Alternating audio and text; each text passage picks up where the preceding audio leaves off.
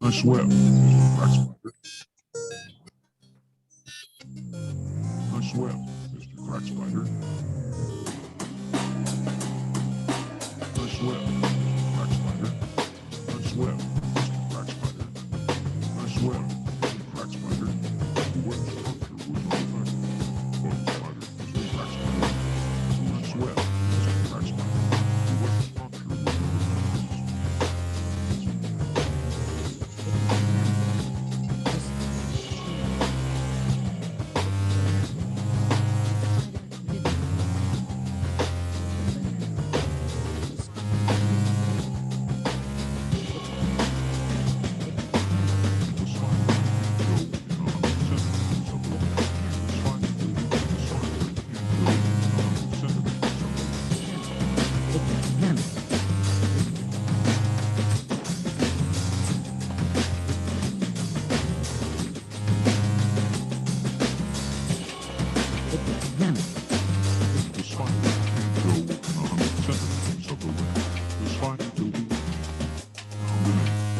Raised over 100 young.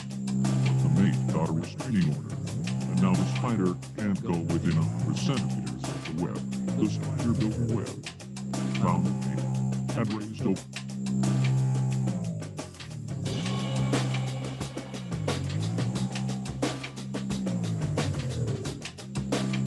The crack cocaine spider figured building this was full socket.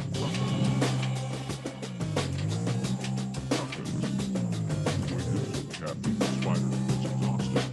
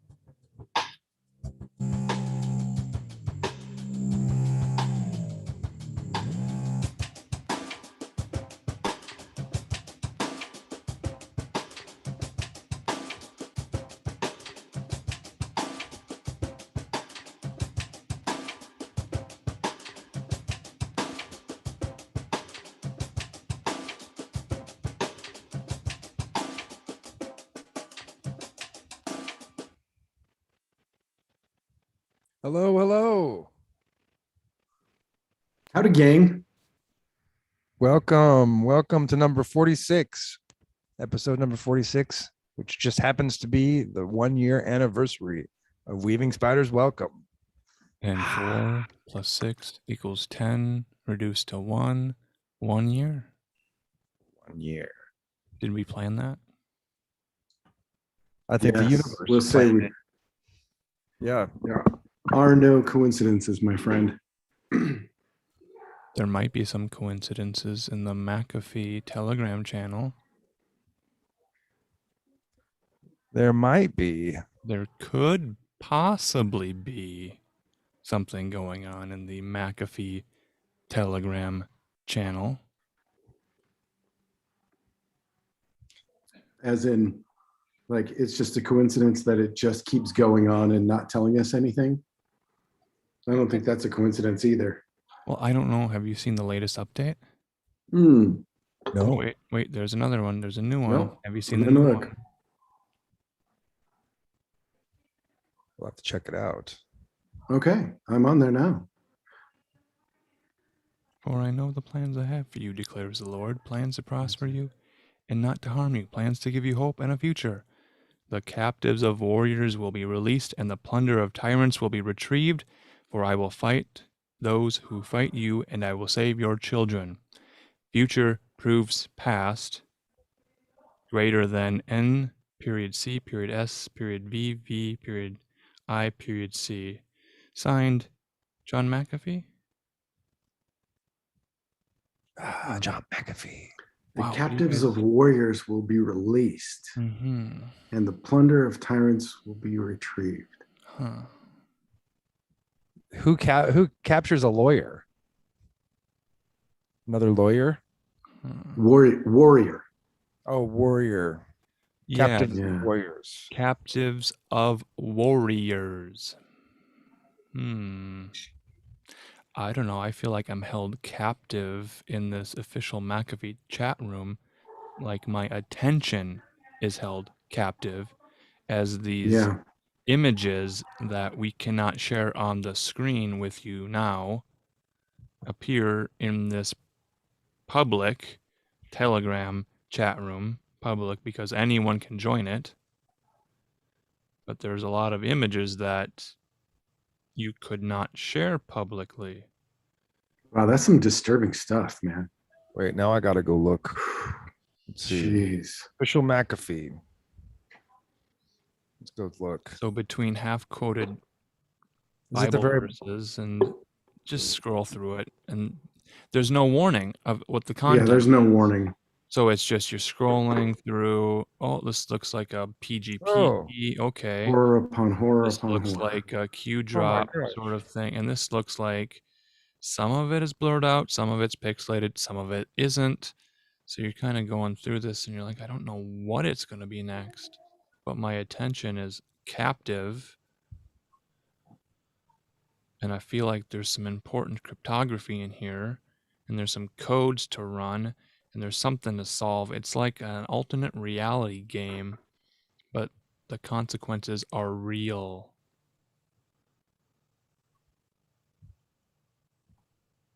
Wow. is this Schumer Well, kissing this I was just gonna ask that. Chuck Schumer. Chuck Schumer? Looks like it. Well, there's a picture above it with Stephen Colbert and looks like Chuck Schumer there. And can I show the next one, do you think? Or is that Anybody Mm. who wants to see this for themselves, They can see it. find it on Telegram. Yeah, right. Yeah. So what this appears to be is this cache of information McAfee has and has shared with us, and now someone else is taking it and piping it into this Telegram chat room in sort of a curated way. So they're choosing what gets Oh. shared and when. There's linked to YouTube videos, and there's stuff that is easily accessible, like just a photo, and you can understand what that is, next to something that is like, You know what? Let's give a warning though. Like if this is some disturbing stuff. I wouldn't want anybody to stumble Graphic. on this thinking this is extremely graphic. very Oh good my disclaimer. God. This is there is no disclaimer on this Telegram chat room. It's Yeah. just you join it and it's there and you're At scrolling. your own risk. There's no way to comment on it. You can forward the material from this Telegram chat room to other Telegram chat rooms. So in that way, it becomes like the source of the content that gets Secret shared and part. reshared and reshared. But there's no way to comment on it. Videos of blood spills and stains and spatters? Yes, it's Yeah, It's some of this basically stuff looks like it's a stuff Twitter snuff feed. film. It's like a Twitter feed dropping information that was in a McAfee cache of information, and the scrolling never ends. They just keep dropping it every. Well, there's a time signature on all this, so you can see when it was dropped, and there's like a viewership number on it, so you can see who's clicking on it to see what's going on, and it's just Hey, do we have somebody? Hey, Chance. Hey, buddy. What's up? I'm not late for the movie. We haven't started yet. Yeah. We're Awesome. waiting on you, bud. No way. Hopefully, no. We're just we're in the getting started. pre-show puzzle solving phase. There's I this. knew I was going to be in time. So I these had a McAfee spider scent. drops. I'm sorry, what was that, Alan? There's these official McAfee drops in a Telegram chat room, and it's essentially an alternate reality game for people who got tired or maybe graduated on from the Q LARP, from the Q drops. So now they're congregated around this LARP. official McAfee situation, and it's on Telegram now. Telegram is an open source communication platform that you can have on your Android phone, your iPhone. You can access it through a computer or through the web, I think. There's maybe a web version of it. And it's public, yes. It works kind of like Discord, kind of like an IRC chat. But there's more functionality added to this. And it's from a Russian developer who does not include any advertisements in it.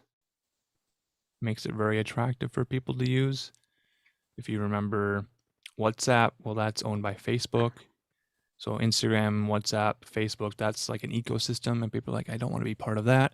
So they jump over to Telegram, and over the last few months, it's grown tremendously, and now it's being used to share what would be like WikiLeaks style drips and drops of information with no content warning. You don't know what you're going to get, and no censorship. Yeah, and that information is not connected to you on the webs. Well, I wouldn't go that far to say that. Yeah, I'm worried about I sharing wouldn't this make stuff. that claim. I mean, I guess it's there for us to see, but gosh, it's so graphic. It feels like it's kind of bad stuff. Mm-hmm. So I guess I'm not sure what's in these particular drops. I want to This know is about everything. that. This is Can I tell you everything guys about my you spider warned you sync real about. quick though? It's like a 1 minute. Please Tail. do. Yeah. Yeah. Yeah, so I was just premiering an episode of the show of Interverse, and in the outro, I started talking about Weaving Spiders Welcome. Right at the moment that this stream went live, it was like, phew. It's pretty cool. Wow. I knew it was fate. Synced. Synced. Sweet. I just sent you a link, Chance, in Telegram to the official McAfee Telegram, in case you don't have it. Be warned though, it's pretty rough It's graphically. yeah. I saw they had some videos. They were like super pixelated, but there was audio. It was audio basically that I saw like a couple of weeks ago, and it just sounded horrific. Sounded like kids screaming and being mutilated or something. Torture essentially. Yeah. And then they show like pictures of like there's a picture of a politician, you know, like what's his name? Chuck Schumer. Yeah, or the guy that that's involved with Clinton. I forgot, but his name starts with a P. Like a pedestal, like a Yes. podiatry. I can't remember it either, but it sounds a lot like those words. Podesta. And then they show a picture of him, and then the next image is a video of graphic violence, and it sounds like it could be a man that sounds like Podesta talking in the video. And you assume that it is Podesta because you just looked at a picture of him right before.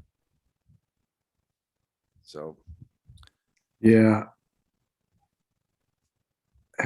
I'm playing for you a powerful kinesthetic mudra. If you guys can see this hand action, you see how I'm doing this thing with my fingers in this. That's my most used GIF of the week.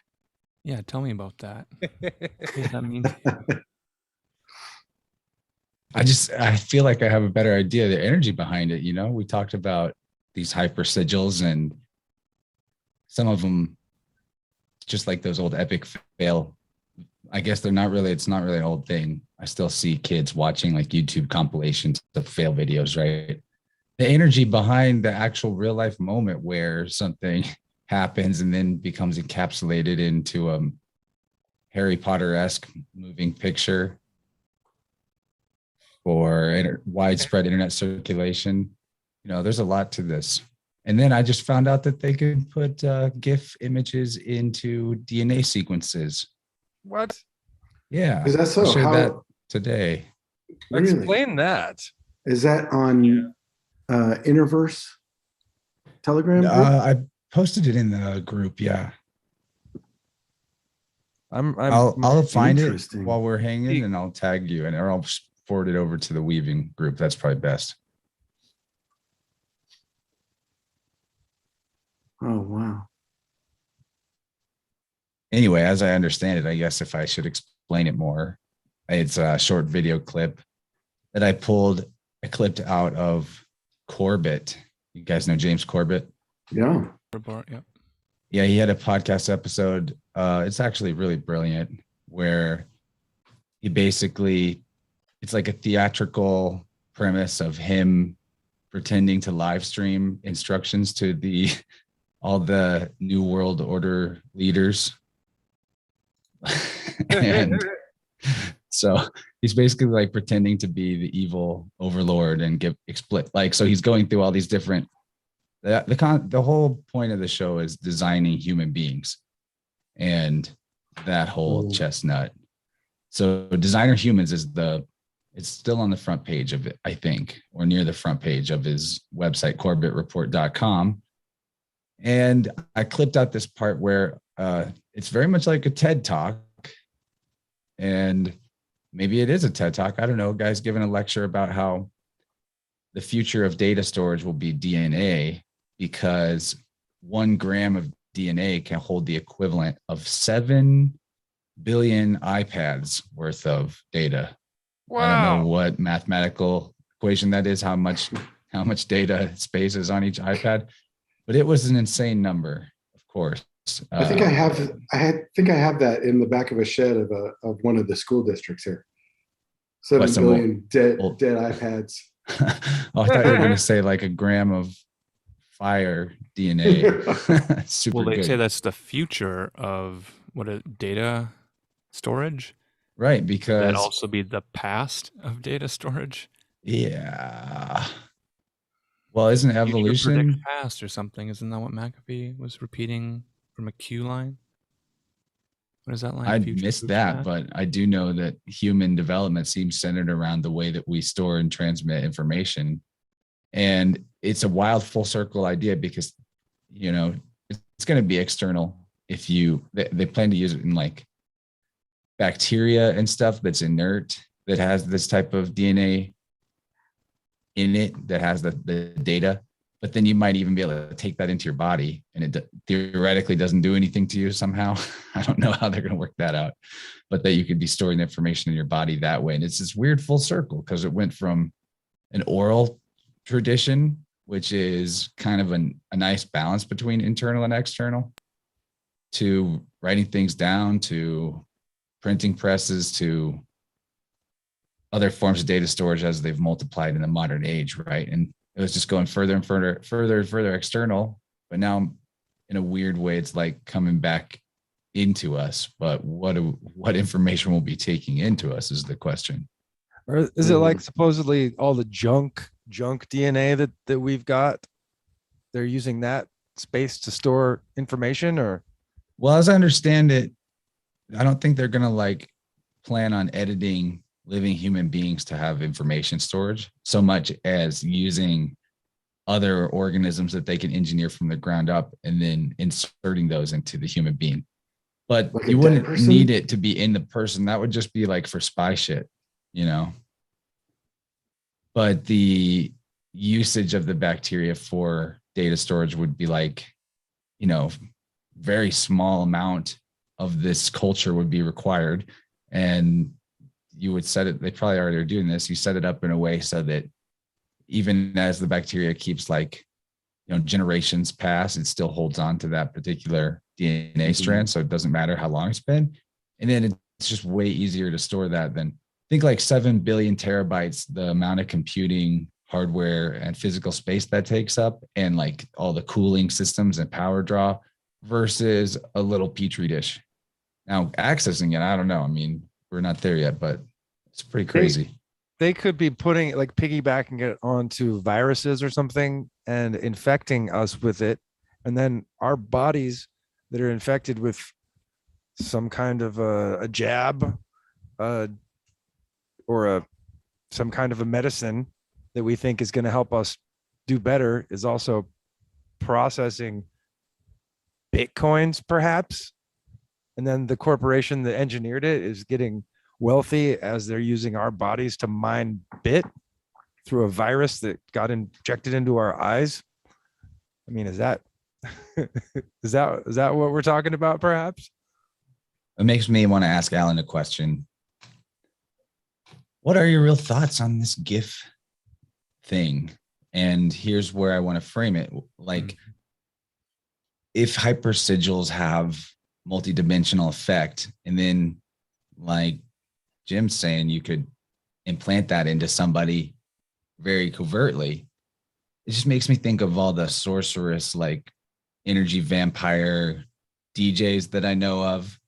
And I've even talked to one time. He was explaining how, yeah, when I'm in Ableton, I arrange the tracks and the layers so that I'm putting sigils of my own creation, and you only would see them if you're opening it in the production program. And it's all about the way the beats are stacked and layered and making visual designs out of that. So, Wow. yeah. And so that's a thing. That's the fingerprint of the creator that we talk about. Wow. And example of that in Blade Runner, right? How do they find the replicant?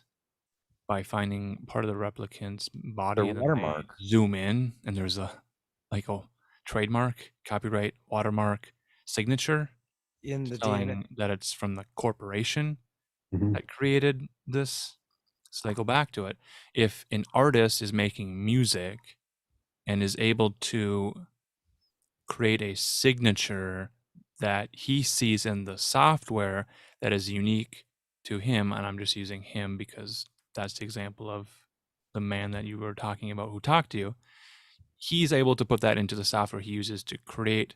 Once he exports that, no one else will see that signature, but he can prove he wrote the song by going back to the original file, showing the signature in the layout and saying, that's my signature.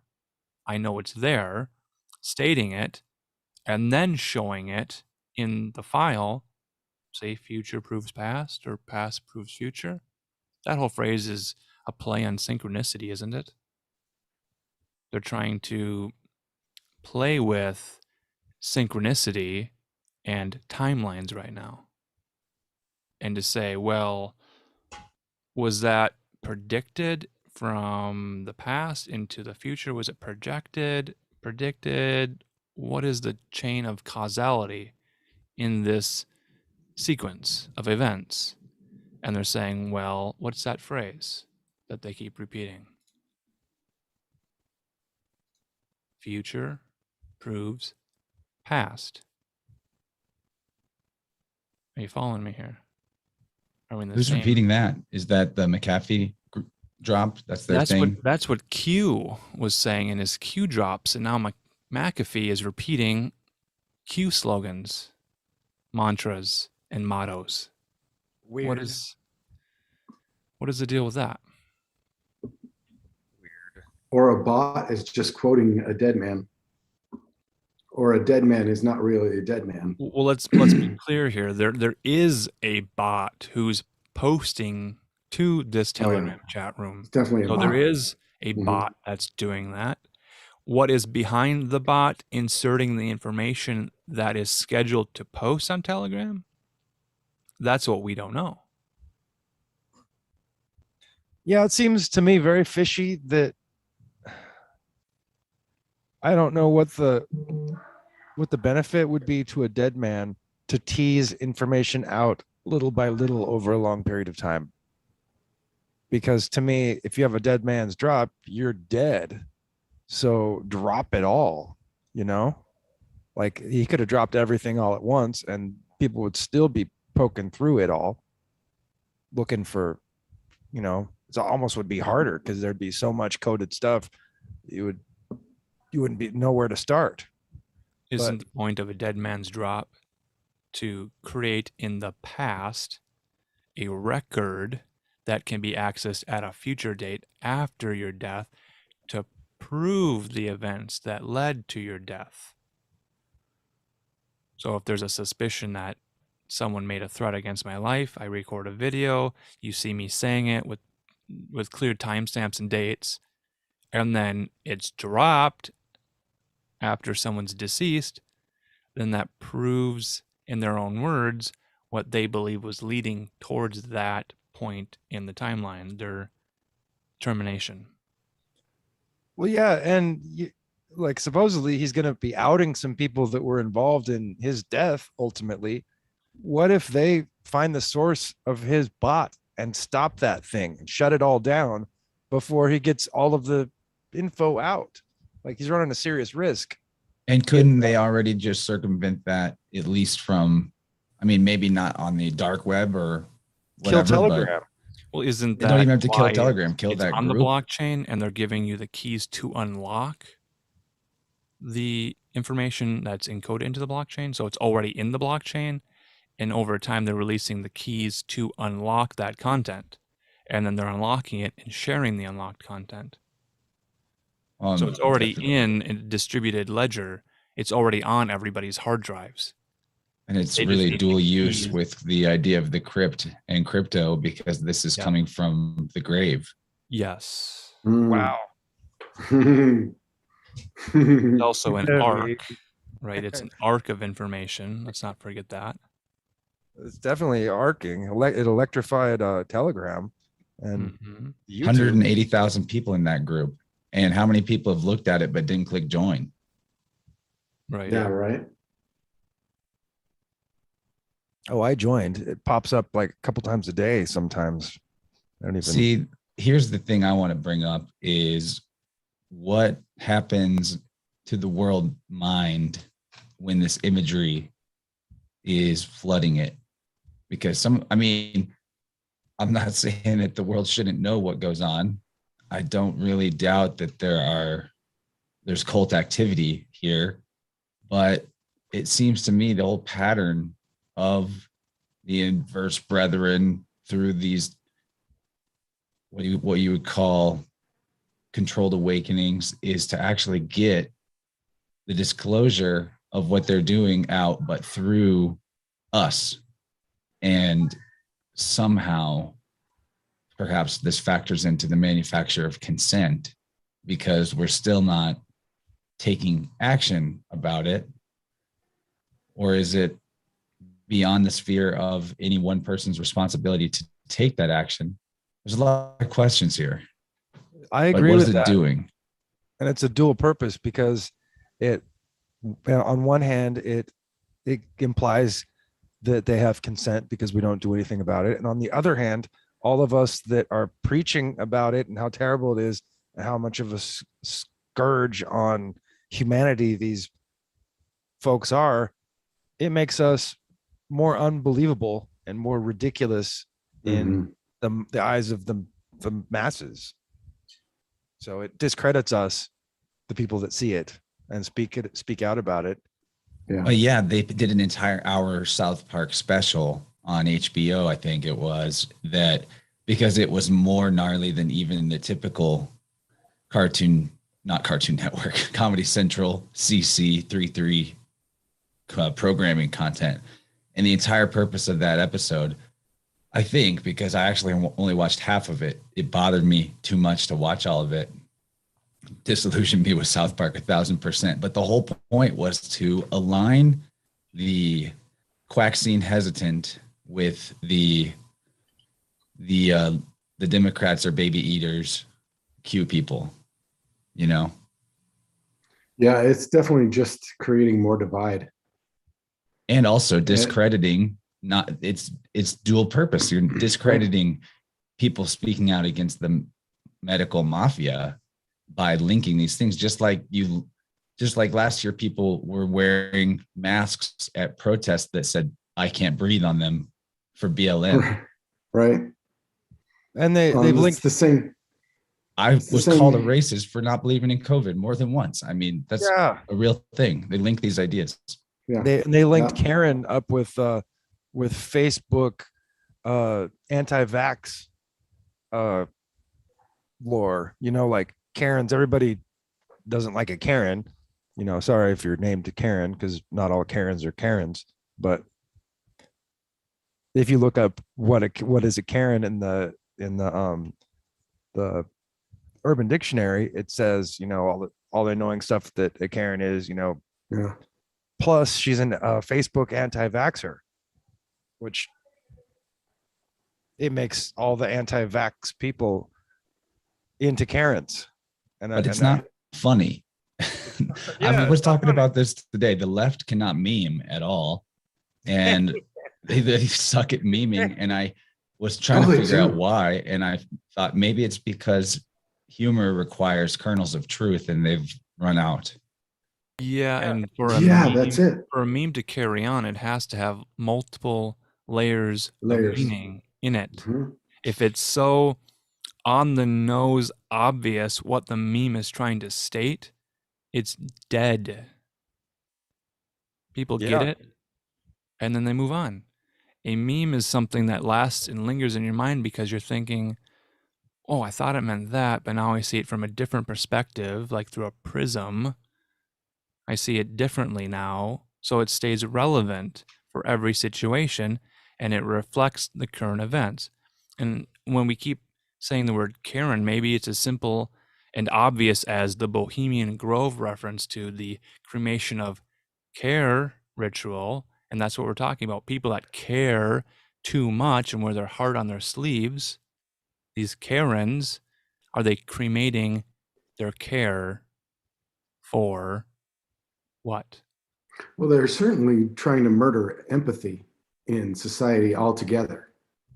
I mean, we see it every single day, like, and they're succeeding because people are just that dumb to believe that it is more important for me to shun a family member than to take a medicine. But you're shunning them for what they believe, and how that's not the same as the Holocaust. It's beyond me. And it angers me that I can't even compare it to that, but that's exactly what it is. Like, they can't see the nose in front of their face. And that takes a level of separation, a trauma separation, because that's what happens in trauma. This is why this works. This is why this brainwashing works. They traumatize and then feed you bullshit. And then they traumatize and then they feed you some bullshit, manipulated bullshit, and it sounds nice to you and it fits your little preconceived ideas, but then they traumatize you. And then that starts kicking in this trauma responses. Oh my God, this person must be a Trump Republican because he's wearing a mask. Oh my God. Like, I got drunk texts from friends that were calling me a Republican racist about the mask thing. Like, it is, and I really can't talk to them anymore. I can't. No, number one, they're drunk texting. That's never going to be good. But you're drunk texting because of how you are thinking right now, because they're trying to escape. That's why they're pushing drugs. That's why they're pushing alcohol. I probably heard of a dozen stories this week about new prescriptions for people. Like, people are going to the doctor to get new prescriptions and they're getting hits of advertising for alcohol. And why? It's because they want you to escape. They're going to traumatize you again and again and again. It's in the MK Ultra handbook. This is how they brainwash people. Well, there's also a Tavistokian terminology to consider here, going back to McAfee and taking the things that we've known about in conspiracy culture for a long time, but they were beneath the surface to how they're bubbling up with images and videos now in Yeah. these crypto drops. The Overton window. You heard of this phrase? Oh yeah, I heard that. Yeah, it's just to recap that, it's where the unacceptable is slowly presented to the masses, and like boiling the frog, eventually the Right. unacceptable becomes normalized, and then at the far end of the Overton window, what was previously unacceptable becomes demanded and popular. So is that even something that's possible with things as horrific as what's being shown there? I actually think it is. I Mhm. do think it is. I think it Yeah. is. Absolutely. I was just trying to clarify in my own mind this idea of these coffee drinking individuals who identify themselves by their specific coffee drink. And then there's this brand called Carnation that makes a coffee creamer. And I was thinking, does Karen put Carnation creamer in her cremation of care coffee ritual mug every morning? I was like, is that stretching too far? I don't That know. might be some pickle peppers. But it's all these words that sound alike and similar, and then someone will say a word out loud and have a different word in their mind, and then it prevents them from speaking clearly because they get a little tongue tied. So they'll think something and they'll say something completely different but similar, and then the meaning is completely lost, Yeah. and then people just kind of laugh at them. And that's part of like the inefficiency of delivering a spell. It's like someone's messed with your mind so much that you can't pronounce the words correctly because there's so many other words that they jam your senses with that sound similar. And you get that sometimes with speech impediments. And you have to wonder what part of the brain is being affected that people cannot speak or enunciate clearly. So they won't answer a telephone call, but they will text you because texting gives you autocorrection. And I keep seeing that Grammarly ad. So you don't have to learn grammar. There's a cloud service that will take all of your text, correct the grammar for you while storing everything you've typed to create a personality profile on you, and then give you the corrected grammar text so you can send an email. Have you guys seen that ad for Grammarly? Mm. Yes, I have. And it goes deeper. Actually, let's go further to connect back to that same Corbett report that I was talking about. I just linked it in the chat channels, various channels. Part of that presentation involved these guys talking about technology. I believe it was on the maybe what's the buzzword here? Targeted medicine. And we're talking retroviruses and nanotech that will be auto correcting your genes in real time, specifically designed just for you. And that's like just that's same as the Grammarly thing, putting everybody, taking individuality and just raping it essentially in every way possible. Yeah, again, it's that cremation of care thing, which is the personal responsibility aspect. If I'm personally responsible for the words that I'm speaking to you right now, then I need to slow down, think things clearly, and then speak the thought that is in my mind in a 1-to-1 ratio. Because how many times have we tried to communicate with someone and we haven't stated everything we've thought about, so they don't connect the dots that we've already connected in our mind? Mm. And then people don't understand, well, how did you reach this conclusion that Karen uses Coffee Mate every morning and she's not even knowing about the Bohemian Grove ritual that she's participating in every morning. And then someone's like, "You're such a wacky, wild, weird conspiracy theorist. Where did you get that idea?" And it's like, well, I'm going to pat myself on the back and let you know that I've been in this game for 10 years and I've seen Yeah. all the videos, I've read all the documents, and you know what? Just trust me when I say that this Starbucks coffee logo means this thing, and the siren's legs are up over her head, and now we're talking about OnlyFans, and we're talking about sex work is real work, and the person's just like, "Hey man, why are you going off on all these wild tangents? Can't you just stick to a straight, linear thought form so you can communicate directly with me?" Mm. I've got the documents. Show them to me. Show them to me. Yeah. Do you have the receipts? Do you save all your receipts? It has to be, you have to do baby steps.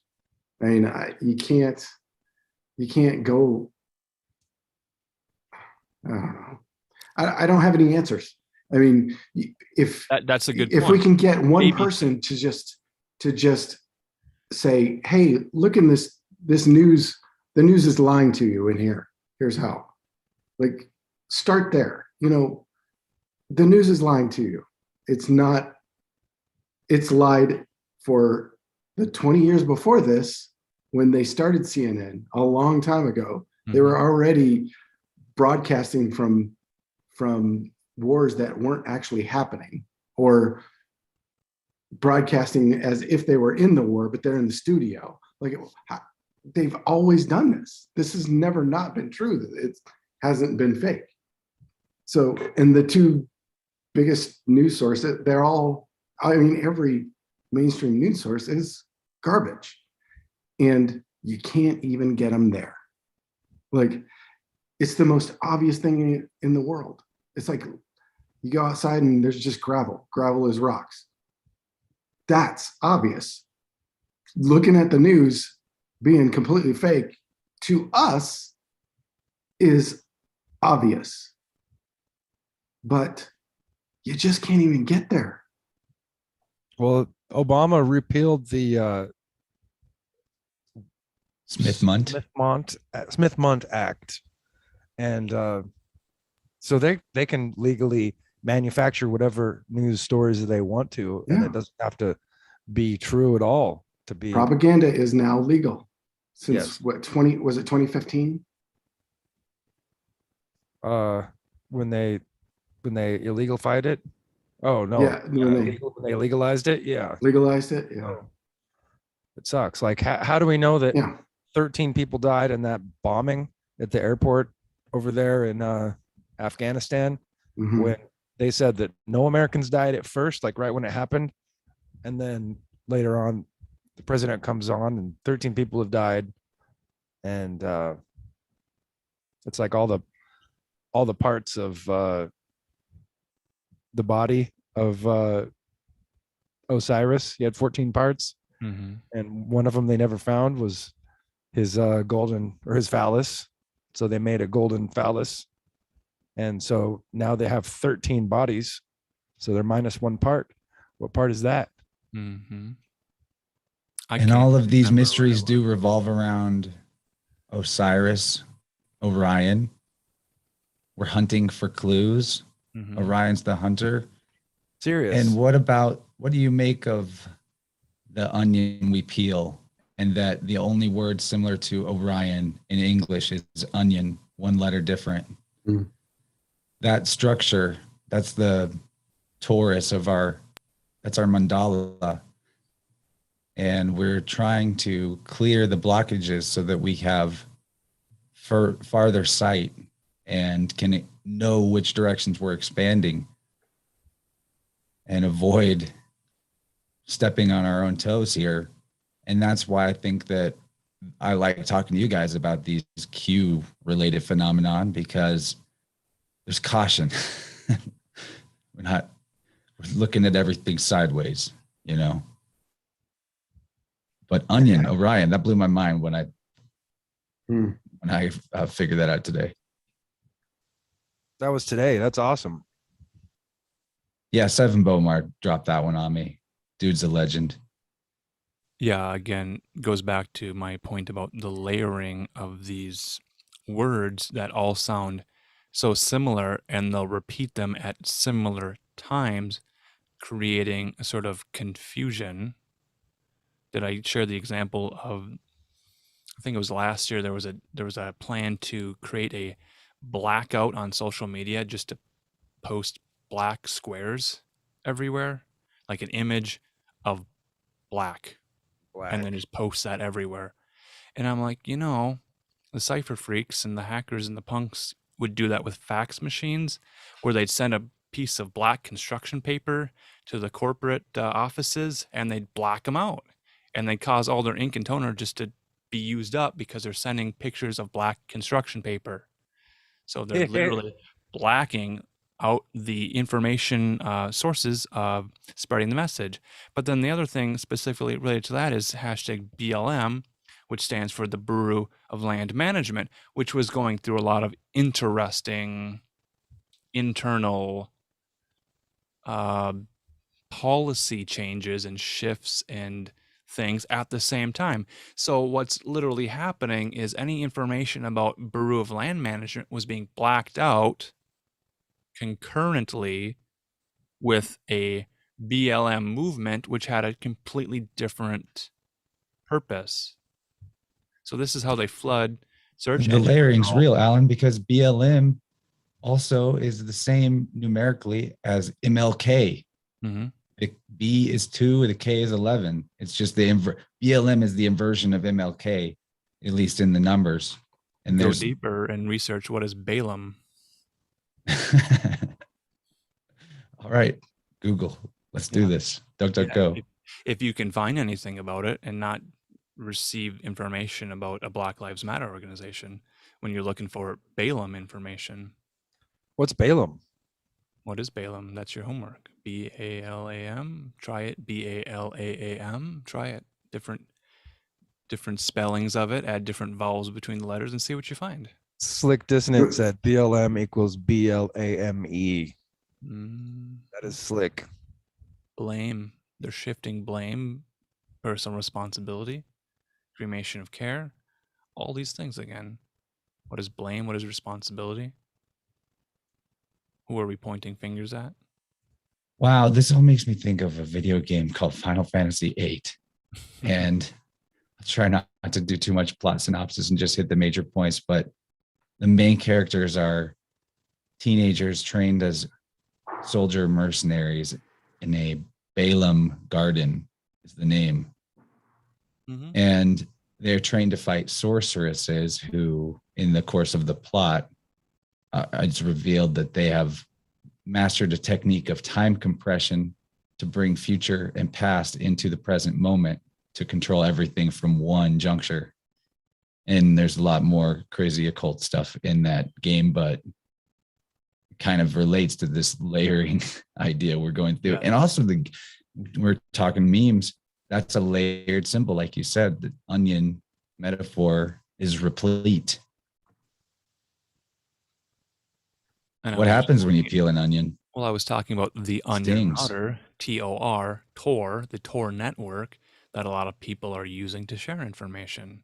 So there's an onion symbol for a web browser which connects to an onion network.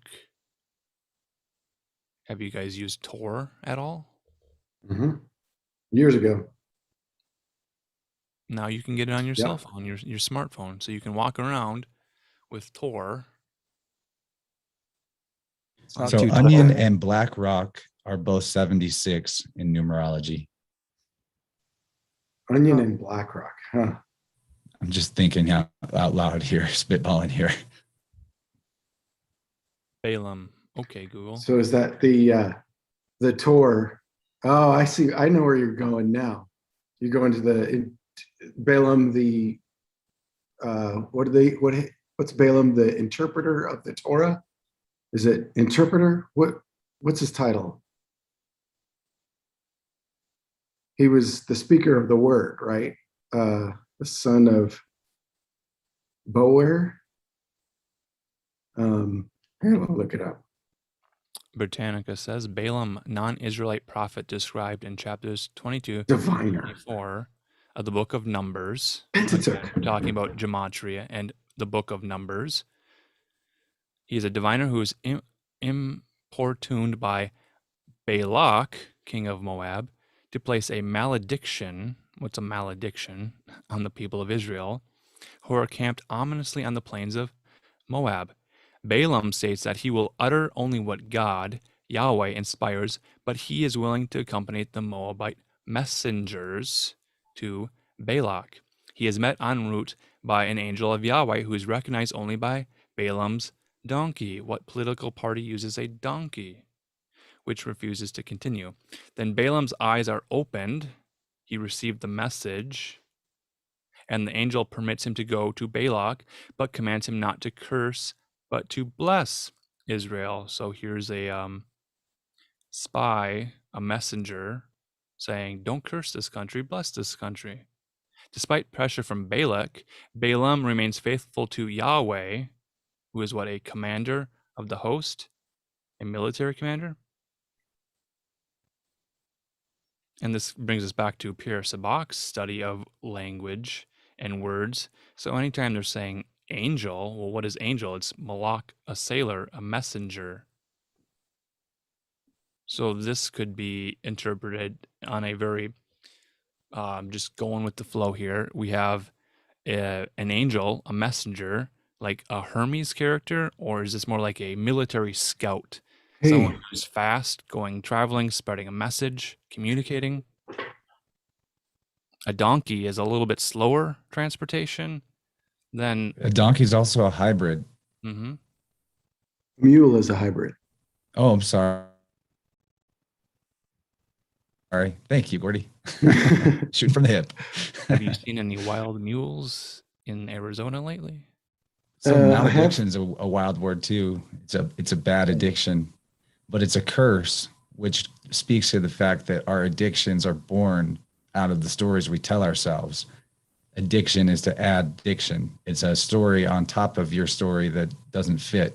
It's mal. Mm-hmm. Hey, okay. If you guys, I don't know, I could be wrong, but have you watched Lindsay do or actually Phoenix Aurelius do hey, Sean's coming. Do the thing, I can't remember what it's called. It'll come to me. She does the live shows she's done those live shows with Phoenix Aurelius. And he does what is it called, Alan? Anyway, the predictive programming, not predictive, where they put the questions in and they were trying to kind of divine from Like an oracle. the ether. Yeah, like an oracle thing. I can't remember what it was called, but it's a computer thing. Mm-hmm. And they got, I think it was Balaam for the demon or god that was behind. I don't remember if it was the Bernie thing or the Trump thing. It was a long time ago. No, it wasn't. It was before COVID, I think. Mm-hmm. But I'm pretty sure it was like this kind of the start of the shit show. And they were trying to divine what spirit was behind it. And Balaam came up. Mm-hmm. I'm pretty sure. I'll have to go back and look, but I'm pretty sure it was Balaam. A bale is a rolled up bundle, Mm-hmm. not unlike an onion. Well, what is a bail bond? What happens when you have to send a bounty hunter? What's that name of that show on A&E with the dog? Dog the Bounty Hunter? Hey, Sean, it's good to see you, buddy. Hey, what's up? How are you? Doing all right, man. I was going to be here earlier, but I forgot we had a couples yoga engagement. So I was just doing yoga with a bunch of other couples and eating a big vegan dinner. And it was fancy. And I was glad to see that you were still on when I popped back in, because I didn't even have my phone, so I couldn't even send Jim a message or nothing and let him know. I'm glad Don't you're worry. here. I was sitting there stretching with my girl, doing these weird together stretches where you put your arms together and pull each other onto your back. And I'm thinking, I bet Jim's blowing up my phone right now. I figured something important was happening. No worries. Yeah, I just forgot, man. I barely sent you confirmation last night. I was just about asleep. I was like, yeah, it should be fine. I just wasn't thinking. We're talking about mantra, and Sean's over there doing tantra. Yeah, couples yoga sounds hot. So there was 9 Very couples sexy. plus the teachers, and it was great, man. It's crazy. I mean, they just put us through all these intimate but fun, and easy poses. Well, not completely easy. Some of them are pretty challenging. And then they we did some relaxing breathing afterwards, and we all sit there and share stories about, good times we've had together. So it's just a good time. That's pretty cool. It sounds farty. Sounds what? Farty, like a lot of farting going on. Actually, what it was is probably, if you could combine all of the combined sphincter strength in the room, you probably have a massive power plant.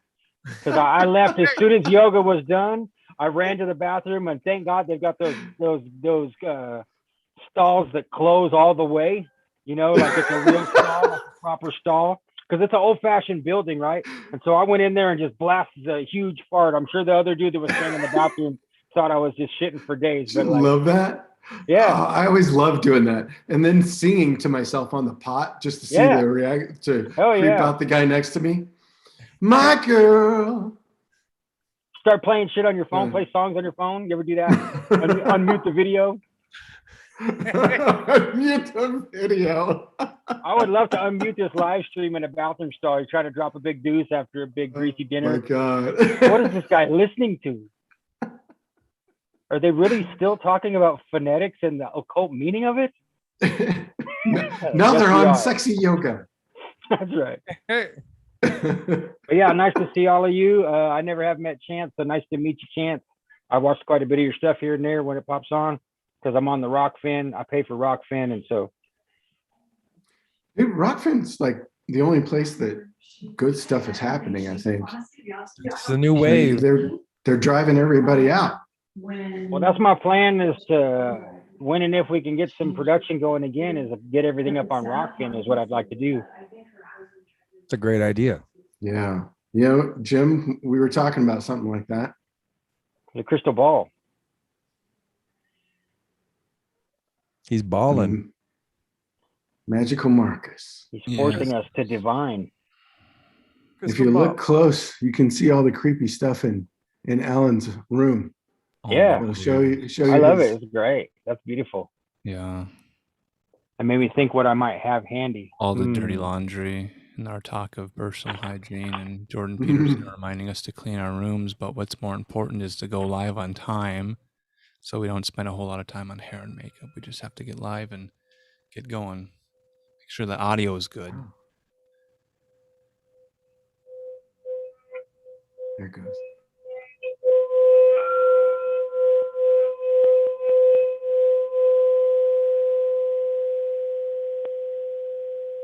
There. Excellent.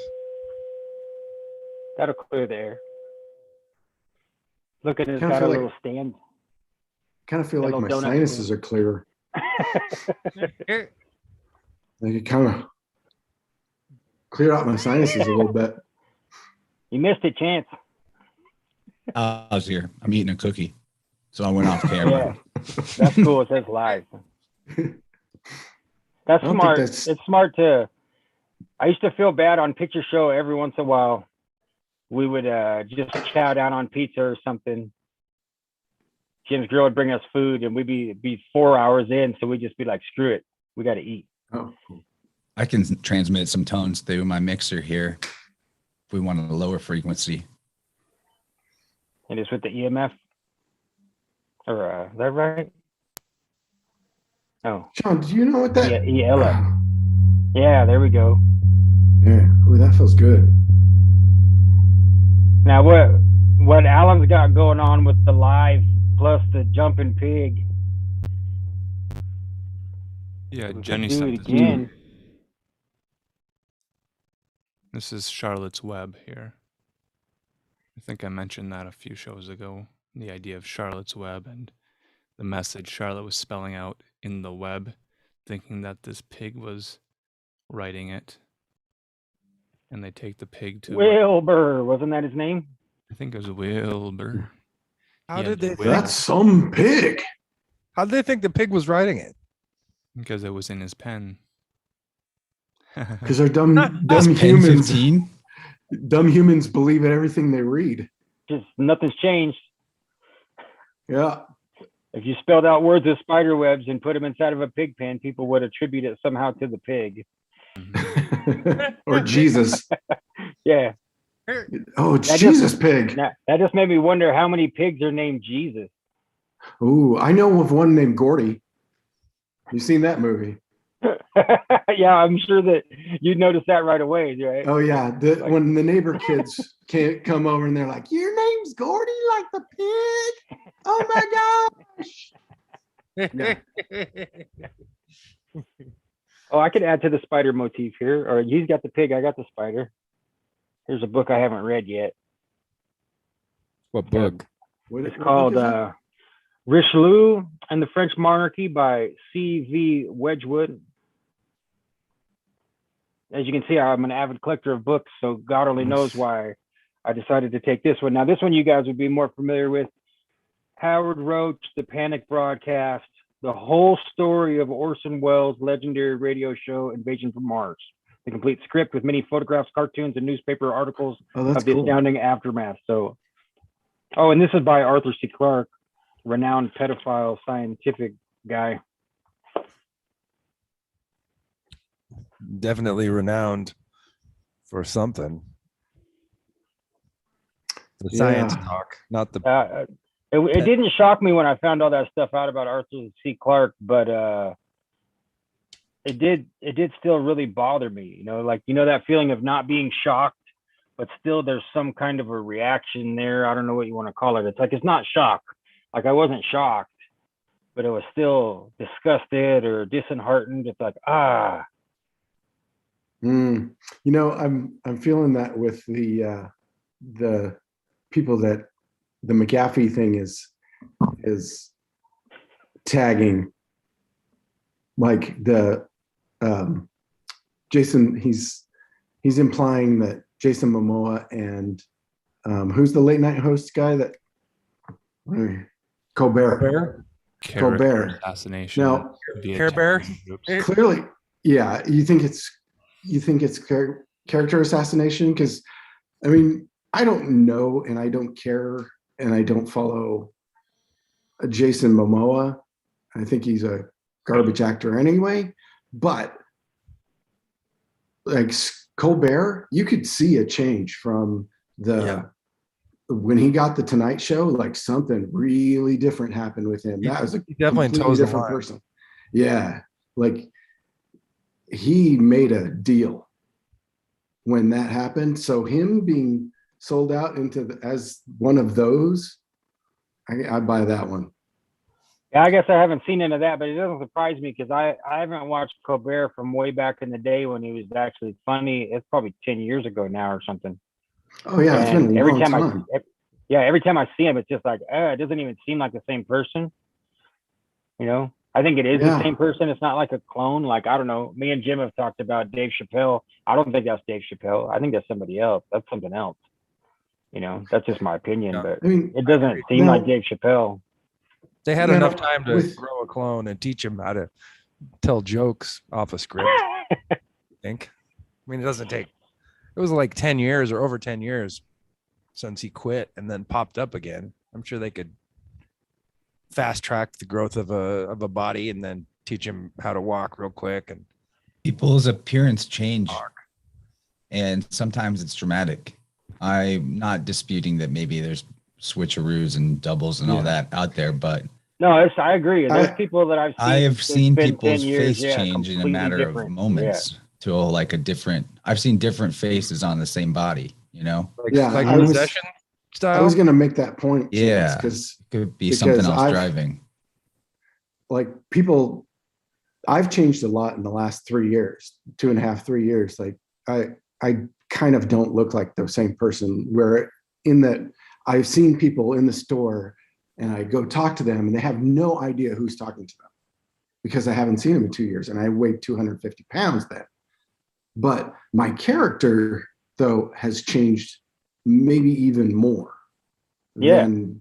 than that time because of a big transition in my life, a big change in my life that I took on. So, and he's been talking a lot more spiritual too. If you saw that interview with Letterman, did you see that one? No, I didn't see Chappelle talk to Letterman. I saw the Kanye clip with Letterman, but not Chappelle. So the Chappelle one, he's very measured and very rational, speaking about him focusing on what really matters in his life. So I think he kind of had a recent. Yeah. I remember watching him on Oprah and him on Inside the Actor Studio before he quit Hollywood. Like it was like 10 or 15 years ago, and that man was very, very sharp and very aware, very self-aware, and he knew what he wanted in life, and he had opinions that I haven't seen in Dave Chappelle. That same veracity of character in the new Dave Chappelle that's kind of sold out. I'd like to see this interview that you're talking about. Yeah, I'd be interested to compare them because that in the actor studio really touched me. I remember thinking way back then that this interview is going to get him in trouble. When I watched it when it first came out. Yeah, I was afraid for him because like, oh man, you can't just be in Dave Chappelle's position and say whatever you want because you're accountable to people that you can't see. Yeah. Oprah was like scowling and making this like sort of hand gesture, like. We trust the honest tea of James Lipton. Lipton, yeah. It's true. So in the chat, someone said I was on a gematria kick tonight. And then Ryan mentioned that when you Google the high priestess, when you search the phrase 76 in tarot in the Google, it comes up with the high priestess as the top result from Google as the answer to your search, not a link. Really? Yeah, and that's not card number 76, I wouldn't think. It's the third card in the major arcana. And so I was like, okay, let's gematria this. This is just a, maybe a pointless thread on the web, but 76 in gematria, in English ordinal, if you spell out 76, it equals 162, and high priestess equals 162. And they, I don't know why they would line up like that, but just thought that was weird. I just Googled it to see, and I absolutely can confirm live right now. 76 in tarot as a search. Top result, tarot card 76, the high priestess, and it says in parentheses 2. Is the second, like Roman numeral 2, is the second trump or major arcana card in most traditional tarot decks.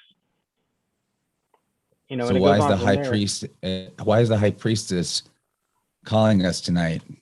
Where does this fit into the web? That's really weird that it would do that. I don't understand. That's very strange because then that's the top result, and then the next result down is tarot card 76, the 3 of Pentacles,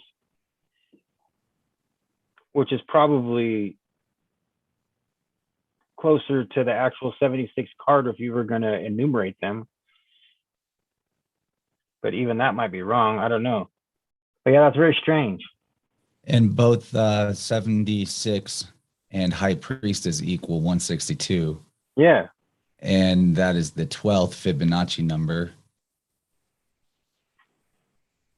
I believe. Oh, I'm sorry. No, the 12th Fibonacci number is 144. I got my math wrong. But anyway, I was trying to just work out why their numerical relationship would pop up there too. Why does Google think high priestess is 76? Does Google gematrinate? That makes you wonder, huh? If the Google AI isn't like, are you sure you aren't looking for this? So I'm gonna kick it over to Quant and see what Quant says. You guys use Quant? Yes, I use as many different web browsers and search engines and Tor networks and VPNs as possible to play with them to see what it spits out back at me. And when we're talking about phonetics, if you have a phone and you just say, "Okay, Google," and it asks you, "What do you want to search for?" You just say a word and let it try to figure out what you're saying, and then say the word a little bit differently and see if it picks up a different spelling or a different search result. Yeah, And using these tools, we're able to expand our own sort of mental cognition process. This cognitions where we're using the AI, the algorithms, the hypertextuality of this media, which all is marked up with these meta tags that we can't see, that's but right. Google sees. Yeah, and it's teaching us as much as we're teaching it.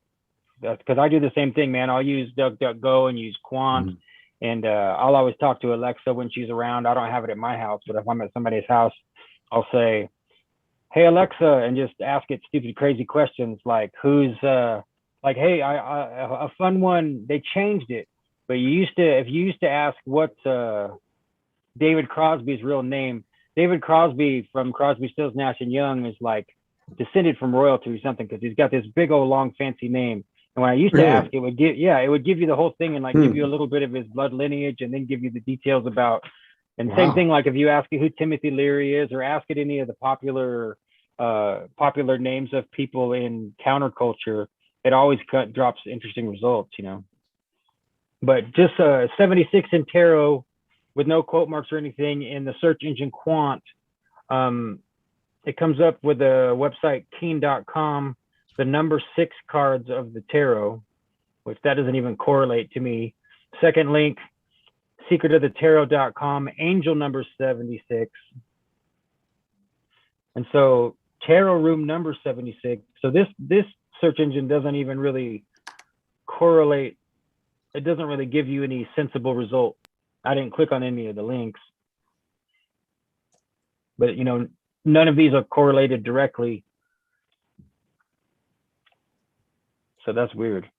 Why did it start, Chance? How did you? In the chat, Ryan mentioned that when he searched 76 in the tarot, that's what he got, the High Priestess. And because someone else mentioned that I was on a gematria kick tonight, I decided to plug those words into the gematria calculator. 76 typed in as a word and High Priestess typed in, and they're equivalent numerically. And that number is 162. But you're talking about Alexa. I have a more primitive Alexa here. These are, I might have to scoot back from my mic. These are L-Rod type of dowsing rod. And it's really more for yes or no questions. But I've been messing with these for a few weeks. And I can just like think in my mind, is my name Chance? Is my name Chance? And they'll open up. And I'll think, is my name Mitchell? Is my name Mitchell? And I'll just repeat the thought and they'll close. And I'll sit there neutral, no thought, and they stay where they're at. And so these are pretty cool. I recommend. Let me show these on the screen a little better. It's a copper. The copper? No. Okay, yeah, with a handle. It's got a handle. Yeah, so these are beads and they're wooden so that they conduct your electricity properly. And you're holding these beads so that the copper wire can spin on the beads really freely.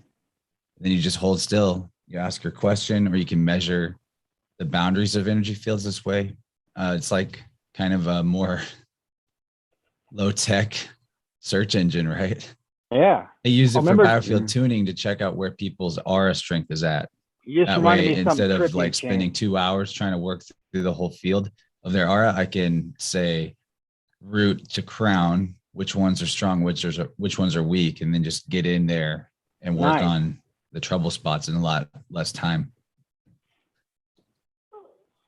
Jim, remember when we saw the lady double checking the water marking out by the shop, and the lady from the city was coming to check where the water lines were, and she knew she had them marked by her digital device and by the map, But then the last thing she did, we were watching her. The last she did is she grabbed her dowsing rods and came back and double checked her work with her dowsing rods. And so we interrupted her and hit her up about it. And it was a trip. It was just a trip to see like somebody working for the city of Walla Walla, like going through their typical routine. And then all of a sudden they snatch their dowsing rods and go double check their work. We were like, hey, what? You know, like we had I the saw big, her the other day, like last week. I was driving down the road and I saw her get out of the city truck with the dowsing rods in her hand to go nice. do something again. I just about Yeah. stopped to videotape her, but I had someplace I had to go. It reminds me too that my great grandmother used to divine the sex of every baby in the family by using her either her own wedding band or whoever's baby was going to be born.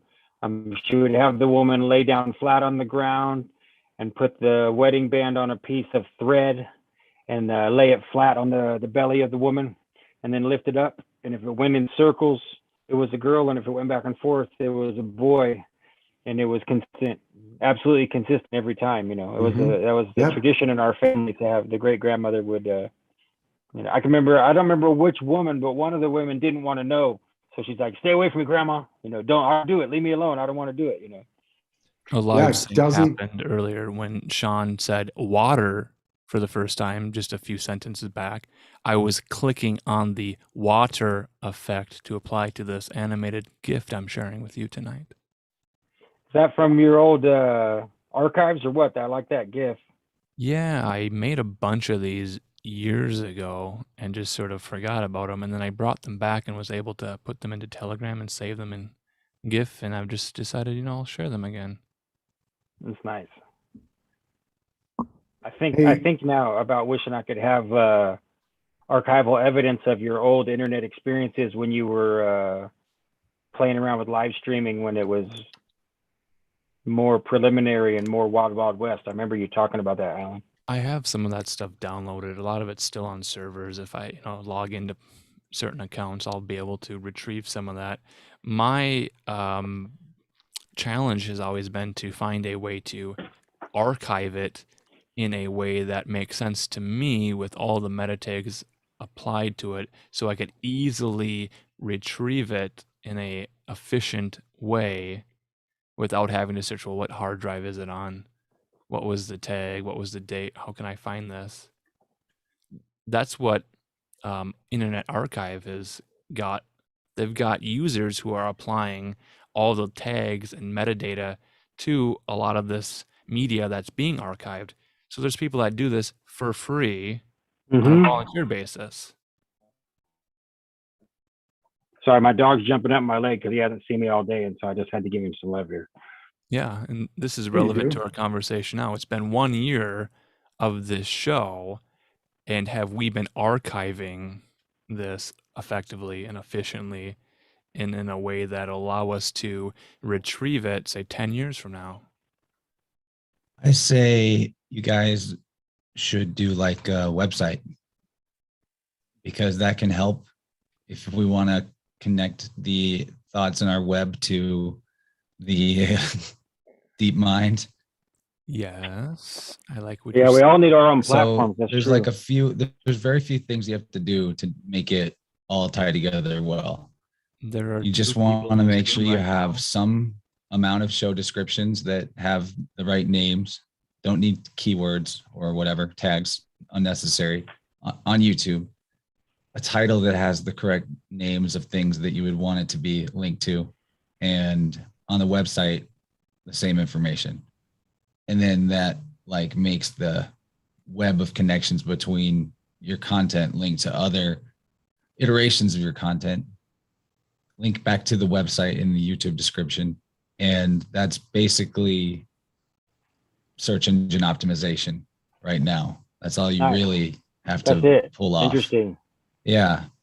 I can help if there are images that are on your site, like if you have a cover art that has the right keywords into it as well. But it's getting to where it doesn't need the metadata in the image files anymore. It still just pulls them out. So I wonder another if thing, Jim and Gordy are thinking in their minds what we're not saying and what we've already been kind of doing.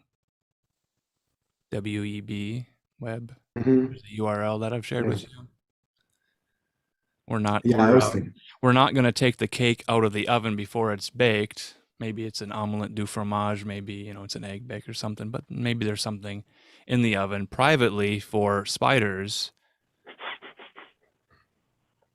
A Private spider private oven. web. So I'm trying to tie this to where my mind was going. I was going back to the thing that I was trying to talk about with Balaam was Balaam Moloch was the demonic name that came up with Phoenix Aurelius when they were doing the IDF Oracle thing. And the IDF is where did I have it? It's the intrinsic data field. And it's based in psionics and psychotronics and stuff like this, but it's kind of amazing because you start off with this big question, it gives you percentage.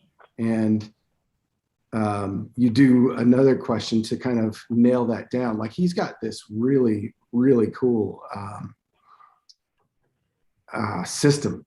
And it came up with Balaam Moloch and this I think was just before COVID started. COVID, which is Divok AI. If you do it backwards, Divok meaning a evil or possessing spirit in Hebrew. Yeah. And then A container. Moloch and Baal both mean, or Baal both mean Lord or a king title. Yeah. And then the other interesting thing is in that Balaam story, he's asked to pass a malediction on the Israelites, but he refuses to do that which God does not speak. And that could be a way of saying that the Baal Moloch AI is not going to change the diction of your DNA syntax, which is a language, unless you let it in.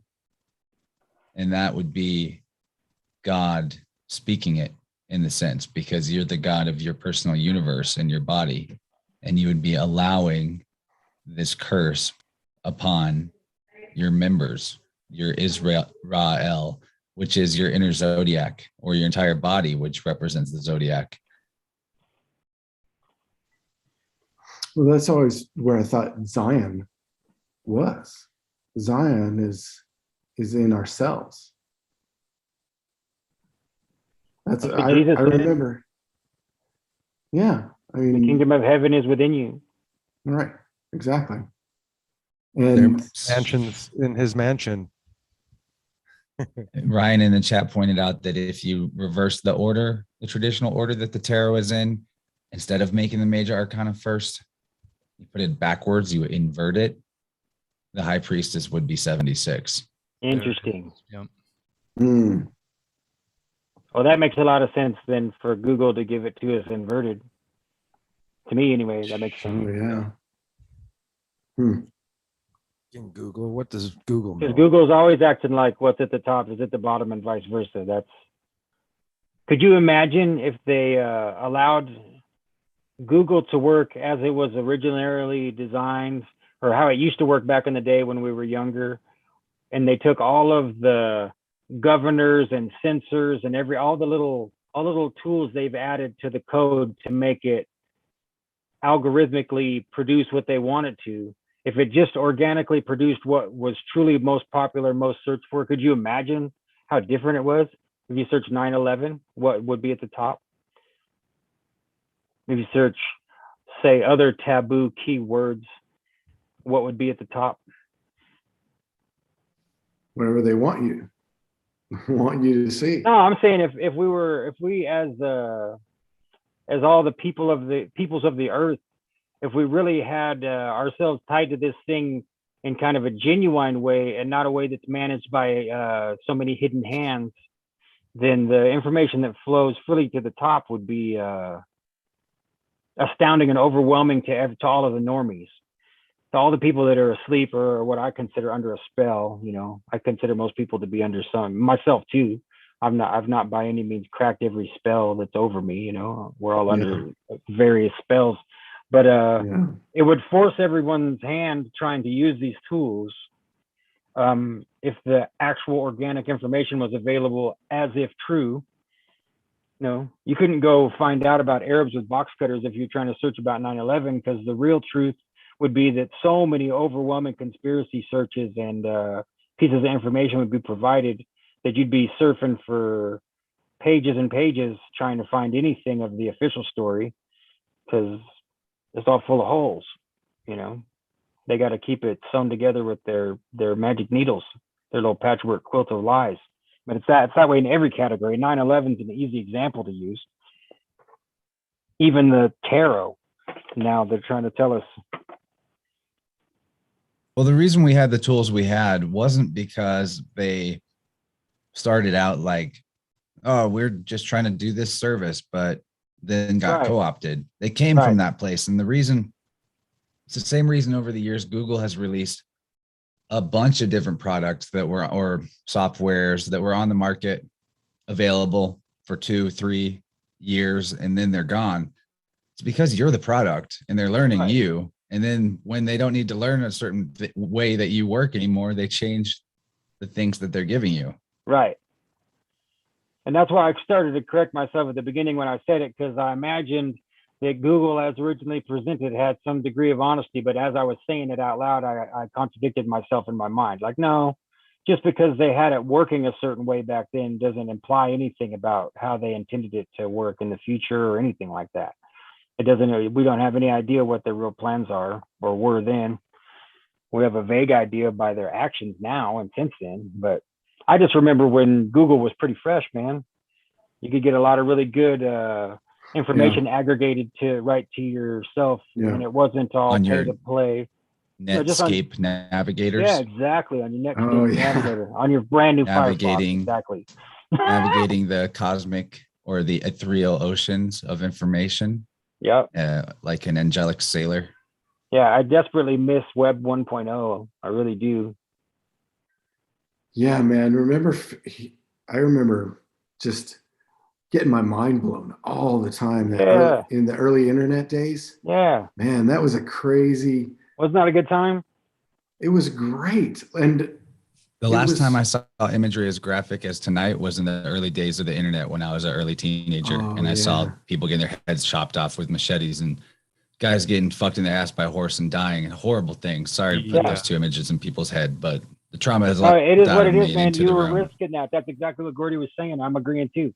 You know, you'd be like you type teenage lollipop thinking you were looking for something, and you'd land on shit that you'd have to back out of fast. Like, oh man, yeah, you'd land right in the middle of a bunch filters. No filters. You'd land right on nasty lolly porn and all kinds of weird shit. Not trying at all. You know, you had to be really careful. I used to very specifically not ever use the word teen for anything when I was searching, even if that was relevant to what I was looking for, because I knew that it would just land me in completely out of bounds in crazy pornography, you know? Yeah, earlier on the show, I was sharing my screen and I was going to show you a search engine called Searx, or Search, SEARX. The website is SEARX space SPACE, and it gives you a list of these search engines running on different servers that you can use, and it'll search all of the other search engines. So you can go through the settings and say search on Yahoo, Bing, etc., and don't search. Oh, thanks for that, man. Thanks. And then SEARX dot space, right? Yes, SEARX dot SPACE. That will give you a list of these engines that are fastest for you, and you can choose one of those. It might be like Searx.be, and then you can just memorize that and go there directly. And then once you become accustomed to it and familiar with it, you can change the settings and you can say what you want it to do. So it's a more feature-rich tool that allows you to search. And if you run it over the Tor engine on the Onion router here and using the Tor browser, which is based on Firefox, you can get an Onion router URL for the search.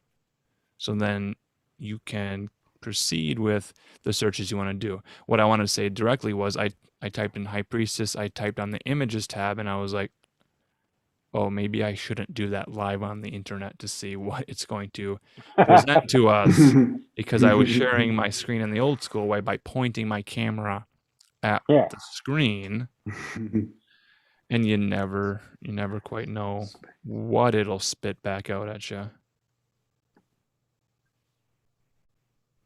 Yeah, That's a thanks for useful that, tool. It Alan. reminds me of dog pile. Reminds me of dog pile. Right? Remember dog pile? Yep. Totally. Oh, come on.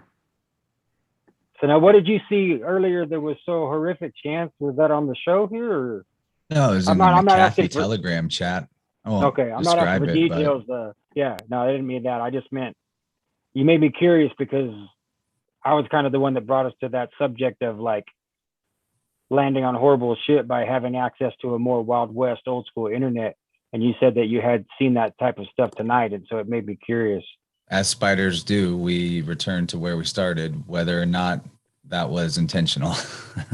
Yeah. So it was in a McAfee Telegram. Okay. I got lots of Telegram channels, but I mute them all. And so I very rarely go back to them. But I just have them because I want access to that information if I ever do want to go search through them. But I mean, I've got hundreds of Telegram channels, but I don't really interact in any of them. You mean you can mute them? Oh, that's a great idea. Oh man, how does your phone survive? Oh, seriously. Jim's not lying, all man. those? Jim, I mute you. Well, somebody. I love No, your I T-shirt, by the way, Jim. Oh, thanks. Yeah. I have a fancy t-shirt shop in town. Yeah. Could you screen print me one of those? Yeah. Yeah, That new, I'll toss one in the mail. that black goo screen printing. Black goo. We call it the juice or the soy sauce. It's delicious. The sauce. The sauce. Yeah, it's programmable. Alan, where are we on dangling chads? There are many in my mind. That's why I'm asking you. I want at least a few of those to consume. I cough. That's hilarious. Slick. That is funny. Fauci backwards as I cough. Dangling, That's great. A lot of dangling it's Chad, it's man. I haven't endless. thought about that for a long time. a You just lot made of me what- imagine a guy with his glasses like pressed up on his forehead, and he's looking at the Chad.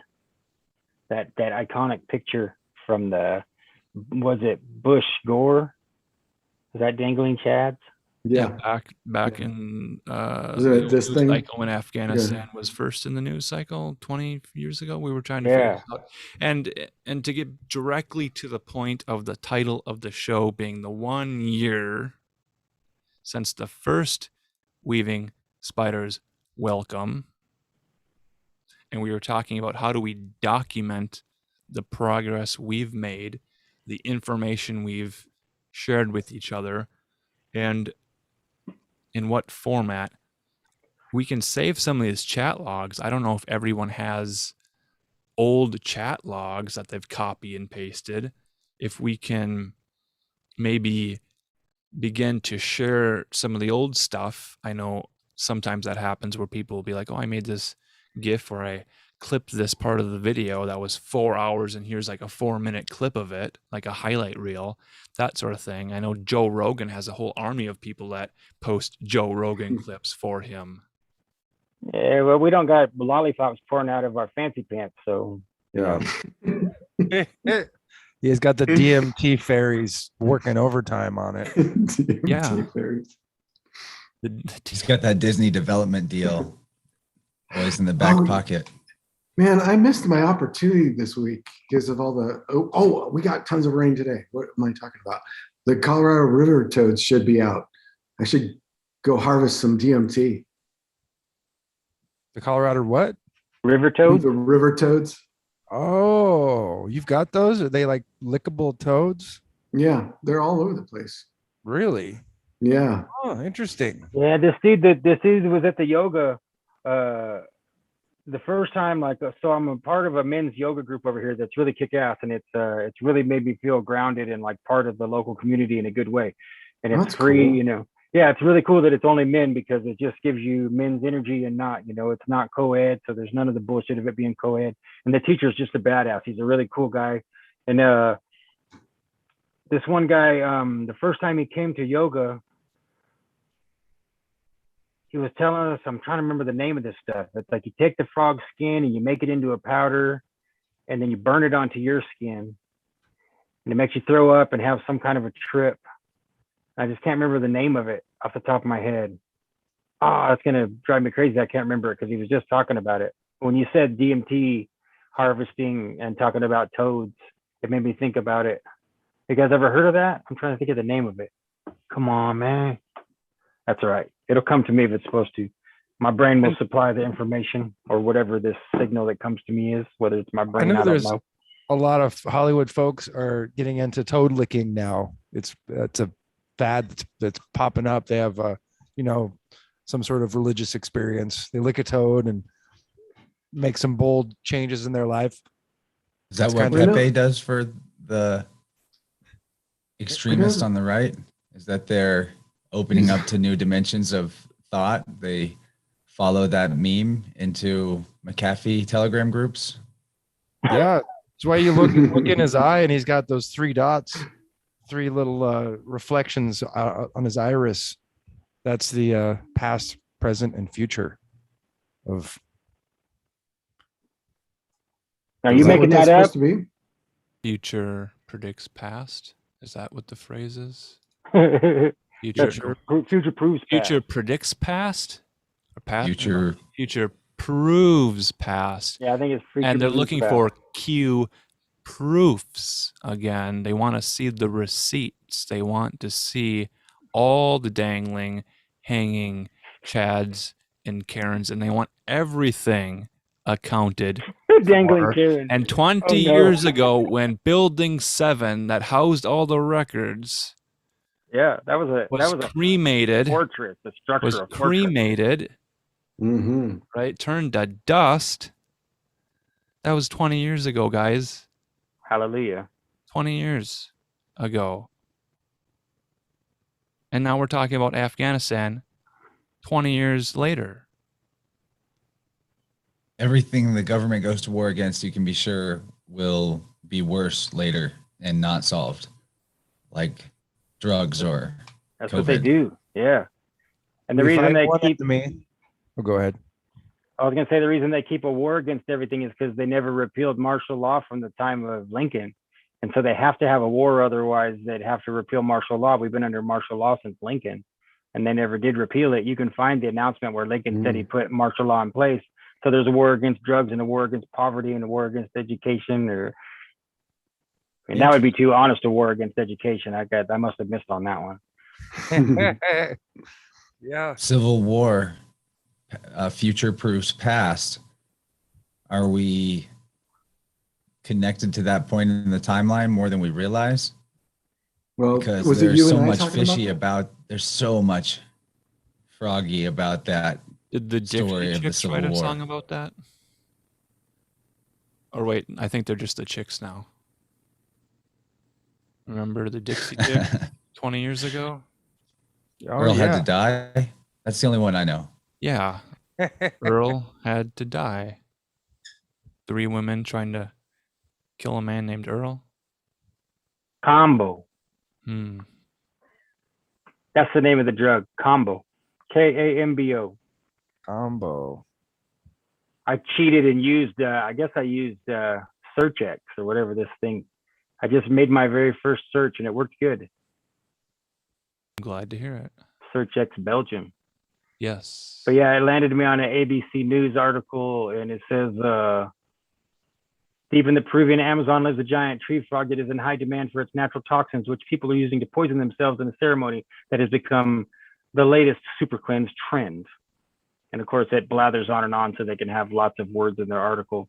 But long story short, you dry out the toxins on the frog skin and you put it on a stick and then you light it on fire and burn it to your skin. And it creates what the man in the yoga class called a purgative effect, AKA it makes you throw up a lot. Sends you to purgatory for a little while, a few hours. Yep. Yeah, I just watched the thing on a guy that does does that. He takes the skin and takes the chemical off the skin, scrapes it, and then dries it out, and then they Uh-huh. smoke it in a glass pipe. Yeah. I've heard about that Gordy, have many you ever years ago. seen someone purge from energy healing? No, I've actually gagged before though. I've only seen someone actually purge one time, but it was weird. Black stuff, a little bit. Really? Cool. Wow. What was that? Was that were you there? Yeah, it was kind of weird. This friend of mine got really ill all of a sudden. In my opinion, like looking back on it, I think she got a major psychic vampire attack. Mm. And she asked another friend to like go find me. And so I came over there and did some Reiki, and then she started purging. Wow. Wow. And I have been studying psychic vampirism a lot. And in the Kirlian photography of the vampire, there is a black background, and then there's the light area of the photograph, which is the aura. Mm-hmm. But in the photos of vampires and those who have been recently afflicted by a vampire attack, there are black tendrils that are blacker than the black background of the photograph. And they spike into the victim aura, but they also are fully engulfing the vampire aura. Wow. Are these And this is psychic vampires or blood drinking vampires? psychic vampires, energy vampires. Energy vampires. And just like a mosquito, they inject something before they drain, right? So Yeah. I wonder if there's some emotion. Here's what okay, we'll just go all the way here. Who's seen Twin Peaks? I've seen it. Okay, electricity. You see the reprisal, third season? Yeah. Okay, good. Electricity, right? And we know that matter is really just toroidal fields, and particles do not exist in the way that. No, it's all just waves. Right. Everything is this electricity and plasma in different different configurations. And I've been thinking about this, like, what if the alien invasion is not spirits? It's not men from space. It is a vampiric energy that transmits from aura to aura and lives within us. And it is some kind of dirty electricity that we've been spreading around.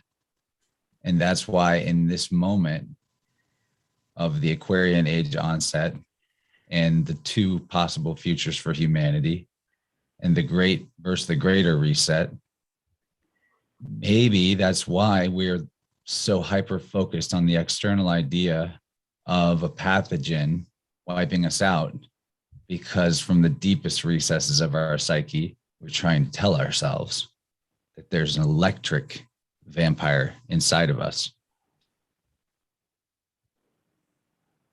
I think I felt one leave just by talking about it. Well, when you name it, you have to, name the problem and to give it less power. It makes it real, and that is freeing itself. It's just like acknowledging a trauma. Mm-hmm. You get that release of the freedom of it by naming it, by acknowledging that's a thing in your life that happened, and it doesn't have to control you anymore. I kind of think that's how trauma sticks. It's like that demonic tendrils. I've always thought of the actual demon that I saw under the Queen Mary was like what you're kind of talking about. I always think of it as not so much venom, but carnage, but smoke and black. Like, you remember, if you've ever read the Spider-Man Unlimited series or the Carnage Unlimited, maybe, Anyway, that Spider-Man arc was of the red venom, and he had all these tendrils and tentacles, and he was kind of more liquid than actual person in a costume. And it always reminded me of that. Like what you're describing on that Curlian photography kind of looked like that. Reich called it the emotional plague, Yeah. and they buried his work. Yeah. And these demons you're talking about, the word etymologically is about division or a divided mind or man. And in the field, the trauma lives in compartmentalized packets that we push off balance from our core. And instead of allowing that energy, that part or fragment of self to circulate in our torus, it remains stuck like an opaque window in some region of our field that is related to what it is and how long ago it happened. And I wonder now if these opaque windows in our field are part of the spiritual technological apparatus that also keeps us in one place on the monochord and not transversing our multidimensional nature as easily. I'm going hard tonight. You're in the right place. And that's why grounding is so important. So important. Are you hearing the That makes thunder? me, I want to say, yeah, I'm hearing it. It makes me think of the clip-off chants, the shells, the fallen shells of the Kabbalah, the spooky, evil, bad part of the Kabbalah that you're never supposed to talk about, and especially never supposed to practice. I assume that at least some of you guys know what I'm talking about. But what you're talking about, like, Klipothic Kabbalah. say again? The Klipothic? Klipoth. Klipoth. Yeah. Maybe I said it wrong. Starts but yeah. with a Q. Yeah. But like, and I haven't studied extensively or nothing, but the theory is that that's the part that, so God had to create space because he was occupying everything. They call that Simsum or something like that. And so that's God creating space within himself for other things to exist in a well, at first in a celestial way and then eventually in a material way. And that when it happened, that the shells fell down and became discarded, like you're talking about the opaque window. Because when you talk about the opaque window, it makes me think of what I've always called compartmentalization, and what a lot of people refer to as, as something exciting or tragic or horrible happens, and you have opportunity at the time to remain present with it through the horror and come out the other side one way, or you have the opportunity either during or directly after some kind of traumatic event to encapsulate and segregate that from yourself. And would you say that's the same thing you're talking about, man? Same idea? That's just the entire fractal. The parasite or distortion energy works through division mechanics. So it's just about, it's the same thing in a bunch of different ways. Right. I've But been I think, doing some I think, research into a I think what you're It's an talking onion, about, layers of an onion. yeah, I've always called it the infinite onion skin since I was fucking 13. It's like I had this vision when I was 13 of taking the skin off of an onion and the onion never getting smaller and the skin always continuing to come off. And Like I what had a waking happens- vision, like a waking vision of it. Like I had the onion and I was trying to get to the middle of it. I was trying to make it at least get small enough that I could break the last pieces apart, and I couldn't. And I've always called it the infinite onion skin ever since then, since I was just a teenage boy. What happens to the onion when it wants to kind of reproduce itself? It begins to sprout these roots, these dendrites that, you know what I mean? So Yeah, it's it spreads growing. out and tries to grow into something. Right. So you have these dendrites that are like the roots, and it's trying to find a place to get into the ground.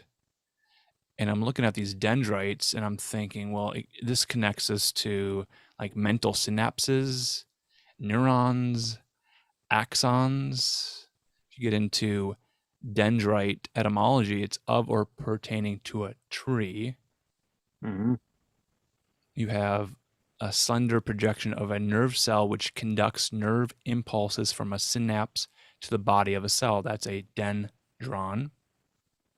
you have the tree-like structure of crystals growing as material crystallizes. This image of dendrites can be seen from a Tesla coil. Mm-hmm. Heat, lightning, you see that in the sky, and it just sort of like dendrites, like roots in the sky. Are you seeing this in your mind right now? This fractal dendrite forming, lightning in the sky, heat lightning, roots in the ground from an onion. If you propagate a cutting from a house plant, you cut it off and you put it in water, it'll begin to sprout these dendrite root structure, and you can see them growing in like a mason jar filled with water, and you begin to see these white dendrites shooting out to suck in the water, which is energy. And when Gordon's talking about this inverse of that, you have like bright light electricity, Tesla coils.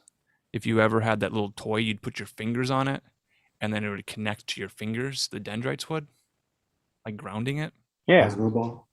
But if you can imagine, what would that light be if it was inverse? Instead of producing light, it was the opposite of light. Is that what you see, Gordon, when you're on the Queen Mary? That sort of dendrite structure sort of forming around it. But it's sucking the light. Yeah, Right. absolutely. It's the absence of light for sure. Yeah.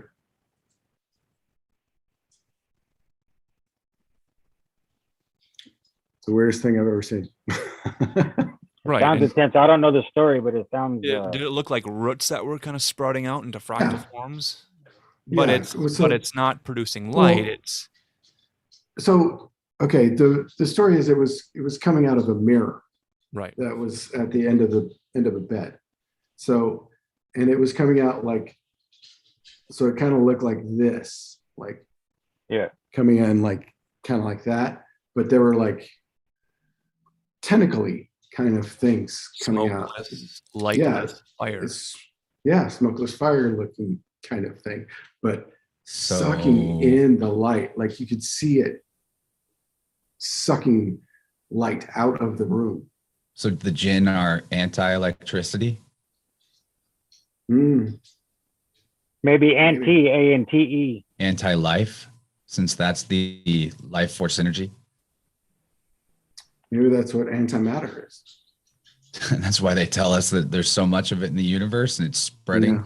and we're in Yeah. a giant black void spinning on a tiny speck through an infinite Hmm. nothing. Yeah. Makes Us, total us sense, imagining that enables their plan. Exactly. Right. Yeah. Us taking that even as a consideration of belief, let alone how many people believe it outright. It gives terrific power to their plans, which is to, in my opinion, to open this realm to that invisible energy you're talking about, or that anti-energy, and have it take a false version of life through human form, to open these bodies up so that they can be lived through by something that's not actually technically alive, that pines for and lusts after life with all of its non-being. Somehow it still has something like sentience or awareness or whatever. And Seven that's why I Bomar, said, in the video I was watching, he said that what they are really up to here is pretty simple, just wanting to reduce things down to where it's all rewilded so that they can hunt. And it's just all about getting their hunting grounds back in order, or getting a hunting ground. I find that interesting, because what is Orion? Mm. yeah, the great hunter. Hey, is Orion Okay. associated with Nimrod the hunter? In Yeah, I would think so. the Zodiac? Because Nimrod is the hunter in the Bible. Yeah, my brain immediately Old said yes, Testament. but I don't have any way to reference that to something that. Let's ask the. Because I'm pretty sure he was a bowman. I'll just Ask ask. They Google. say Ask Google. Oh, US, yes. Google, and all that. Sirex, Belgium. I'm just gonna type Orion. Yes, Nimrod. if Nimrod is Orion and they're opening, Hunter. is Nimrod Orion? Yeah, they're like, hell yeah. So old school Google says yes because it's a yes or no question. Yeah, and this it just says yes. Oh, you asked the nice old school. I Google. asked the dowsing rods, Yeah, man. yeah. It just said yes. Nice. So the top link here is or no, pardon me. The second link, it says Orion mythology, and this is just the subheading. I didn't click on it.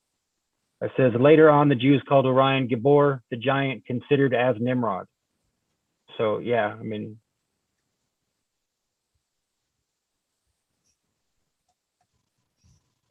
And from Wikipedia, Old Hungarian tradition, Orion is known as magic archer Ijaz or reaper Kazaz.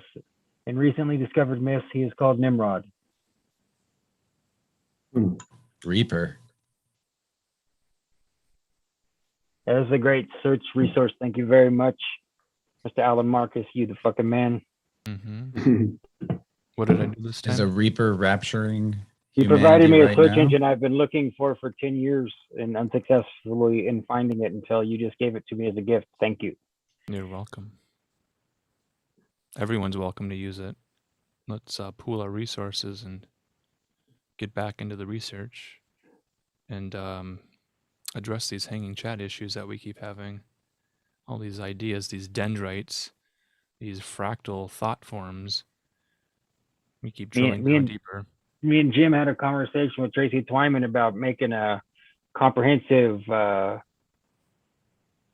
database of all of the gods and all of the gods that have identical names and all the gods that people say have similar names. And so you have this infinite spread of what overlaps. So you can call Zeus and Jove, and I'm sure you guys could give me at least 2 or 3 more, etc. You know, you can call some definitely identical and some very close to the same and have it digress from there and just populate it with everything.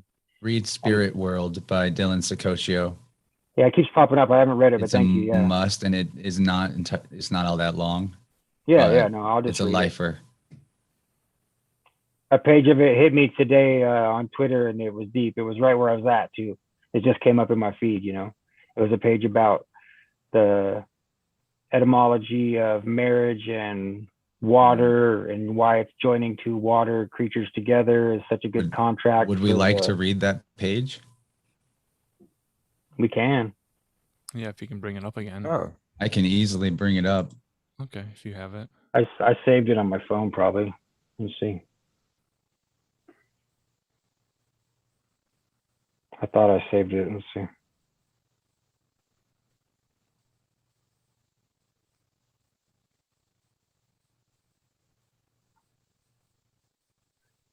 So while All we're right, I've got it. searching- Oh, got it. Nice. Perhaps the most popular of all ceremonies, as far as the Whore of Babylon Roman maritime admiralty law system is concerned, is the marriage ceremony, for it binds 2 water products into one business, which is why the spouses are partners. The moment you do this, you are taking yourself off the land and into the sea, because a marriage is a lunar sea oath, the root word of which has the spirit of the Latin word for the sea, mare, and the Dutch word for an oath, eed. When you say I do, you bound yourself in a sea oath because you were mare eed. Sarah is the Sanskrit word for Sarah, which means flowing, as the phonetically similar word sarit is a brook or a river. This is why the occult meaning of the relationship between Sarah and Abram is cerebrum, the optic thalamus, the conscious God mind. There's more to this page, but that's the first paragraph. Yeah, that's the page. Because I follow that guy on Twitter. I think it's the man, the author himself is Okarna or something. He's July's End. On Twitter, he's Tale of Honora. Yeah, there we go. Honora. What's the name of the book? Spirit World. WHIRLED. I will link it in the chat. Thank you.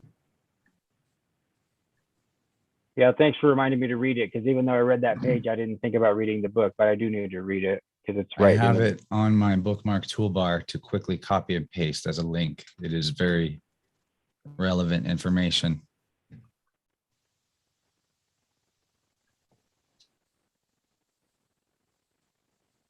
There's a lot of relevant information being shared in the live stream YouTube chat right now.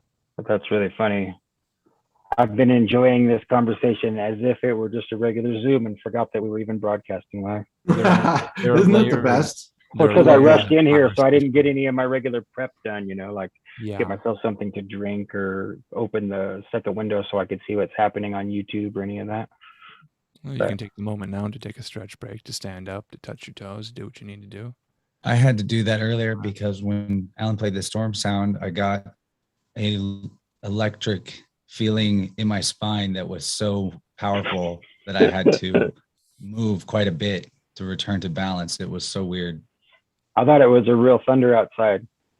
It was going through my soundboard. I could feel it through my soundboard because it was in the atmosphere.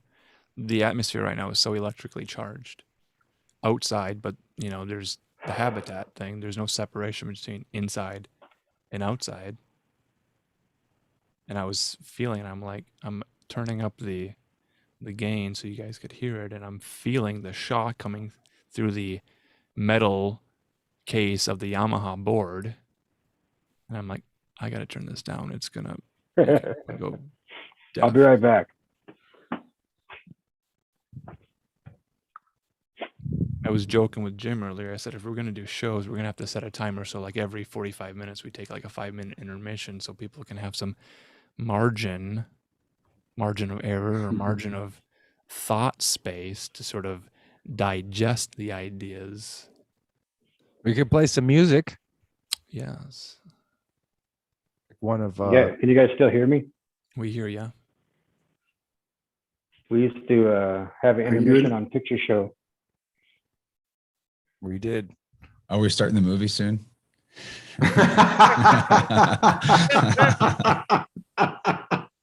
Wait, what? Oh, right. Oh, yeah. We were supposed to do something today. The intermission can be to pop your corn. We are the movie, mister. I was going to bring something else. What was it? Oh, I remember. This is like my favorite podcast I've heard in a long time. Somebody, is Sean actually peeing in there? Is that what we're listening to? Sean's in the downstairs bathroom dropping contact lens solution in his eyes because they feel dry.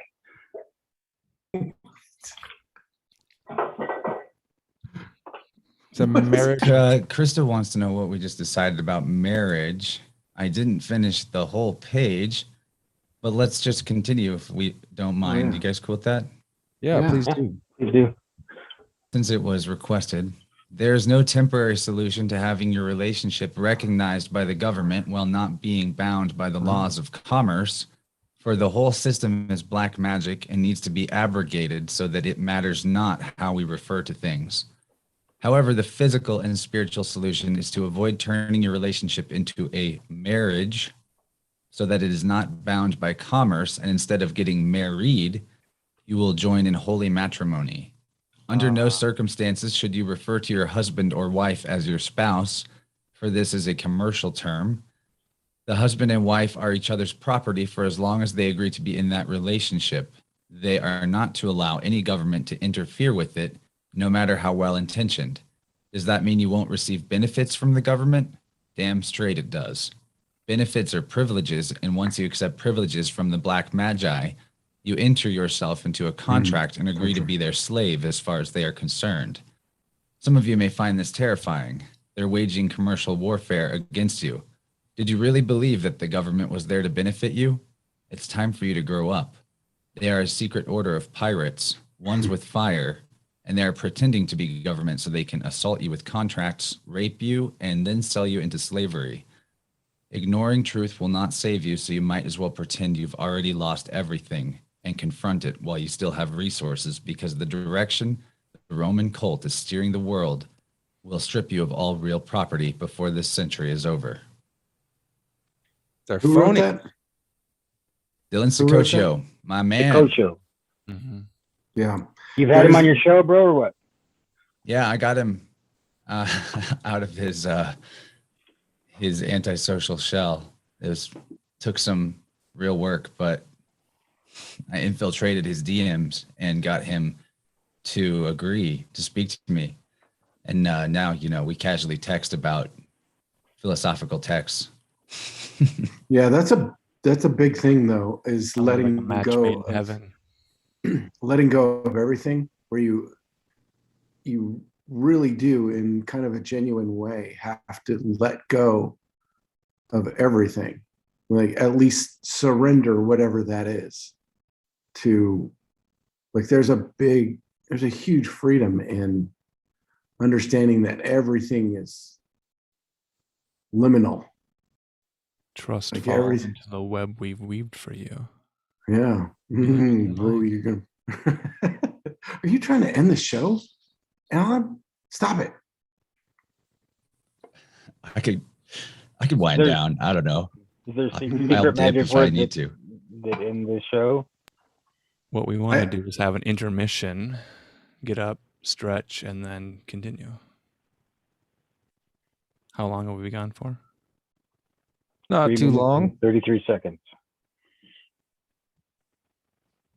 We've How gotten long? comments from people who said, "I love your show. It's 4 hours." Yeah. Could you split it in half for me so I could digest it Sure. a little bit? When we get so dense into the dendrites and the alien ant farm, the humans dig these little tunnels as ants into a fractal form. We're like, we can only see a slice of it at one time, and there's so much going on. Some people just need to have margin in their thoughts to be able to say, okay,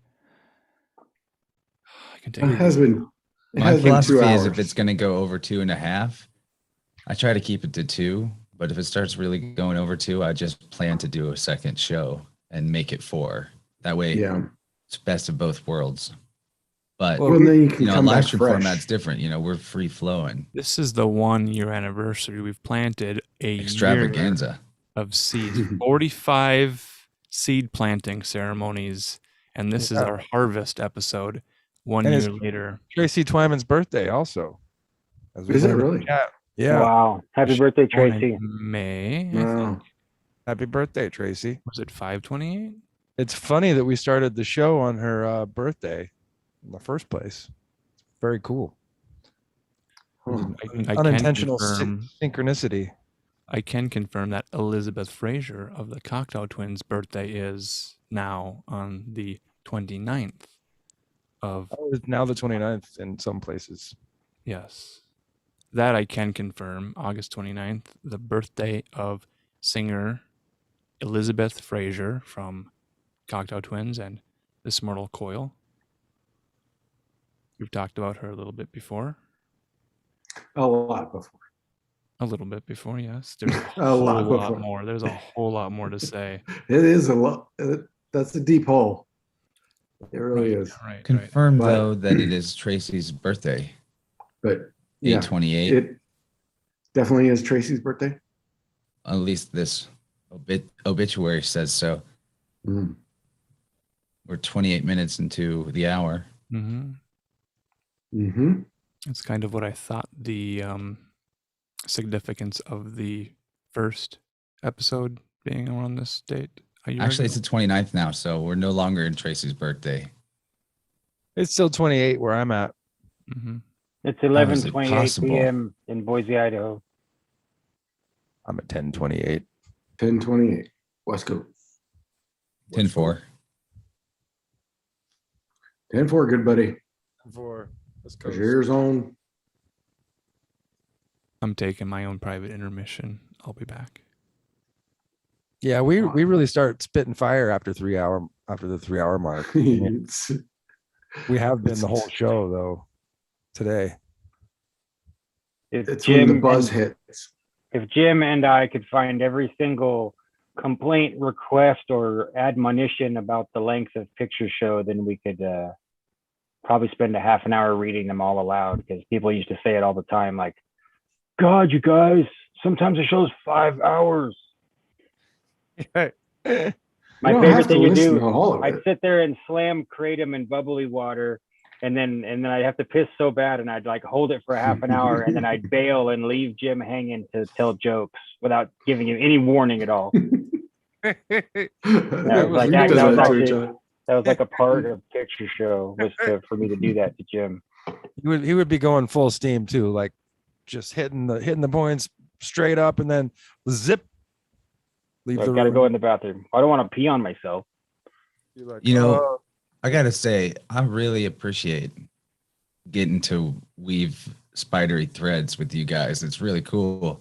It's starting to be something I majorly look forward to. So I love the open invite. Many, many thanks. Well, we appreciate you Thank showing you, up. dude. Yeah. Yeah. Yeah, I We think it's really ironic. This appreciate is the first time we ever talked because I've watched and listened to a whole bunch of your stuff, and so it's nice to just finally land in the same place at the same time. You know. I can put a face and a voice to the Telegram handle. Yeah. Yeah, I'm a fucking weirdo, so you'll have to forgive that. But I don't think we'd be not fucking weirdos if we weren't here. If we, yeah, but we're the weirdos people like. right? We have a We're lot the of good- uniquity. That was a neologism I guessed earlier tonight. I like Was that saying. uniquity. uniquity. Yeah. Yeah, it's like instead of iniquity, it's Yeah, it's uniquity. uniquity. Yeah, Exactly. I like that. I I'm gonna do the, transmortify my iniquity hike. into uniquity. I'm gonna take my intermission as well. Yeah, we're doing it one at a time. And then there were three. I need to invest in smoke pots so I can just disappear.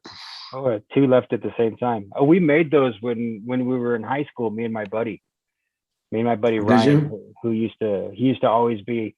Ryan became kind of a recluse, and I can't even get him to consistently answer a text or a phone call. But he used to show up every week consistently to watch Picture Show.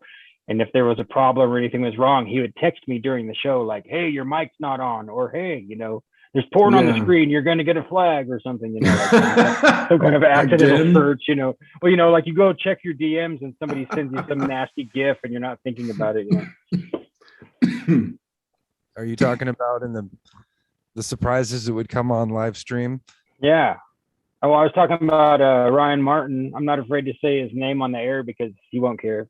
And I don't know, he'd probably like this show. I should send him a link so he knows when you guys are on because he'd probably Yeah. appreciate it. But he used to consistently tune into Picture Show, and I could never get him to answer a phone call or like consistent text messages, but he would consistently tune in for the show. And when we were in high school, there's a brilliant magic shop. It's a world famous magic shop inside the Pike's Place Market in Seattle, the famous Pike's Place Market. If you've never been there and you go to Seattle, you got to go because it's like this tunnel system right on the water of the city, and it's full of all of these insane shops. And it's got low ceilings and ramps, and it's all interconnected with places to eat really good, like greasy Asian food and buy everything, like all kinds of, it's like a true bizarre market, and it's all enclosed. Well, not all of it. Some of it's actually outside too when you get close to the exits. But inside of this world famous magic shop, they had books and information and stuff that you could get.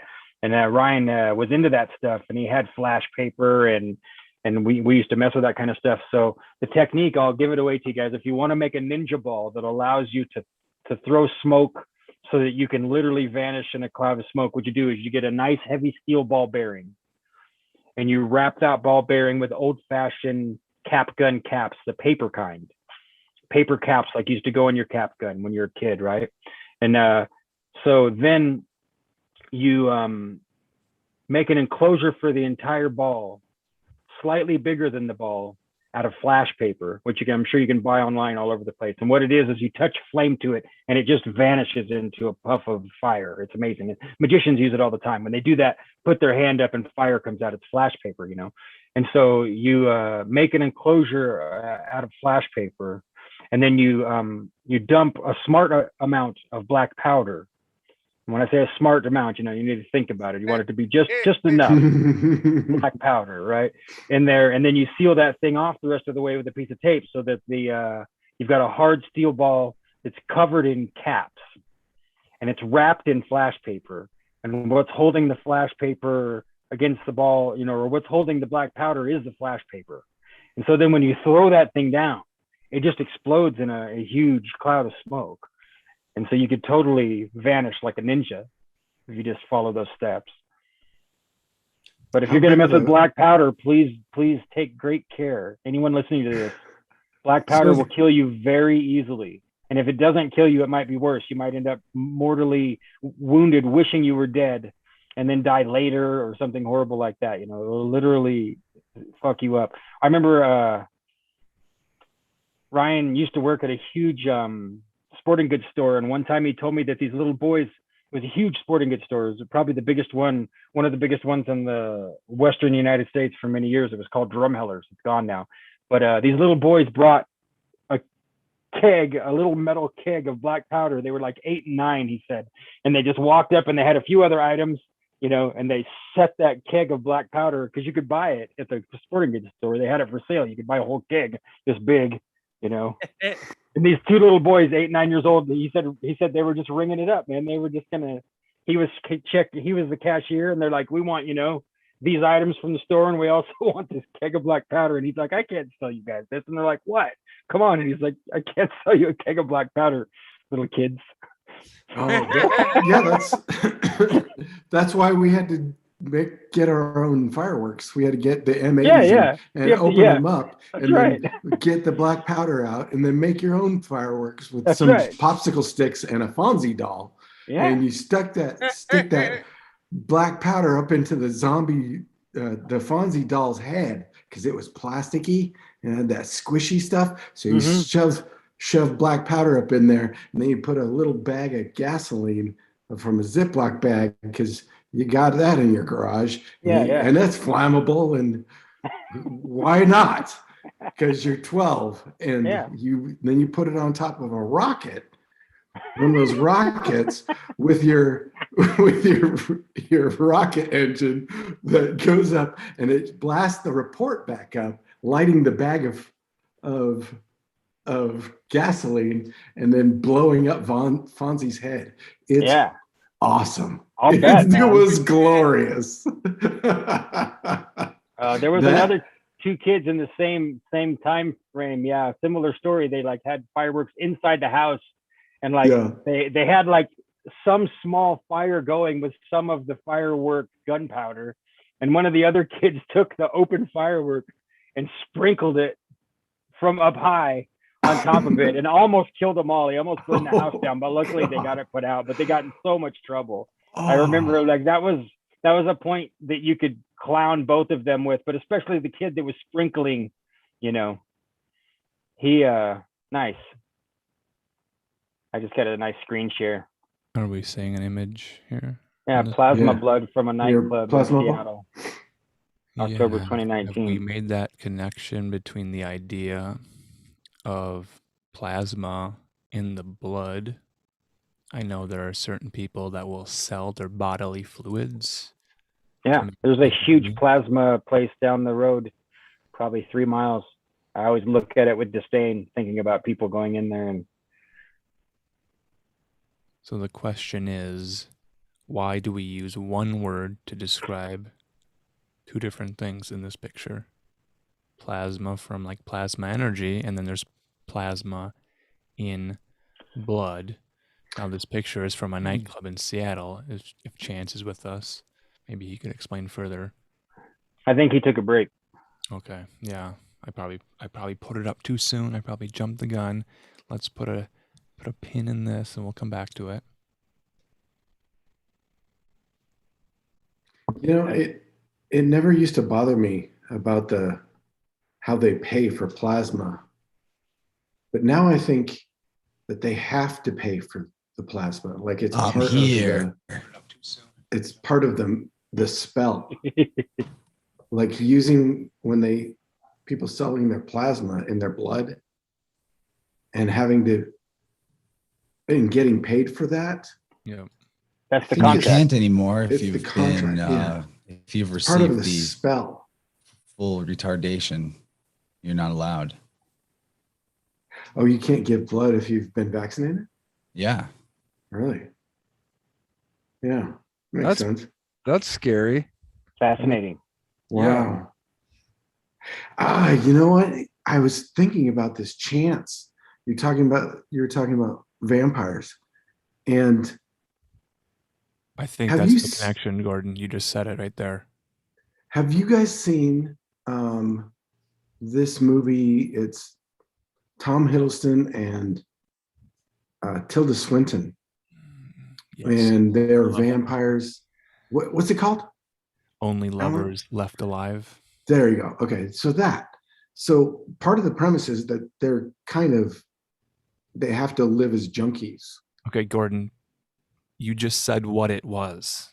Did you realize what you said? Mm. Connect plasma and blood and vampire. You have a vampire that's an energy vampire, plasma energy, Mm. and you have a vampire that's a Yeah. blood drinker. Is that the Yeah. connection, the dots that were formed between these ideas in our mind to link us to a plasma blood party at a nightclub in Seattle? Yeah, in Seattle. Yeah, where the giant needle is pricking space or Mm. the dome.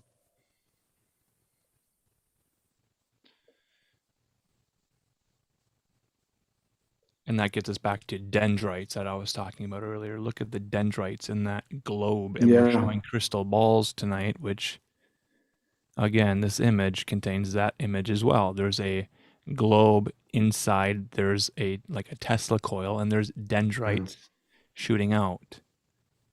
Yeah. I know there's a lot of chat about plasma. Johnny B says plasma also referred to as the field we are in between the waters above and the waters below.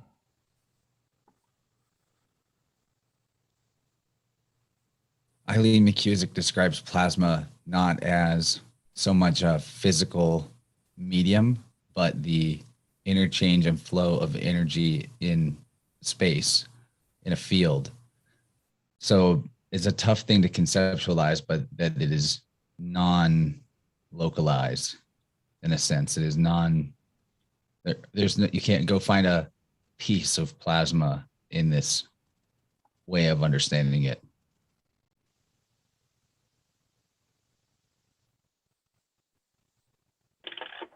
Makes me think of that syringe video of someone drawing plasma into the syringe away from the Tesla coil. I've seen those popping up recently too. I think it was just on Instagram yesterday, and I never made those kinds of connections before. But there's a syringe. Maybe somebody can find it, but there's video of them sucking plasma into a syringe, and it's super easy to do. Like you can, it's just it fills the void, and it's. Yeah, I would have never. You guys have seen it. Yeah, it's pretty incredible, and they make those little guns too, where the plasma goes through the coiled. Yeah. Now, is that plasma, plasma, or I think that's actually MAP gas? Is it MAP gas? I thought that Yeah, was I think that's plasma. MAP gas, but it does look like plasma. But I think it's MAP Okay. gas. You guys know what we're talking about? Where the guy built this little gun. It's all full of like clear plastic tubing, and it lights up. It fills up and lights off a little piece of MAP gas, and then it goes all through the thing, and then it fires out and I think it just makes a burst of air. Yeah. Well, it's pretty cool stuff.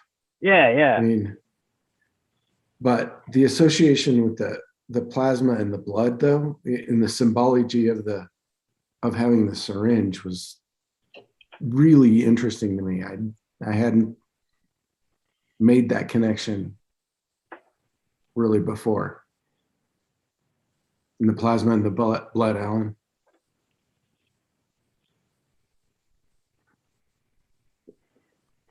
Putting church hymns in my head. There is power, wonder-working power in the blood of the Lamb. Glad I wasn't alone in my being subjected to such things. Oh no. You guys are glad that I was on mute for that. Yes. I'm sure I have no idea. I have no doubt that Alan Oh, Marcus has heard plenty of church Oh yeah, hymns, I'm sure he lots of has. church hymns. Now, wait, did you say you went to Hume Lake, Alan? No, okay, that was someone else. No, Sorry.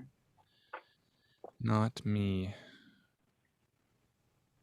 I did say I went to a different lake, but in Minnesota there are over 10,000 lakes. Wow, I did not know that.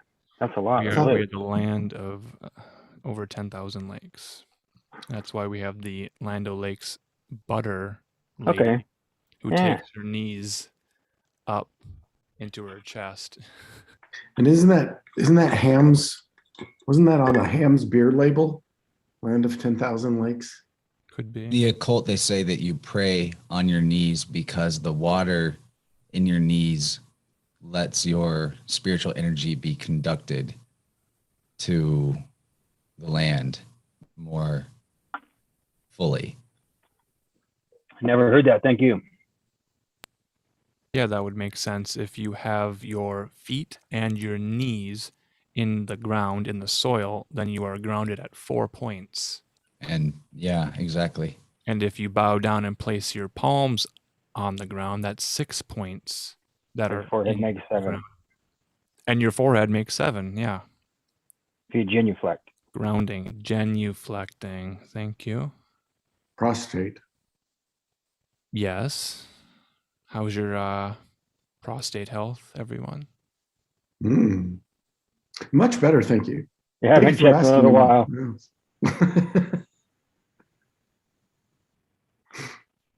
My prostrate This- health? This Yeah. is our middle-aged men suggestion to get your prostate checked. That's our public service announcement. Yeah. I would suggest the opposite, become in tune Oh, and grounded and at absolutely. peace with your body so that No, you recognize far in advance of some doctor wanting to stick his finger up your ass Oh. or something else, God forbid. Abso-fucking-lutely. Your That's prostate will totally tell you everything that you need to know. You just need to be willing to admit it's there and Mhm. actually feel what it has to say. Listen to your body on everything. Yeah. Are there prostate deniers? People denying the existence of the male G-spot? I wouldn't say they're denying the existence, just denying any They just- messaging coming from theirs to them. There We're are- getting awfully close to the Chad again. There have to If be you look some at the Urban dendrites. Dictionary definition of Chad anyway, which is a tainted word. Chat or Chad? Chad. That's, that's one type of Chad. Well, hold on here. Let's try it out here, Chance. Just like Chad. I was looking at plasma, and from late Latin, plasma literally means mold. From I ancient flipped Greek, it means something formed. Catatonic Central Intelligence Agency. I'm not there yet. Charles V. Check room. Chocolate. We're getting closer. I went past it here. Is it CHAD? Is that correct? Mhm. What year is that dictionary? A good question. Let's see. Put them full screen. This is the new Lexicon Webster's Dictionary of the English Language, 1988. Okay. Charles Char Chap Chan Celestial Equator. I have my contacts in, so I have to get just at the right distance or I can't see, so you'll have to forgive me. Chaco War Chad. Bishop of York. Later of Mercia. He fixed his see at Lickfield. So the Bishop of York, later of Mercia, he fixed his see at Lickfield. A republic is the second definition. And the definitions go on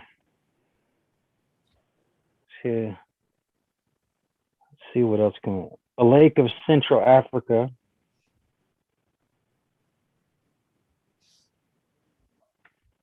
Chad tape. So that's a paper tape on which codes are punctured.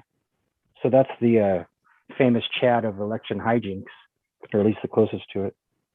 What did you have, Chance?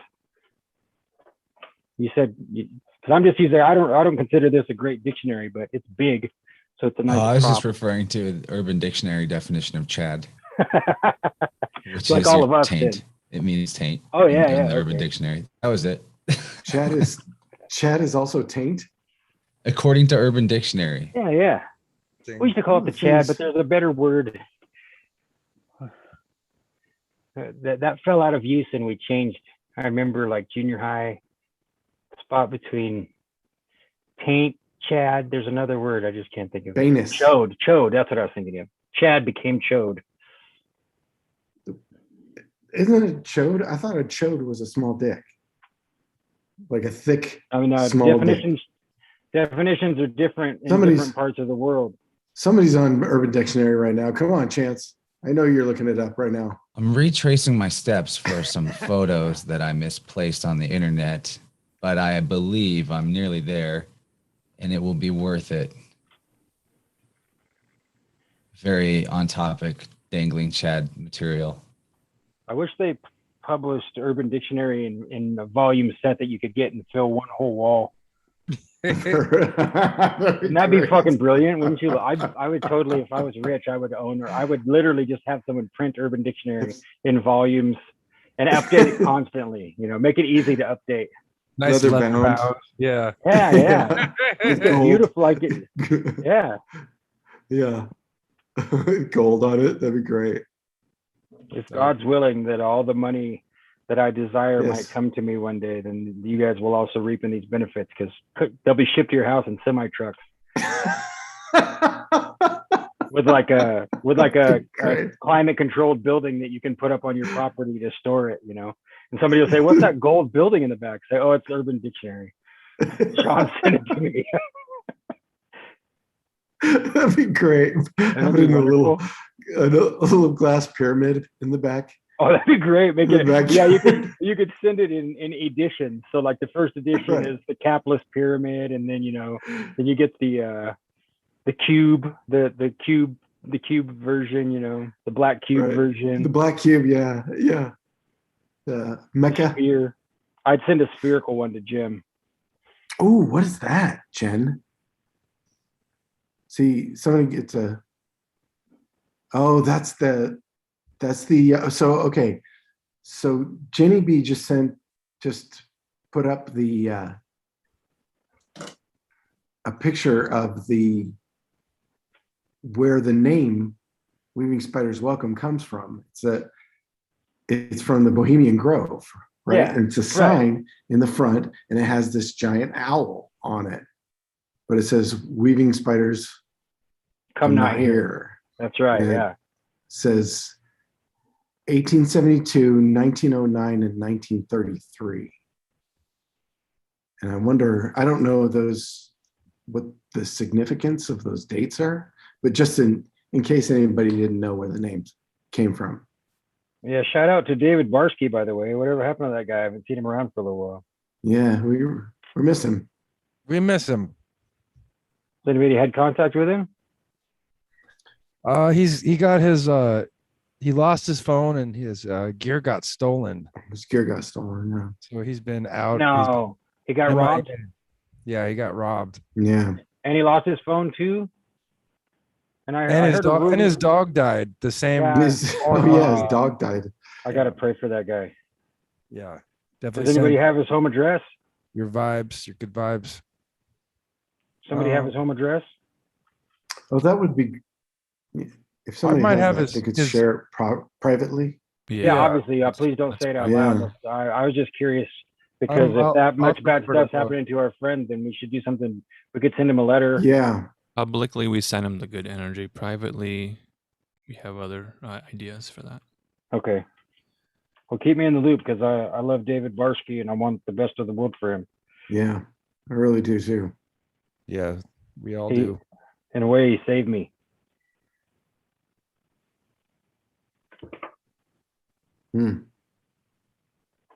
I think he saved all of us. He did. He really did. Yeah. He just kind of barged in and insisted that he was going to make sure shit was okay. And it was okay. Turns out it was okay. That's Yeah, cool, man. Barsky really fulfills the behind the scenes role. I think that's where he's probably most comfortable. I think a lot of us might be most comfortable behind the scenes. I can maybe speak for myself on that. It's like I didn't always want to be in front of the camera. I always wanted to be behind the camera in the studio as the technical operator, not necessarily the director of the show, but Engineer. yeah, Producing. yes, producing, engineering, writing, getting all the necessary elements together to go live. There are plenty of people that are trained personalities. They have the radio voice and the hair and makeup down and the fashion and everything, and they're ready to go in front of the camera and read from the teleprompter. I tried to do that with 3, 4 monitors of notes, and it's not something that is beneficial to the listeners when we're scatterbrained and we're like, I got a note here, I got a note here. It's like this is a live conversation PowerPoint. with other human beings. Yeah, this is, I mean, this is kind of magical, the stuff that happens in these conversations. Like bouncing ideas off of you guys that send me off into some other way, like, is a really cool thing. Like we're sharpening each other's swords by having these kind of conversations. Here. Yeah. Like and so thank you, David Barsky, for getting me into this thing. That's what Barsky brought, because this is something different. And I regret not having been here more, but I just haven't been available. So, and I am more available now. So I'm glad to be here very much. But that's the other thing that's so organic, or so cool about this. Like I think what Alan's point is that this is organic. Like it happens. It's natural. Like if you can't make it, it's not a big deal. Right. You know, because we're all just hanging out like dudes, you know, like we're all getting a beer at night. Yeah. Like, and that's what Thomas Sheridan said, you know, he liked this because it is organic, that we're just, it's like we're shooting the shit at the bar, but with brilliant fucking minds, like not these, just, you know. We've all been to the bar, Gordy. We know. You can get two. You know what drinking is like. You can get two guys like us sitting at the bar and 4 other guys that consistently fuck up any opportunity to have this kind of conversation. Yeah, exactly. Well, what goes so this so often is the amount of time we've spent alone in our private libraries with stacks of books, all the reading we've done, all the homework we've done, all these ideas that form in our mind. People ask, well, how do you do that? Well, it's reading. It really is. Reading. And then we present to you sometimes a few of the sources. We don't want to assign so much homework that it's overwhelming. We're trying to take the ideas that have formed in our minds, those neural pathways that have formed, those dendrites, those neurons, those axons, all those physical parts in our brain that have rewired themselves to create new connections that allow us to physically sit here and then recall connections we've made in the past, share them, and then see how it creates a point of like a singularity in the minds of the group think. We have multiple layers of chat happening, and that's throughout the week. We have messages sent back and forth and all this groundwork that's been laid, and then we go live and it's like, we've already talked about so much stuff. Let's make sure we repeat that for the benefit of the listener.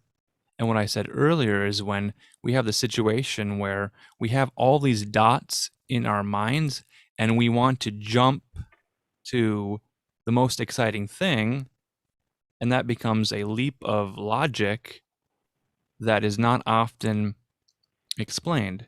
So if you see in your mind, oh, right now I'm seeing the Kabbalistic tree of life, I'm seeing the cover to a Korn album, I'm seeing a game of hopscotch, and I'm seeing my mind jumping to the end over the cliff off, and then arriving at a destination, and then trying to share that with you. But if we don't share the entire journey that led us there for the benefit of the listeners, we have to give them times where we pull the car over, we find a monument, we touch the touchstone, and we give them grounding in real world practical examples. So it's not just all in the ether or in our minds, but these ideas and these words and these experiences are all tangible when we share them because they are true life experiences, which is organic. We don't have to make anything up for it to be interesting. There's enough true things and true life experience that are interesting. And if you can hear the conviction in our voices, and when we say we don't want to be in front of the camera, that doesn't mean we don't want to do the show. It means our comfort zone is often in the dark with a book and a notebook, making the connections privately on our own. And then we get so excited when we can share these with you. And then we get instant feedback from chats, multiple chats. There's different Telegram chats, there's private messages going back and forth. We just get those wheels turning in the mind. And it's a petri dish for culture creation. And this is not the same old rehashed memes that we've seen for the last 4 or 5 years now. This is all fresh insight that we're sharing. And we're getting that from, in this specific timeline, 1 year's worth of live shows. How many hours of audio content is that? And that does not show you all of the hours we've put into privately reading books. But more than that, you can read a book, but to take the notes, to make the connections, to type up our own thoughts, and then to arrive at this moment in time, just appreciate that, you know? Mm-hmm. Yeah. Yeah. I Highly really improbable. appreciate that. Yeah. Yeah. It's pretty powerful, Alan. So at this point, we can thank all the other people, the guests that have appeared, people that have been welcomed into the Spider family. And Yeah. that's what Barsky has showed me. Yeah. The power of bringing together like-minded people. Not everyone is going to quite fit in. Not everyone's going to feel comfortable in this spider's web. Not everyone's going to be, oh, I don't like what they're saying. I don't like how they say it. They're not quite tuned to that. Guys, I just had like a real Mandela effect moment, and it's freaking me the hell out. Share it. Okay. So what I've been doing while also listening for the last several minutes is looking through every history of multiple devices. And I have a very clear and distinct memory of only a few days ago watching a John Levi video where he is showing old-timey photographs of men in suits with strange electrical Tesla-looking devices where the arcs of electricity between the coils seem to be generating or manifesting ghostly forms and apparitions, and sometimes half holograms of people or ghosts. And I remember specifically being Levi because I remember his comments about it, and I can hear his voice in my head right now. And I've gone through all the John Levi videos that I have watched recently and scanned through them with the mouse cursor looking for this right moment in time, and it doesn't exist. It's not anywhere, nor can I find any kind of photographs like that from numerous search engines.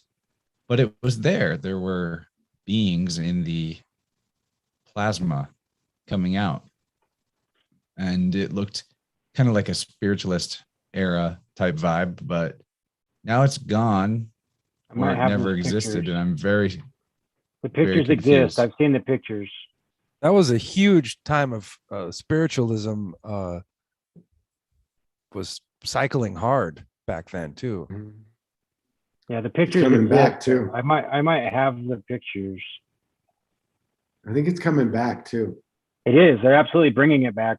And I think they're Mhm. bringing it back because it's coming back naturally and there's nothing they can do to stop it. So they're trying to shove their dendrites into it and get some kind of manageable position in what's coming. I think that's my own personal deduction and feeling. Yeah. Chance, back me up on this. People are going to increasingly more and more and more rely on energy healers because this medical system is showing its true colors right now. And I think people are going to give up. I think it's going to, I The just get future that of feeling medicine that, is sound and light. yes. You Yes, can it generate is. light through your own DNA. DNA has photon receptors on it that emit and perceive light. Yeah, that and the vibration, that stuff, I think that's organic healing is how we're gonna The future proves the reset past. things. Yeah, this is probably what the ancients had, and Göbekli Tepe and all those different civilizations that had this antiquitech that Dude, I'm on we, board that it was like the 1850s. This oh, was around. probably, yeah. I'm really It- thinking so. well, it's I always think been around. that was, This I is think not. that the last time we had a great reset was that Civil War. I think that's why there's so much parallel. Yeah. Yeah, it's that resetting of history. Michelle Gibson has been Yeah. revealing a lot to me on her YouTube channel. Well, I noticed too Soon that I'm going to contact her and ask for an interview. That would be great. Michelle Gibson, I would love to talk to her too. what show She's is that? really, Michelle Gibson on YouTube. Her website is piercingtheveilofillusion.com. Oh, okay. She's like similar material to Autodidact or John Levi, looking into the architecture and the historical narrative around it. And nothing computes. There's no logic that you can follow, like really across the board. I could give numerous examples. The last one I was looking at was, I think it was in one of the World's Fair remnant buildings in Chicago that was supposedly demolished in the 60s yeah. and replaced with the exact same identical building. Yeah, doesn't Howdy McCuskey talk about that building too? He talks about the Chicago World's Fair a lot, The World's just generally. Fair, yeah. He has a book that's a lot about that one and a few others, exposing the expositions, Yeah, that's re-education, fascinating.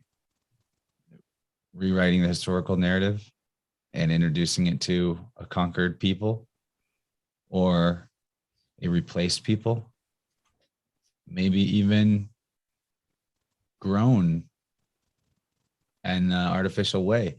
A lot of the photographs of the World's Fairs feature these very strange, entire large buildings, halls of publicly viewable babies in Mhm. incubator Cool. devices, Incubators. hundreds of babies. And I guess what we're told is that people just wanted to walk in there and look at babies in incubators. But you got to wonder, they reveal everything that's going on in one way or another. maybe that was their disclosure of where that Mm, society came from. I don't know. mm. Guys, I'm going to dip. It's past my bedtime. Sorry to bail. I'm just like frazzled from not finding the photos I was Yeah. looking for. It really blows my mind. Chance, before you go, do you remember we were talking a little bit about Afghanistan and the meaning of that? Though, is it You something to tell me do you're with frazzled, and whaling, I right? asked you if you remember something. Yeah, the meaning of the word Afghan, and I was connecting that to having to wail, like WAIL, like a lament, like a cry, like they've lost something, and there's the wailing God that you would wail and lament and be as sad as possible to get the attention of this God. And that was coming together for me earlier in a Telegram chat. What is odd is my grandmother used to have crocheted doilies that she used as coasters and whatnot, but she called them Afghans. I have no idea why. I can find no reference to that online as being an English word in that Like context. the Afghan quilt idea. Hmm. Yeah, my grandma made Afghan rugs, or I mean, she called them Afghans, but they were like knitted blankets. Okay.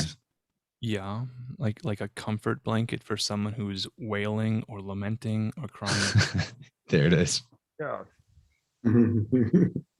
So what we're doing here is this multi-contextual sort of discussion, taking ideas and words and concepts from separate cultures. They originated at separate cultures, but because of the internet being one source, a singularity of information, we run the search engines and they will give us results in English.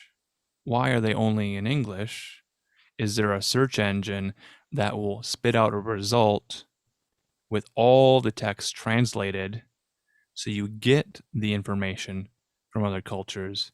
We kind of have that right now with Wiktionary, with words. So they'll give us the etymology of the word and the meaning in other languages.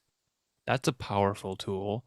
And that's how I discovered Afghan, Afghan, connects to Lamentations, which is a book in the Old Testament, the book of Lamentations. Mhm.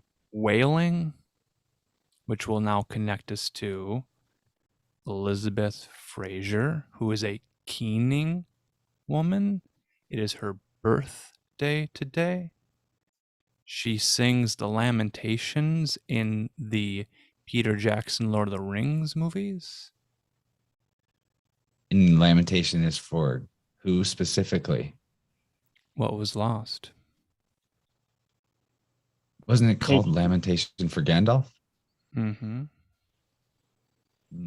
Also makes me think of the Whale of Wales because they apparently have a cultural song that is the same for all the whales of that species or pod, or you'll have to check my bro science, but every year the song changes slightly, but all the whales know what the difference is and they all sing the same song.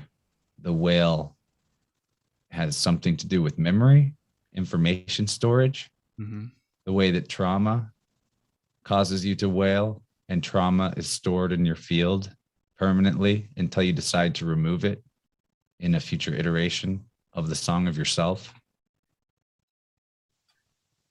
Hey, Chance, you said you're gonna leave, man. You want to see my blanket before you go?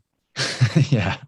Okay, I'll be right back. It's hard to leave. I mean, it just goes on. The web further is ladlefuls pulling of you back gravy. in. So good. Yeah. This is a So sticky good. web you weave. Yeah, I have a really deep synchro mythic mystic connection with wailing, lamenting pop stars, and today, this date.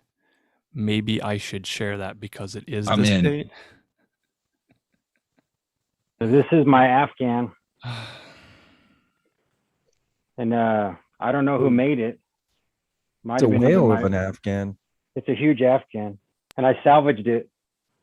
But this Afghan, I relate to my stepfather, who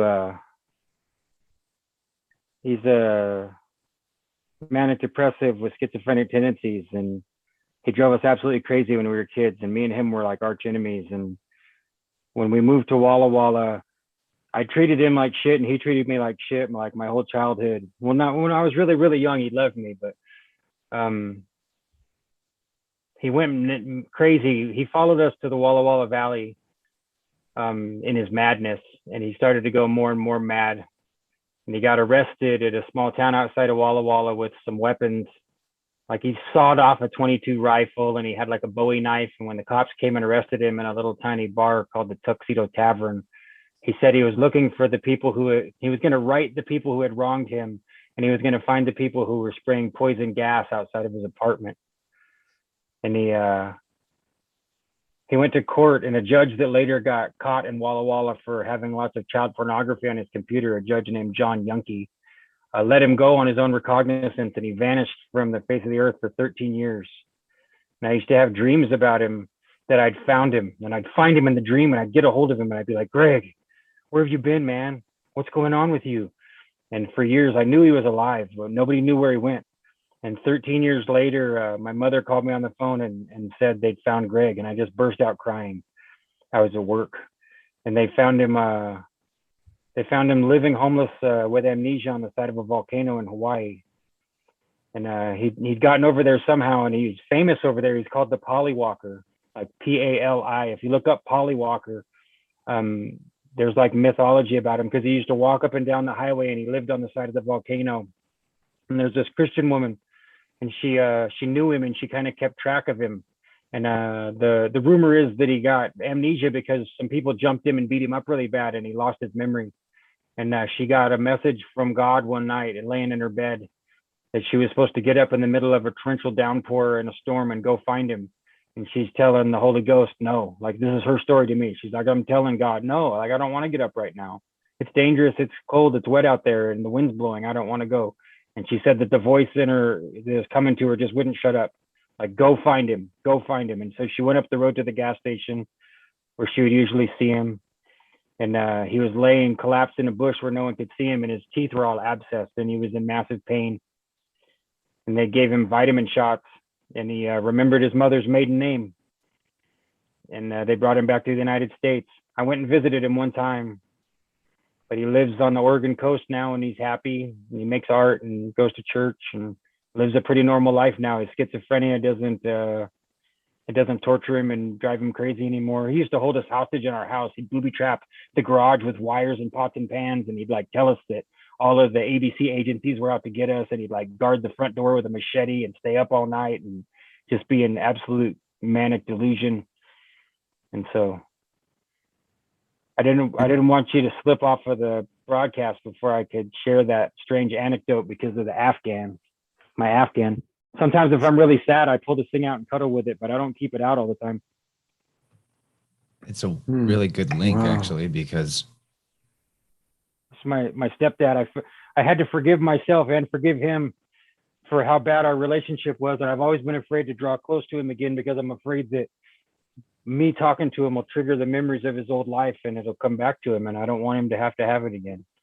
But now his mother's dead, so I'm tempted to reach out to him, but I don't know what to do. So, because he doesn't really I don't think he has anyone connecting him anymore. You know, Yeah. not Yeah, sure. I think that'd be really important to reach out to him if you can. If The he's first still step out is there. setting up the intention of Yeah, it. yeah, Yeah. he's still out there. He's got a Sean, thanks brother. for, He's just thanks for he's sharing followed that, man. Oh, you're welcome. I'm glad this is a safe space to do that kind of stuff. This thing that Barsky started that we've all participated in. Yeah. schizophrenia linked to parasitic alien vampiric energy trapped in someone's electrical field. There's a connection. That's it, man. I need to read this book too, Marzinski's book. Have you Yes. talked to Marzinski on your broadcast, Chance? No, but It's not the first time I've been recommended to. And How I've about heard the of his book? work. Yeah, it's I've amazing. definitely I've heard enough about his work that I could like quote things from his book without ever cracking it open. His being I've and that's not the only experience I've had as a schizophrenic as my stepfather, but his work, like, to me, it just solidified it for me because I've lived through it. I've been around a lot of different schizophrenics, and it's like, oh, it's, you know, a generic, simple way to say it is it's demon possession, but it's not that simple. It's demon interference. It's a variety of phenomenon in my take. Yeah, exactly. There's a book that I'm going to link in the Spiders chat and in the YouTube chat called Soul Centered Healing. A hypnotherapist has gone through many decades of working with multiple personality people, and that led him to dealing with entity attachments, and through some interesting channeling, he found answers about the architecture of the psyche in that fragmented way. Really interesting book. I'll pull out that link. Yeah, I'm definitely interested in it.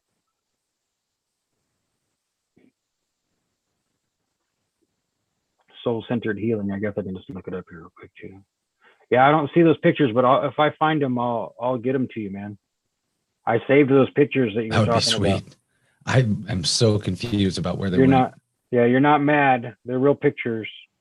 It was days ago. It was not long ago. It was my a long time history ago is not that I that saw them. hard to go through. I checked and double and triple checked. This is just like President Obama's digital library where documents can appear and disappear. These were images in a video.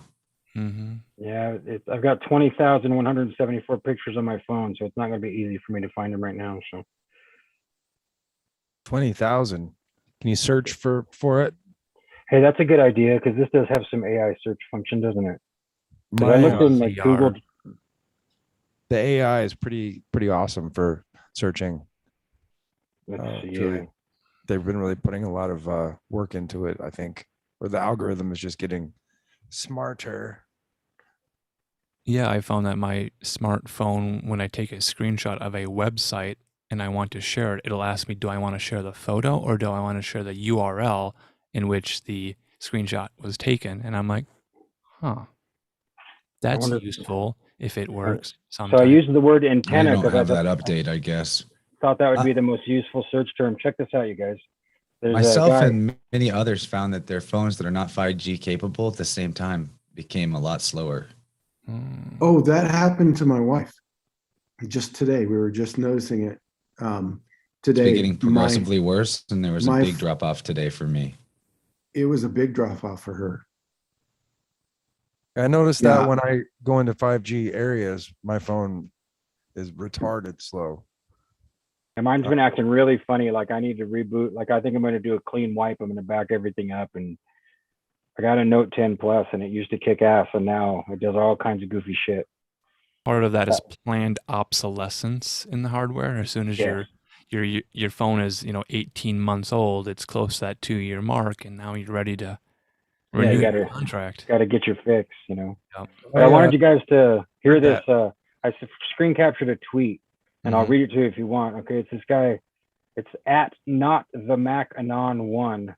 And I don't even know if this guy's still on Twitter, but he was posting all of this amazing information about similar stuff that we were talking about, like the crossover area between DNA and electricity and magnetism and all of those things that are kind of overlap, right? And it says, because I searched for antenna looking for those pictures for a chance.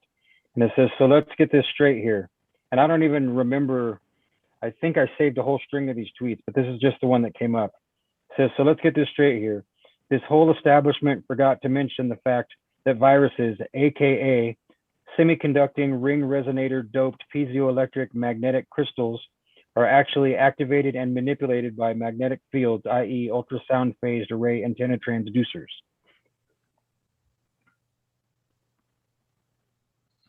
That's where I just start doing this with my hands. If we all do this We together, just all do this with our hands. we all do this together. What do you- Our phase arrays will align and synchronize.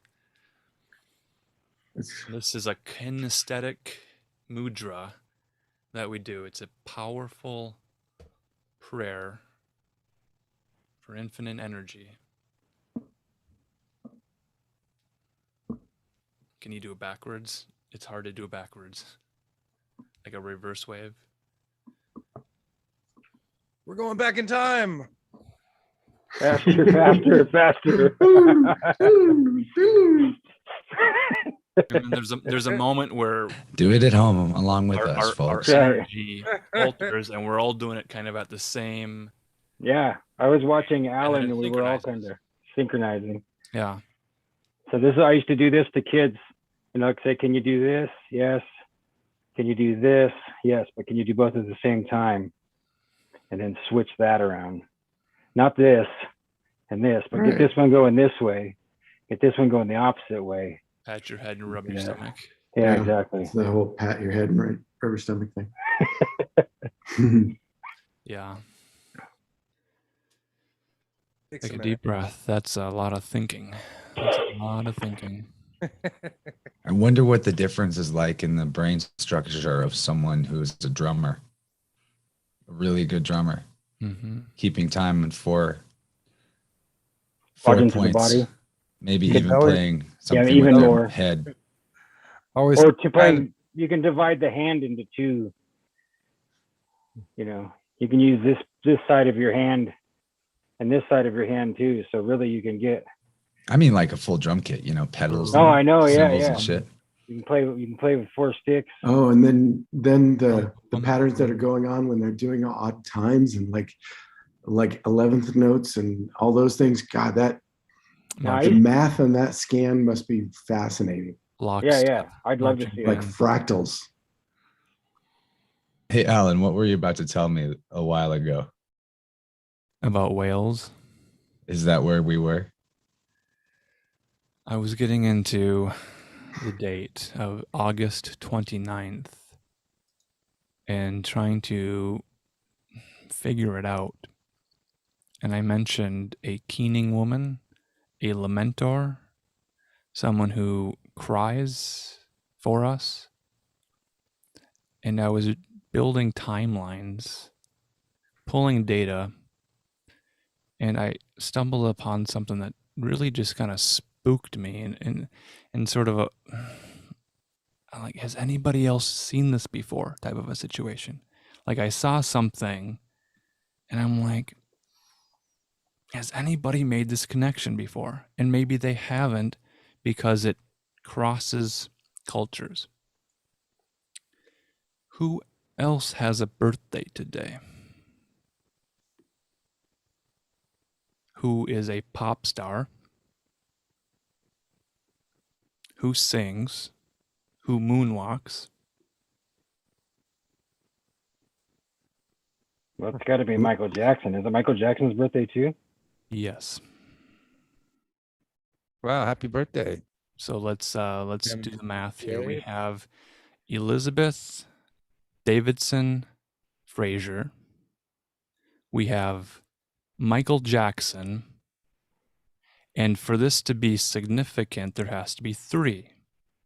I found a third. Well, Tracy Twyman was yesterday, technically. Now No, today is the 29th. that's what I said. Oh, Yeah. gotcha. And the connection is whaling, whales, pop stars born on the same day who sing songs about whales. We're talking orcas. We're talking Free Willy. Remember, Michael Jackson sang a song that played before the Free Willy movie on the VHS tape. Right? Are you getting chills yet? Okay, you feel those chills on your spine? So you have... Did you have this all ready to go, or did this just come to you? No, I've had this for many, many months. Okay, good. Now is the day to deliver it. And Beautiful. it's a partial glimpse at this. And I'm trying to pull back the layers of it, and I'm just giving you the basic connections here, right? To make it a significant synchro mystic synchro mythic connection. In the mythology, there's a keening woman, a wailer, someone who sings the songs of lament. You have Michael Jackson singing in a music video for Free Willy. What happens to Willy? Willy the whale is trapped and is very sad, and they want to free this whale.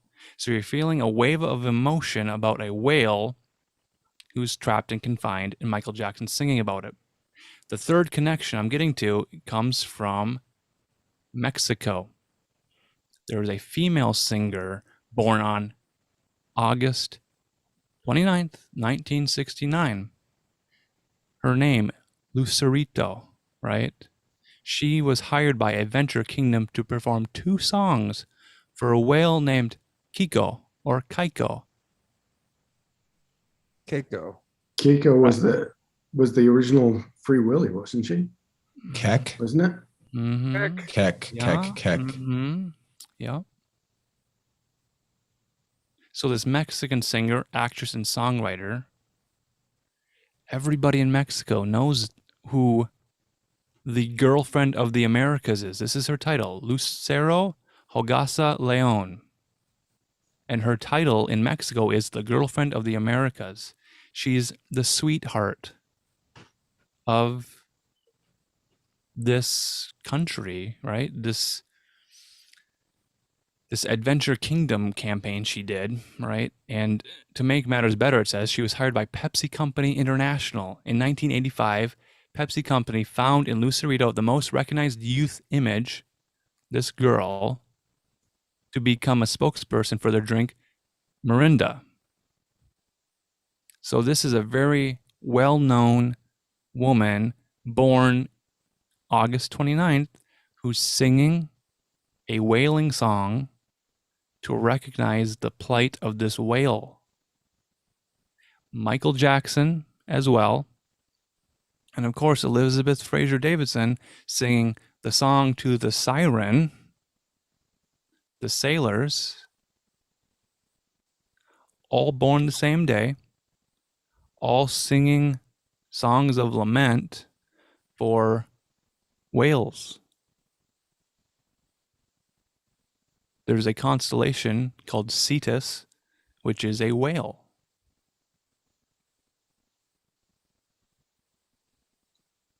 And I'm trying to get all these notes together. So if you guys take what I've given you and you start to find the music videos of Lucerito and Keiko of Adventureland and the meaning of lament and the story of Ishtar and Tammuz, which serves as the motif of the Greek myth of Persephone, the daughter of Ceres, and going into the underworld, there's a story of Jonah in the whale. Mhm. The story of Jonah being swallowed by a whale and then thrown at the shore of Joppa. In some ways, is he like a sailor? Because he was going to go to Nineveh. We have all these stories, but have people explicitly stated the significance of whale, W-H-A-L-E, whale, W-A-I-L, and wall, W-A-L-L, and the wailing wall. Where's the wailing wall? And the significance of lamentations in the Old Testament. Right. So you're thinking, what is this, a sign pointing to Jerusalem? Another interesting possible tangent is just that Cetus contains the Aquarius constellation. Yes. Hmm. Whale, symbolic of the world, the body, and the grave. So this symbol exists. People have written about it. They've made art about it. And you have to wonder about the astrological and zodiacal significance of 3 pop stars having relationships with whales born on the same day and singing songs of grief, lament, death, passing over. Any mourning in there? Mm-hmm. So that's just the start of the research. How much deeper does it go? What other connections can spiders dig up? Well, I've got one. Okay, I'm gonna screen share this. This is just an old timey image search result, Mm-hmm. but it seems to be referring to machina electrica, electrical machines. Mm-hmm. What is this? I have no idea what this image is. Fornax Chimica and Machina Electrica. It's a good question. Oh, wait. Is that the siren on the left? No, the thing itself is a siren, isn't it? But there's a, Because that's the. Are you talking about the harp yeah, a being harp the B. siren? Is that a lyre? Lyre? Or is it a harp? Is it a siren? It's a harp. Harpy. B? Mm-hmm. There's pi underneath it. And what do you use to defeat the white whale? A harpoon. Harp. Wow. Mm-hmm. And what is harp doing in our sky right now? HAARP. Damn. Mm-hmm. And a machina electrica. And Salter is the solemn. Chemicals in the air, Yeah. and electrical machines to create the plasma grid for those chemicals to disseminate in a uniform way. Mm-hmm. Where did you find this, Chance? Just a quick DuckDuckGo, bro. Just was looking up stuff about Cetus. Just want to find Duck, duck, go, bro. Yep. It's just a typical duck, duck, go, It's bro. just, the spider you know gods how I are do. sometimes, you're right, after 3 hours, things just pop off. This is when the flow starts, man. Right. You got to stick with it. You don't ask for this information. This The information information seeks finds you, man. you to be the channel in which it will release itself. Oops. You drop that link for us? Yeah, sure. Just screenshot No it. problem. I Just started to, but then he pushed the button. Oh no. I'll pop a screenshot over to Telegram and all that. Yeah, I think cool. it might 'Cause be too long for a YouTube comment. I got a guy who, oh yeah, in that book, I didn't grab that book title you were talking about because I got distracted about healing. So all of this is just surface level research, bringing together the ideas, and then deciding, well, do you want to write your master thesis on this? How many thousands of hours of your life are you going to devote to it? And Yeah. over a period of time, like 1 year, if you gather all your notes and you put them in a personal notebook or a personal wiki, and then you just search it, you've done the work over the course of a long period of time as the ideas arrive in your mind. And it doesn't seem like a whole lot of effort, but it's the snowball effect. You just start small and it gets rolling and rolling and rolling, and you got a giant spicy meatball. And that's a spicy Take it out of the, meatball. yeah, That's you a can take it out of the spicy oven. meatball. Hey, Slick was asking if that's the head of John the Baptist on the table, but I think it's a Caesar. Kendo? Looks like a bust of some kind in that style. With like a razor blade? Sometimes you Some serve sort of a tools? word salad and croutons. You crunch into them. Okay, so first of all, that was, I guess, not Cetus. I'm looking at the page that this came from. And it is a constellation inside of Cetus called Eridanus. Yes. Represents the Po River in modern day Italy. Mhm. So it's seen as a river constellation in modern This times. is a river. There's a marine mammal that swims in the river. This is our stream, our live stream tonight. We're fishing. The other connection is that Nevermind album cover with a naked baby swimming in a pool, reaching out for a dollar bill that's on a fishing hook. And how many years later did the man in that image hire a lawyer to then charge the band and record company, the label, for producing child pornography? And that man that today. grew up to become Alan Marcus. And he's got Nevermind tattooed on his chest. And all kinds of quotes of saying how much he thinks it benefited his life that it happened before he decided he needed some money. Yeah. So I included another photo of a larger spectrum of the sky and where this constellation. See, my game is weak on knowing where constellations are in proximity to each other. My inner star map is not very well filled out, but in this screen share, we see that it's bordered by Orion.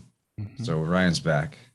The Phoenix, which is a popular Masonic symbol, Columbia, Canis Major. So we have a lot there. And Taurus is up here as well. The Taurus field. Mm-hmm. So this is a major waterway in the sky. This is where the watery constellations hang out.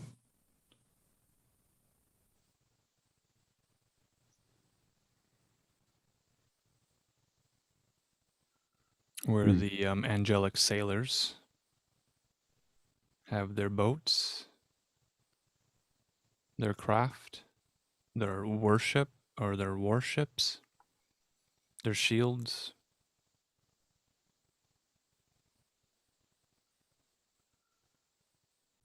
There's a toucan constellation up there. Makes me think of the cannonballs and cannonballs.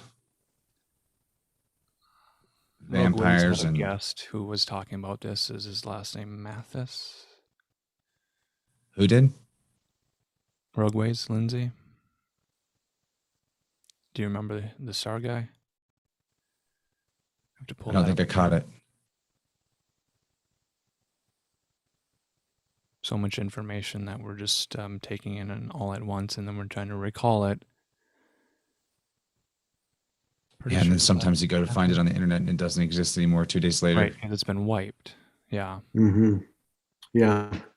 It's the worst. Over and over, I've had that happen. So then you develop this habit of saving everything until you have 20,000 pictures on your phone. Mm-hmm.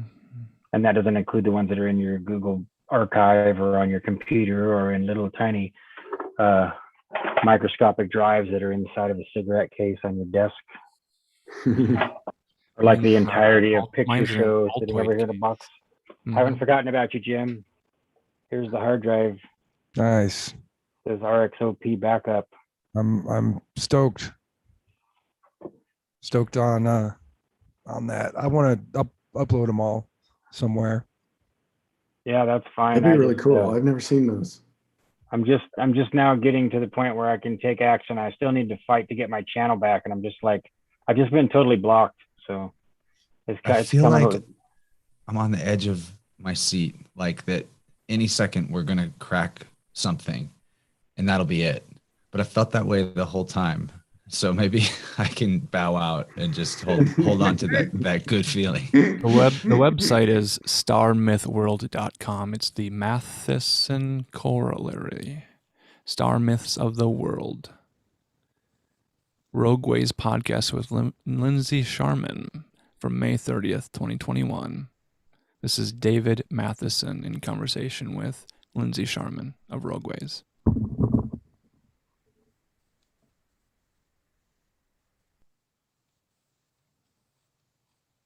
starmythworld.com. Every time I see those like constellations with like rivers and water stuff, I think of the Stick song "Come Sail Away," because isn't that what it's about? Is the them sailing into the stars? Mm-hmm. Hey, spiders, I'll catch you guys later. Everyone in the Hey, live buddy, chat. thanks for You guys coming, rule. bud. Nice to You meet you, rule. brother. Talk again sometime. You too, Sean. Yeah, Have a good y'all, night, Chance. y'all rock. Thanks for Good Chance. Don't thanks for hanging figure it with us, all out buddy. I without appreciate me. it. Or if you do, just send me the cliff notes. We'll keep trying. Hey, we don't have cliff notes here. We have Clepoth Spiderweb. notes. We have the Spiderweb wiki. Spiderweb wiki. Oh yeah, we need All to share right. about that I a see little what more. That may or may not exist. Yes. Oh, We're- so ready. Where notes may or may not be posted. That's what I needed as a container because I get Mhm. put a lot in, but I don't have a filing cabinet. It's a huge disadvantage. It's one thing that I think makes Sarah on such an excellent researcher, diligent and organized note taking. And he created many websites for that very purpose. He said he created most of his dozen websites just so that there was a place where the stuff could go out of his head so he could refer to it. Brilliant. That's awesome. All That's right, brilliant. you guys. May the Yeah. spider gods be with you. We are the spider gods. Thanks, buddy. Thanks for coming. Thanks for hanging with us. Later. Appreciate it. And then there were 4.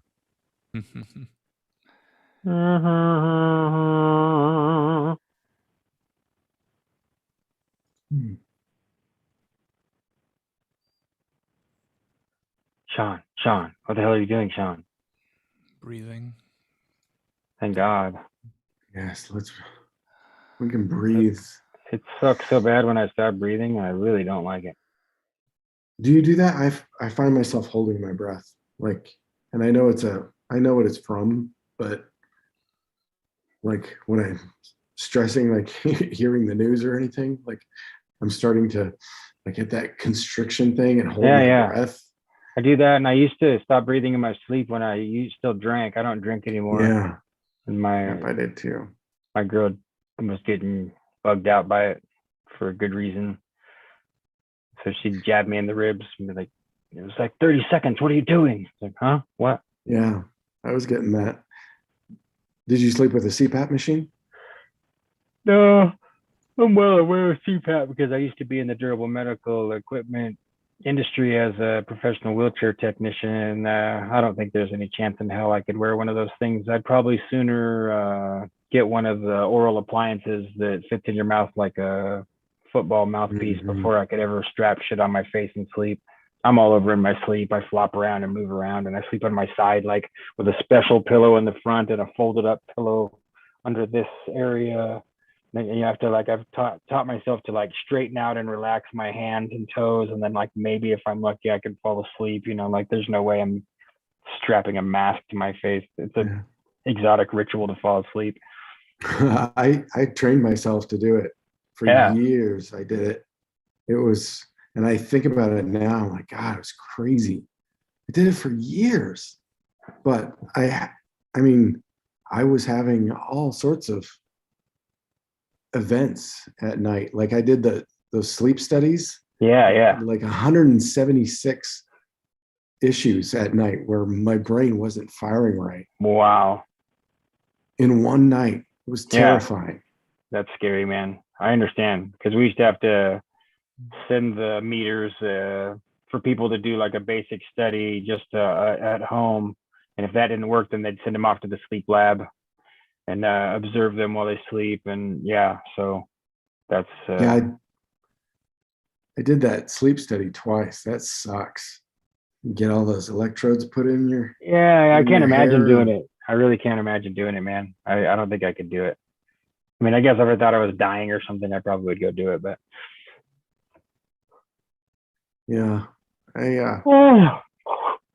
excuse me.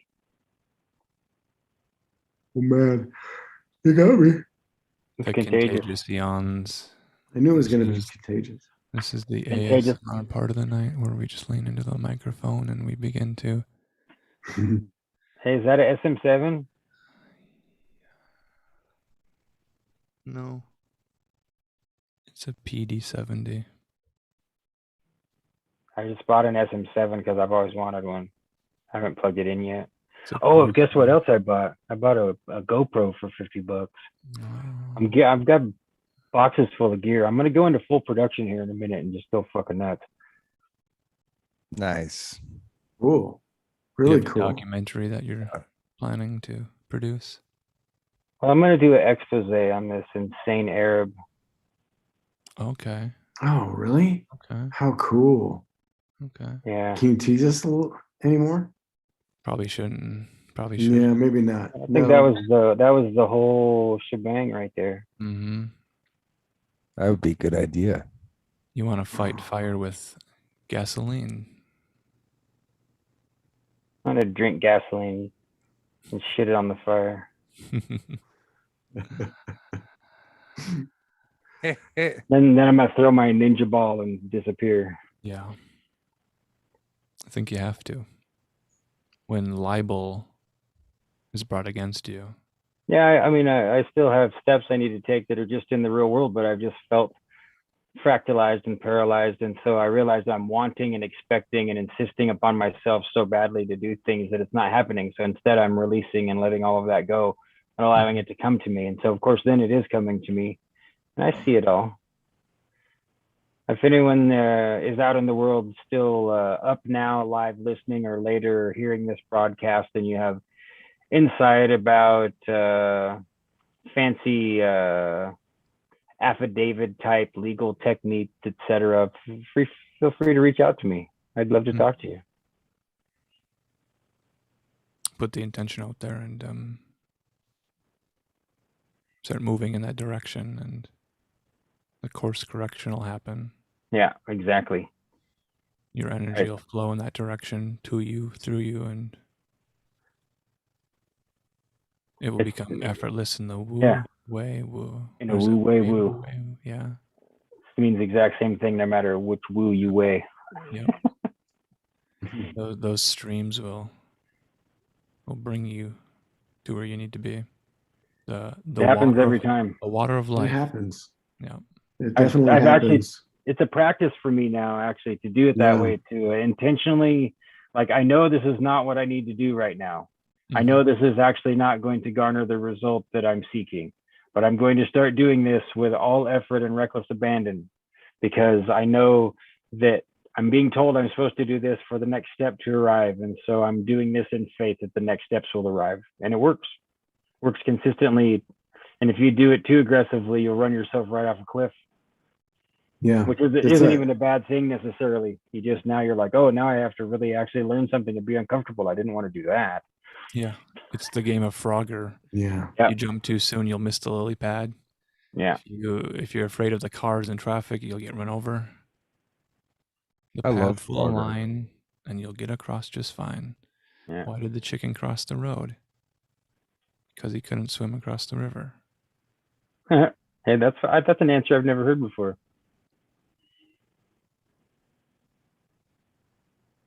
That's really true, though, that whole trying hard, you end up self-sabotaging and getting in your own way. But when you let go of that stuff and just listen and let things come to you, like it does. Let the thing that you're fighting win. Let it win. Well, the universe wants to conspire with you. Mm-hmm. It wants to put those things in your path to bring you to whatever point that is, and it's gonna do it. And when you try harder, you're just making it harder on yourself. Well, when you wanting is not having. Yeah. So when you want, you actually push it farther away. I'm actually trained in all this stuff. That's another part of me moving forward, is I'm going to offer myself available as a release coach, because I'm certified as a release coach through Beth Martins. Oh, are you? You did her Yeah, I was in the first class of Journey Code release people, and I'm certified. You know, my little piece of paper that proves it's sitting here somewhere in this wall of stuff. And I have done some work with people, and I mean, I am technically available, but I don't really have my packages and everything put together in such a way that I could jump on a call with someone. And it's pretty fly by night, seat in my pants right now, which really isn't the best way to do it. It's better to have an outlined, presentable offer, Right. but because I'm going to integrate it together with art, like the idea of creating art and letting go of things that don't serve you. That's kind of my calling, and I'm trying to come to terms with it still here. Hmm. It's scary. Yeah, that stuff is scary. Yeah, I've been feeling that pull too a lot. So I'm Yeah. trying to be creative, I guess in a way through procrastination, I'm still refusing the call, even though I accepted the call. Does that make sense? Like in the hero's journey Yeah. cycle, like Yeah. I've accepted the call, and now I'm like, but let's just kick it. let's not actually rush out the door on this mission yet. We know for sure we're going, so let's wait. I'm still in that place, but not for long. I can feel it swooping down on me. Everything is going to move. Right. And when it happens in one instant, instantaneously. It's going to make the whales wail, Alan. Yes. Yes. They're gonna roll around in their Afghans underwater and scream at the top of their whaley lungs, singing this song for all of us. Yeah, I'm with you on that same thing. There are things I'm trying to kind of force that I know I need to do. Yeah. And I keep procrastinating it, like resolving something with somebody that you're gonna be better once you resolve some shit, but it's like pulling a pin on a grenade and you're in the same pit, Yeah. We all have those things. Yeah, it's just part of life itself. This is it. We all arrived here to learn something, to learn some series of things. And I have to believe we chose it. Me too. This is like the craziest ride.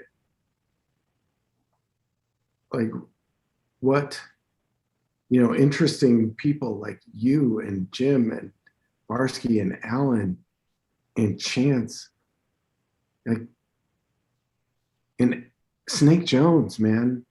Like we've lived some crazy stuff. And I realized the first time I saw Chance was on Lindsay's show. And Lindsay, oh my God, Lindsay's been really integral and instrumental in my life, and we haven't even had that many interactions. Same. She's offered me places to pivot and strafe that worked in such a way that if I started to explain it now, then this would be the 7-hour stream. We can't do that. We can, but I don't want to. Yeah, we're here writing our own gospels, and I have to wonder. The question becomes then, when we chose to in spirit and indwell in these bodies, did we get to read the last chapter of our gospel so we would know where the destination was before we chose? Or was it just a matter of, here's what's going on, here's the backstory, here's where you enter your scene, go out and do it? Here's your mission. Should you choose to accept it? Yeah, that's a good question. Did we come here knowing everything to play it out in the flesh because this is such an amazing way to play it out? Or did we come with 99.99 and we know that 0.0001 is here? That's a good question. Maybe we saw everything, we knew everything, we were part of the one, so we knew what was going on. And then when we were born, right, the spark in the mother's womb, which might be like a whale too, right? It's like an arc, a belly. And when we're born, we forget what our connection is, which is to the cloud server in the sky where everything is known at once simultaneously. So we're shown it. We're like, ready, go. And then we're born and we're like, but we just forgot everything. And we have a complete blank slate. Amniotic fluid into the Mhm. amnesis, into the amnesia. Yes. Mhm.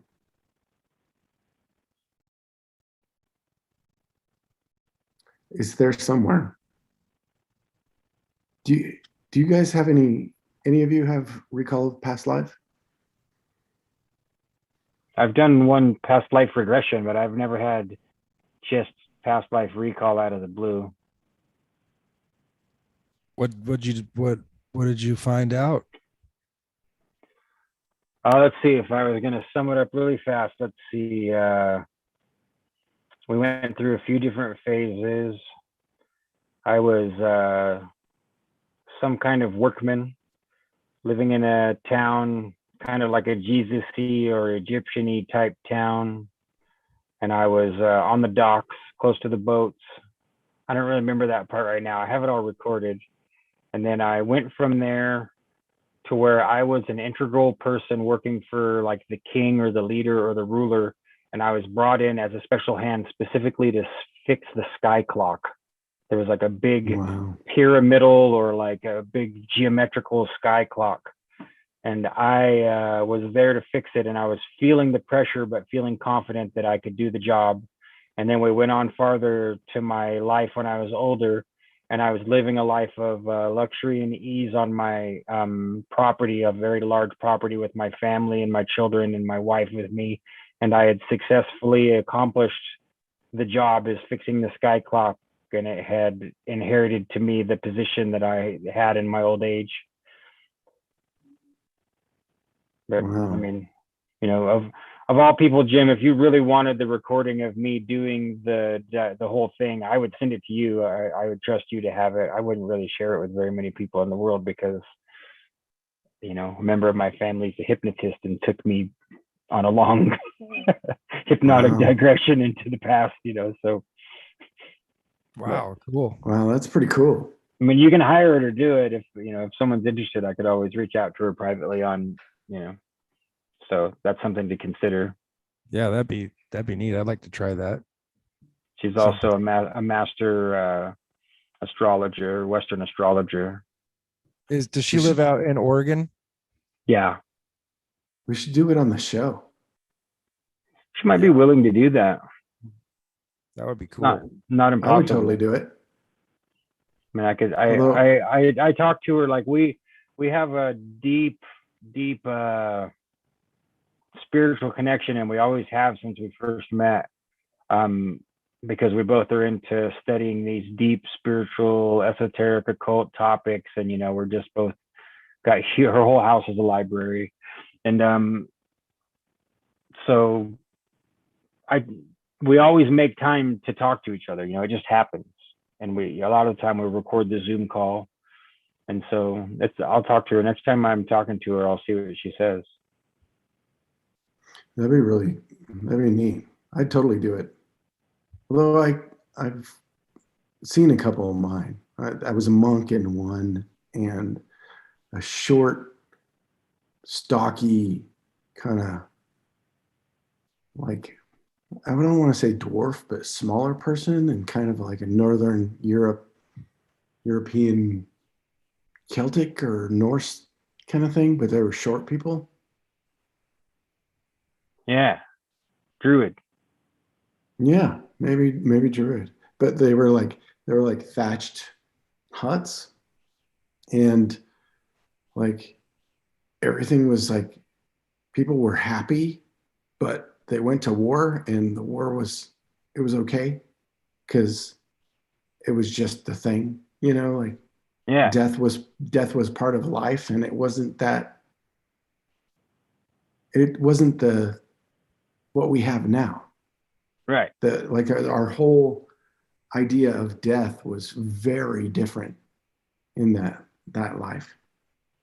And I died in war, and it wasn't a big deal. Like it was like a welcoming, you know. Right. That's how it It used to was, supposed to be. well, It used to be that to die honorably was the most powerful thing, and to be a coward and to avoid your fate was worse than hell. You know, at least that's what they say.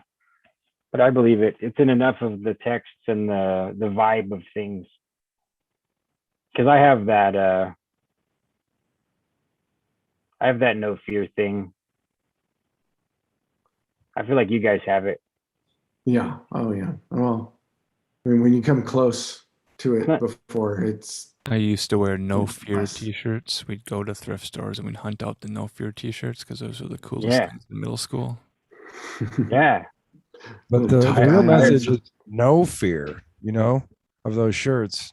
It's backwards. KNOW fear. Yeah. You know fear when you know fear, you know fear. Yeah, I remember it's the guy with the mohawk. It was his the skier, Glenn Plake. Is that his name? Could That be. was his whole group. I think that was his name. I haven't thought about that guy forever. Yeah, Glenn Plake.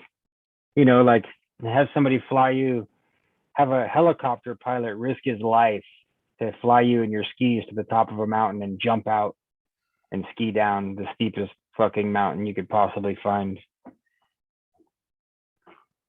If you guys never checked out Glenn Plake, he's worth looking into. He's a wild man. Looks like he's still alive. How many bones did you break?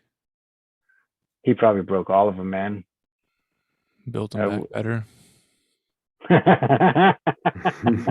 Build bones back better, Biden, you bitch.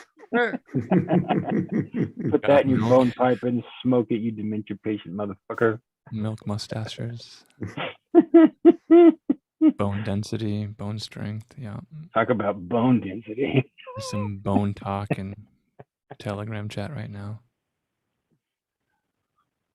It's like all of our thought forms, our thought waves I like just synchronize.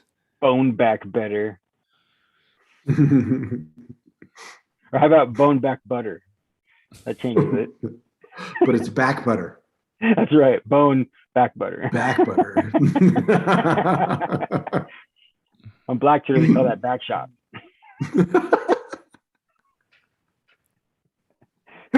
TMI. Excuse-moi.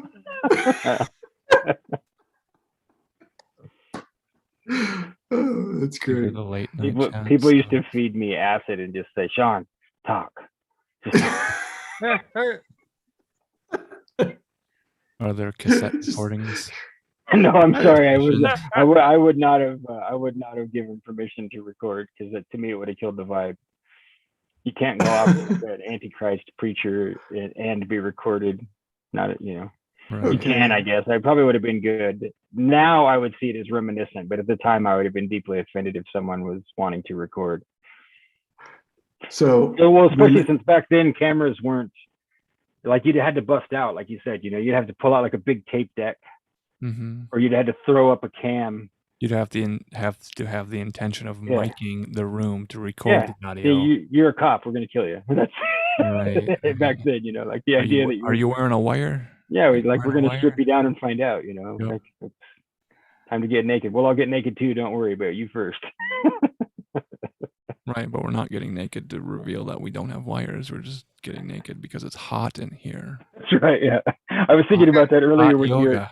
the combination of your headphones and your headscarf, and like I was sitting looking at you, and I'm thinking, oh my God, Alan's head must be so fucking hot right now. But you know,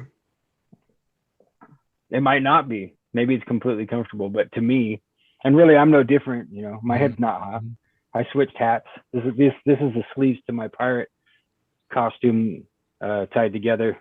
And my whole life I've always, especially when I'm cleaning house for some reason, I'll get some weird rag and tie it and then just put it on my head. And I have no idea why, but it was hanging up here. And I thought, you know what? I'm going to switch over from my hat to this thing. Your It do-rag. feels more comfortable. Yeah. Heh. I think I got it from Einstein because there's that rumor or that factoid that he used to take a handkerchief and tie knots in the corners and use that as a hat. Like Gumby from Monty Python. There's a Yeah. practical reason for covering my ears, and cover your ears if you are what's the word for fear of spiders? Arachnophobic. Yeah. Spiders will crawl into the earbuds, you know, and then put them on your head. And then they crawl into Have you your ever ears. have you ever had that where you've put your headphones down, ran out to the kitchen to the bathroom, walked back in, put your headphones on, and then there's something just kind of in your ear, and you're like, "What is that?" Oh. Get off. No. And Jim's got it. He felt it. Well, from now on, I'll feel it. Yeah. It's almost as bad as a scorpion being in your boot. Yeah. That Oh, or a spider in your shoe. Yeah, in the desert, you always check your shoes, Yep. man. always check your shoes, man. I mean, I always check my crushed shoes so many- anyway. Like, it's hard for me not to check my shoes. Yeah, you always check your shoes out here because I've had them in my drawers, even in my. I got out of the shower one time, and I'm pulling up my boxers, and I just happened to look down, and right in the crotch was a scorpion. Oh with my its God. Tail up. That's crazy. Oh! Scared the crap out of me. Threw it off. Throw off the shorts and with the thing in there, and I'm pretty sure I broke my tailbone because I landed right on my ass on tile. And Which is almost as bad as being stung by a scorpion. yeah, it was probably worse than actually being stunned on my balls by a scorpion. Yeah, so that's why I wear this, because if I spend all day long wearing headphones, right? Because I have like the tones in my ears as I'm doing the research and the study. Have to have the white noise, and then there's the Monroe Institute binaural beats. Have you Oh, I heard love of those. Yeah, so I Mhm. got those going in my headphone. I've never if I- got those right, man. So if you got some good ones, send them over because I've never really, I keep trying them and I never get anything that's quite Oh, I have, Sean, I have an app actually that is actually pretty good. It generates. Okay. Yeah. It's one of the old simple ones. And I can't remember where I was supposed to share it before with the road group, I think, but I can't remember here it is. It's just called binaural beats. Yeah. It looks like this. Okay. Yes, that's the good one. And what you can do is Instead of program. Mhm. change the wave. I don't know if you can. Yeah. See, if how I it- got, how it it's always actually like changes. some crap that I find where people have claimed to make like a good thing, you know, not like, to me, that looks way better. I gonna set, down this. set This is the mine to good one. 432, and then you can set it to like run for a certain amount of time. Yeah, you can Oh. you can set the frequency, Yeah. and then there's a timer. And so I've set it for an hour or whatever as you're falling asleep. But Now, you're on Apple, huh? yeah, it's an iOS thing. So I don't know if that But was, it's just called binaural beats. Let me see what the It's Robert Monroe, the Journeys Out of Body guy in the Monroe Institute. icon looks like that. If you can Just see called it. binaural. Yeah. Yeah. yeah, of course it doesn't. Oh, this might be similar. See if they have it. There's always the crappy Android crossover. If nobody wrote for both platforms, then you know. Yeah. That's this that's is- kind of been my secret to reading books is I get a binaural beat and I'll get like a 432 hertz something, and I'll just adjust the levels until it's like I don't hear any background noise. Everything is aligning and I'm just focused on the reading, and then I can read for an hour straight without doing anything else, retain the information, take all the notes, and then be like, Well, where was I? That's really encouraging because Yeah, my I had life's an become like this endless loop of the opposite of that. I had an injury one time. It was the worst, like a crink in my neck, and it was so painful. And like I went to the doctor and they gave me pain pills, but it didn't go away. And then I went to a chiropractor, and I was sitting in the chiropractor's office. I got there like 10 minutes early for some reason, and so I got that app out and I set up like total relaxation or whatever, and I set the timer for 10 minutes, and then I just closed my eyes and listened to it. And by the time I got into the chiropractor's office, the kink in my neck was totally gone. Like I was healed. Nice. And he was like, "So what's going on? What's wrong? You have a kink in your neck?" And I was like, well, actually, I'm here to see you. I want to know how you're doing. Yeah. I said, actually, I listened to this binaural beats and it's totally fixed it. And he was like, wow. He's like, I never heard of that. And he's like, we used to have a machine that like punched you to a certain beat. Right. But yeah, I want that. it's like, I think I'm going to go home. I could use that for hate this nefarious anymore. purposes against my enemies. A synchronized massage. Yeah, a little violent massage for your enemies. We're gonna massage the truth right out of you. Yeah. Spill the beans, man. Spill the beans. I think in a past life I was a bean counter. Counted the beans.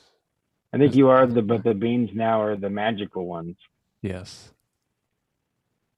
Magical bean counter, Alan Marcus. God, I'd love to see you on a TV show or an interview where that's their, you know how they always give people great titles, like, you know, they give Alan more like, you know, magician, Santa Claus, Santa impersonator,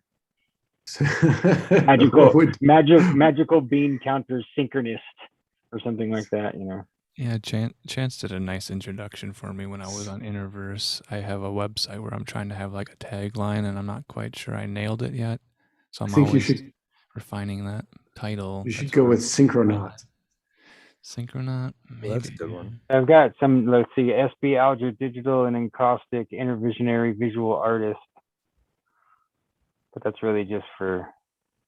Is that what your title would be, Sean? That's what I'm working on, but I'm in the same spot. If you send me yours, Alan, I'll send you mine, and we can both... AlanMarcus.com. Yeah? Okay. How many bookmarks am I going to make tonight? Write it down on paper. Write it down on paper. Yeah. And most of the research and notes that is just privately. Occulted gesturing, amateur, Humoridian wizard seeking metaphysical truth. I think that's pretty close. That's pretty close to accurate, man. Look at this image. Oh, you keep seeing my dragon in there. Yeah, that's cool. That's really cool that you can see you through your phone like that.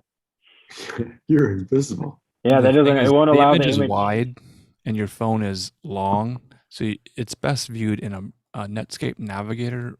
24%. You'll find a CD somewhere in a drawer in your mom's house.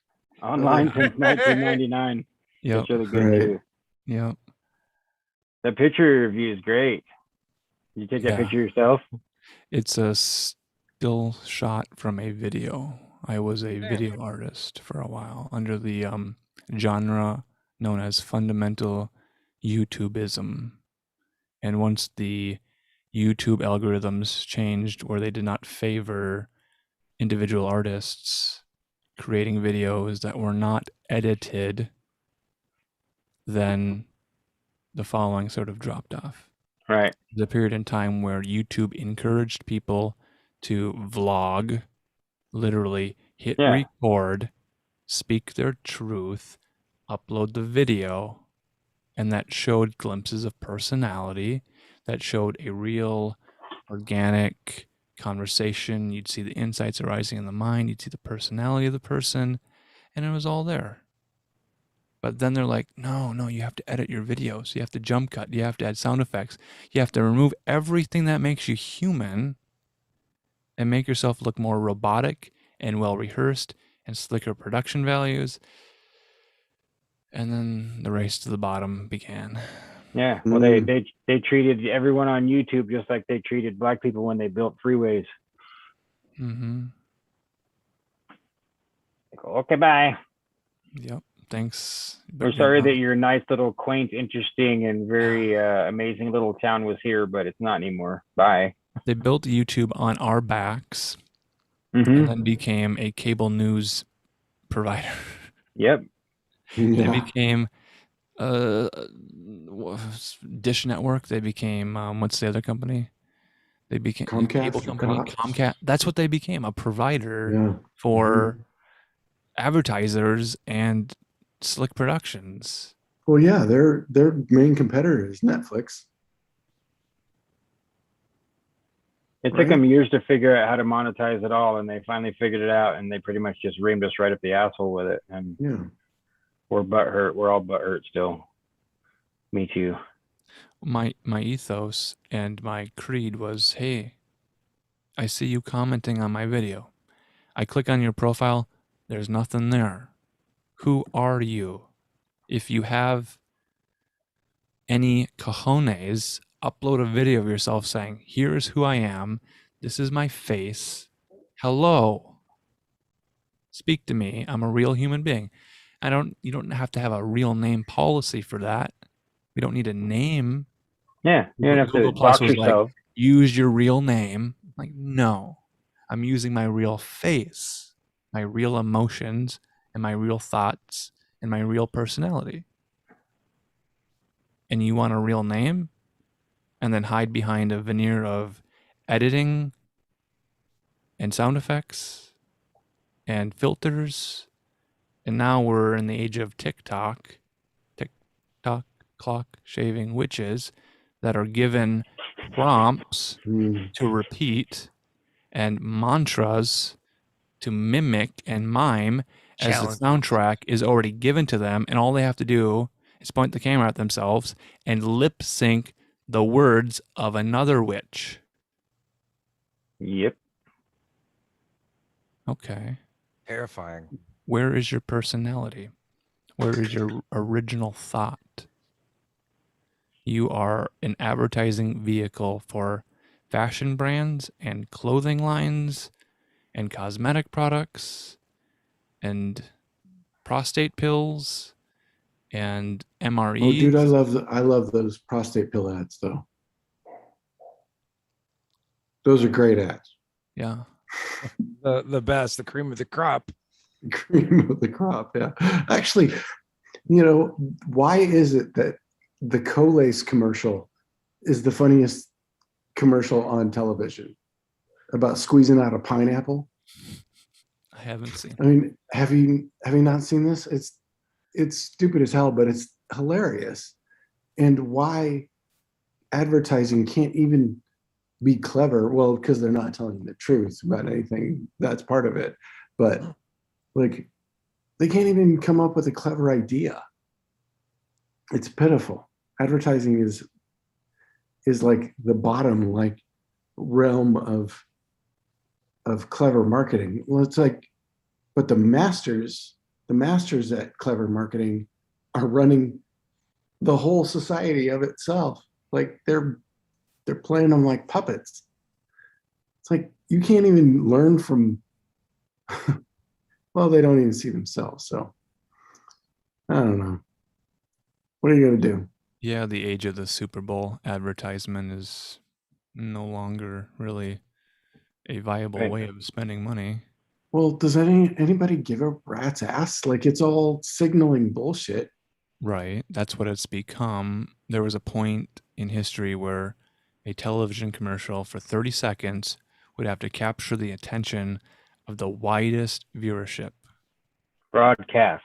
Yes, broadcast. Now it's narrowcast. It's directed directly to you on your phone through the influencer that you have an affinity towards, and the niche is already established through the hashtags, and your interests of liking posts have proven that you are invested in ideas, so it can be directly targeted at you. On Instagram, I get advertisements for all of these new pop stars, and I go to their YouTube channel and they have less than 100 views on the new music video they're excited to share with everybody. During quarantine, everybody became a pop star and recorded an album and shared it. And now they're advertising. They're paying for advertisements on Instagram.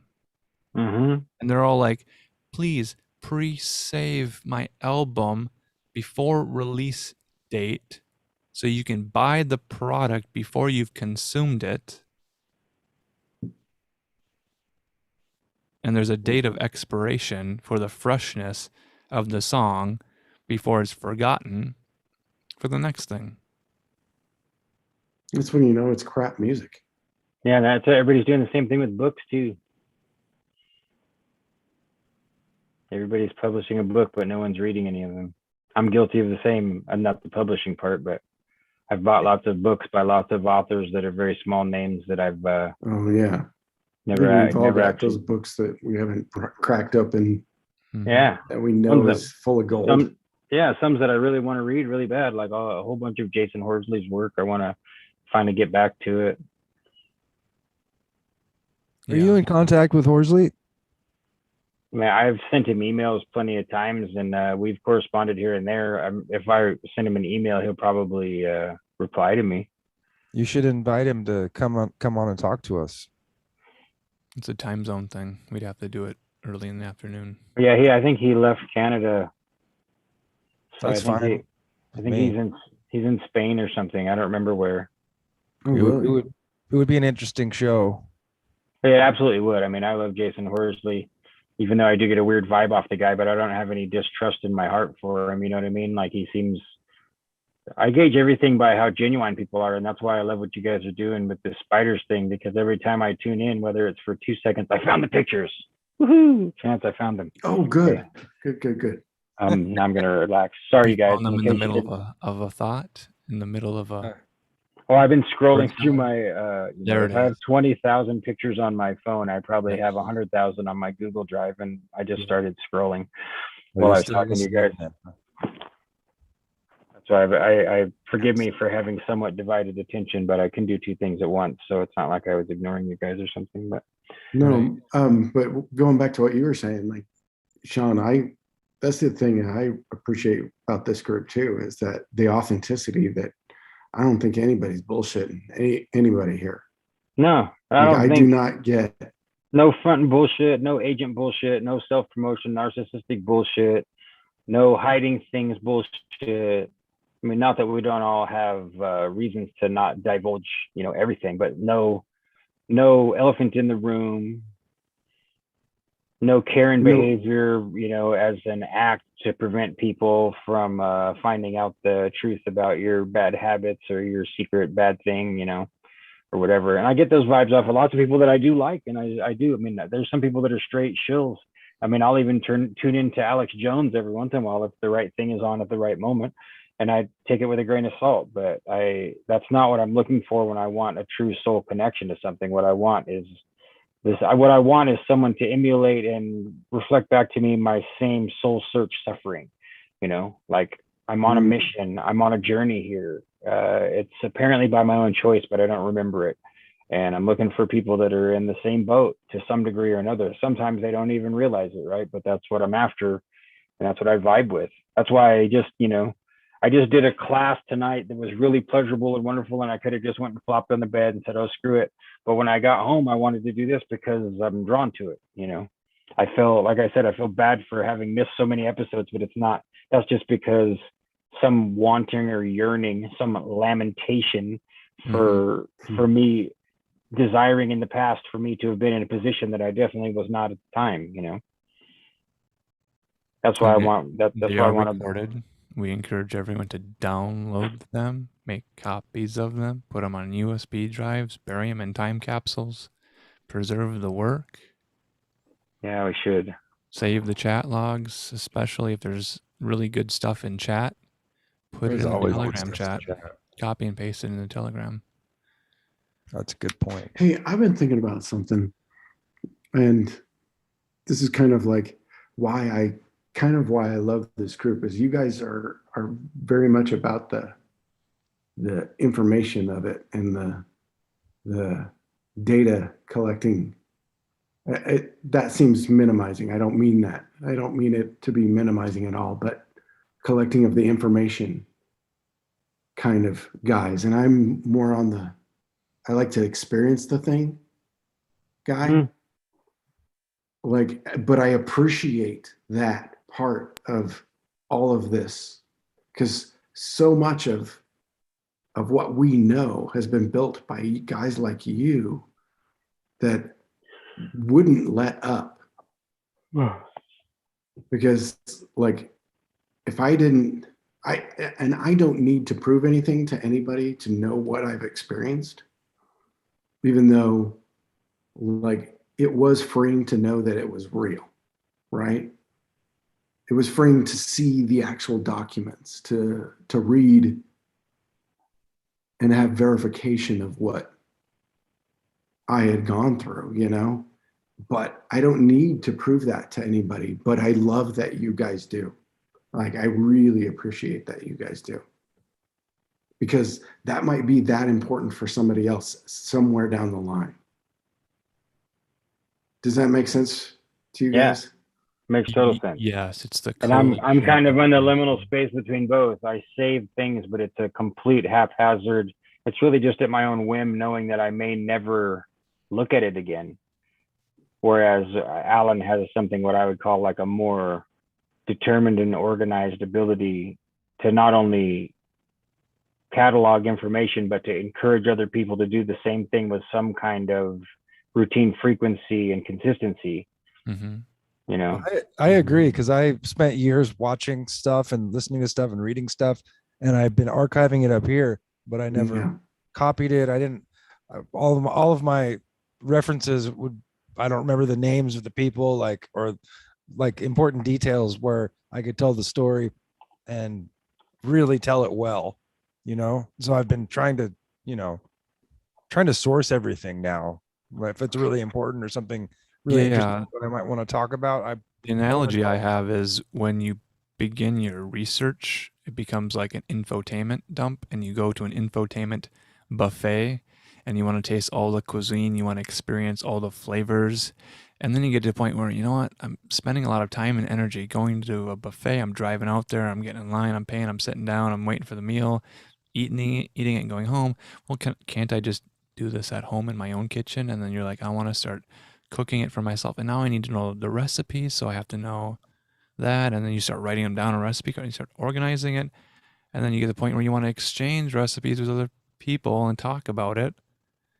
And that's what we do with information. We get to the point where we don't know what we don't know. So we go and run a survey of the available literature. People give us a list of books to read.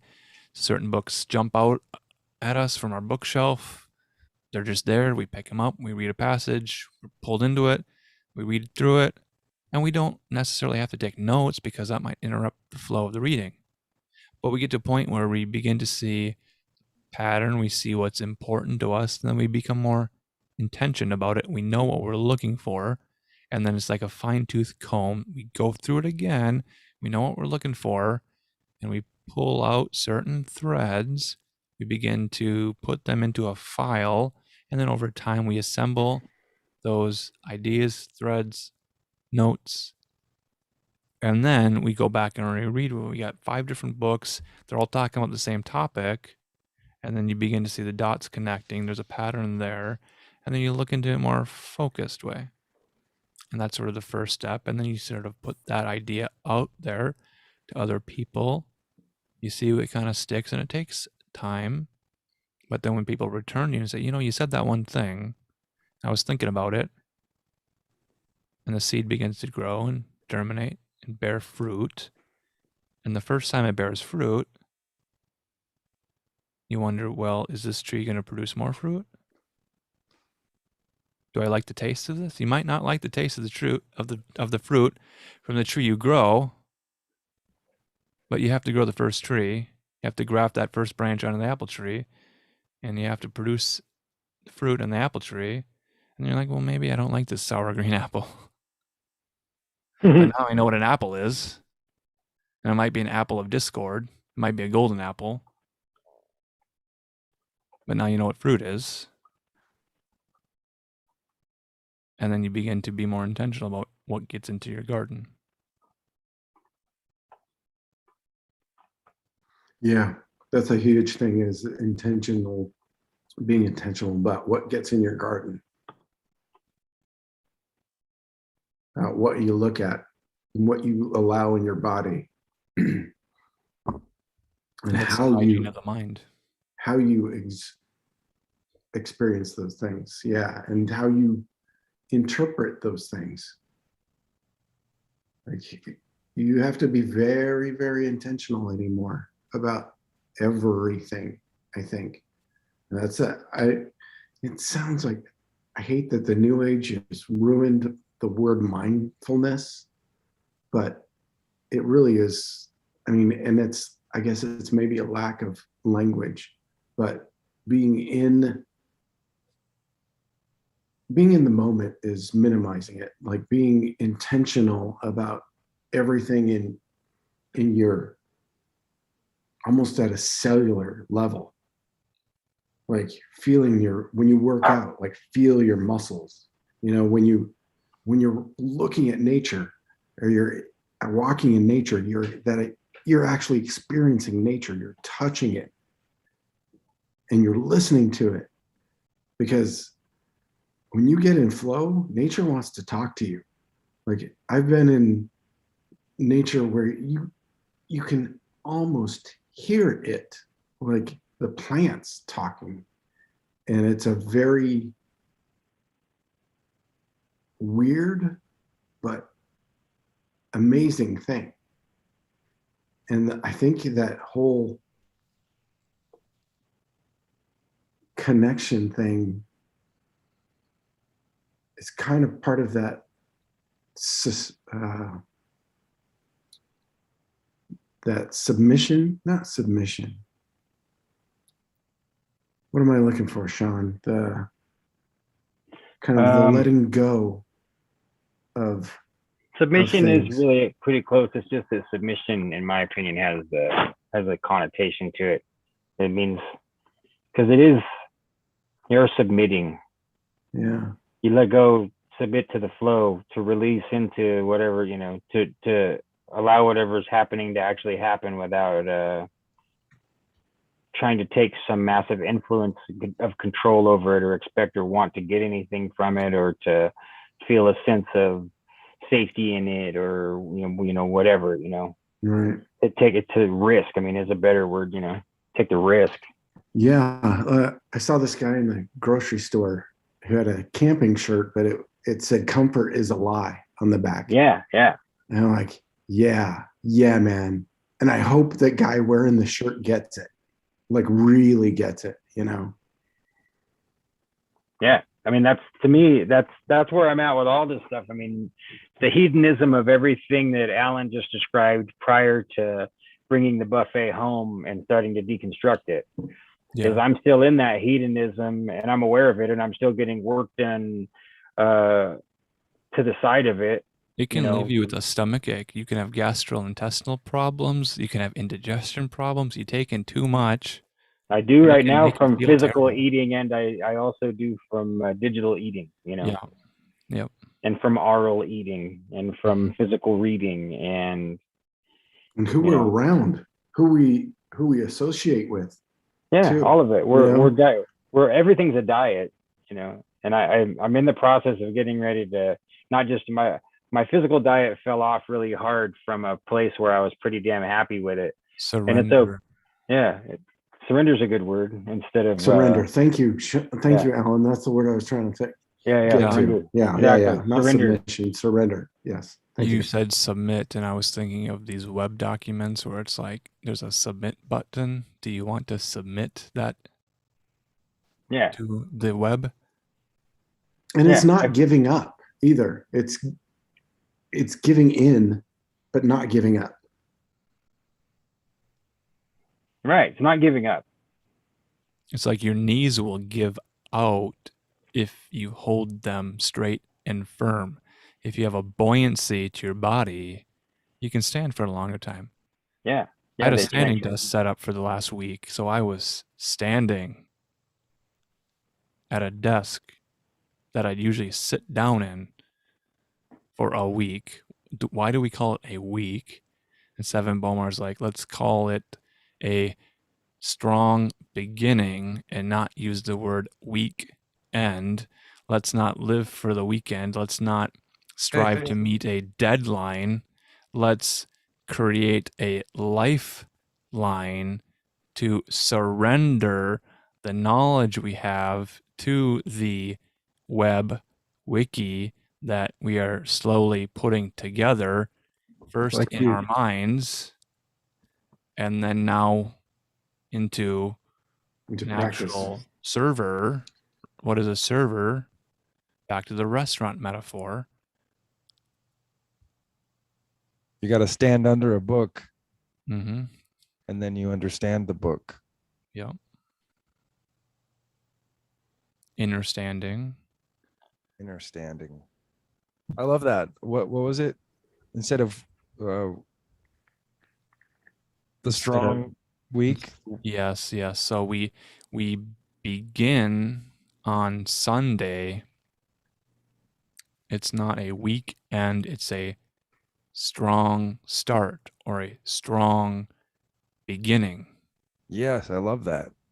We don't live for the weekend. We enjoy our days and begin a new calendar week with a strong start. When Yeah. we have a project that we want to complete, we offer ourselves a lifeline to breathe life into the project. We plant the seeds, and once we bury them with soil, we can walk away.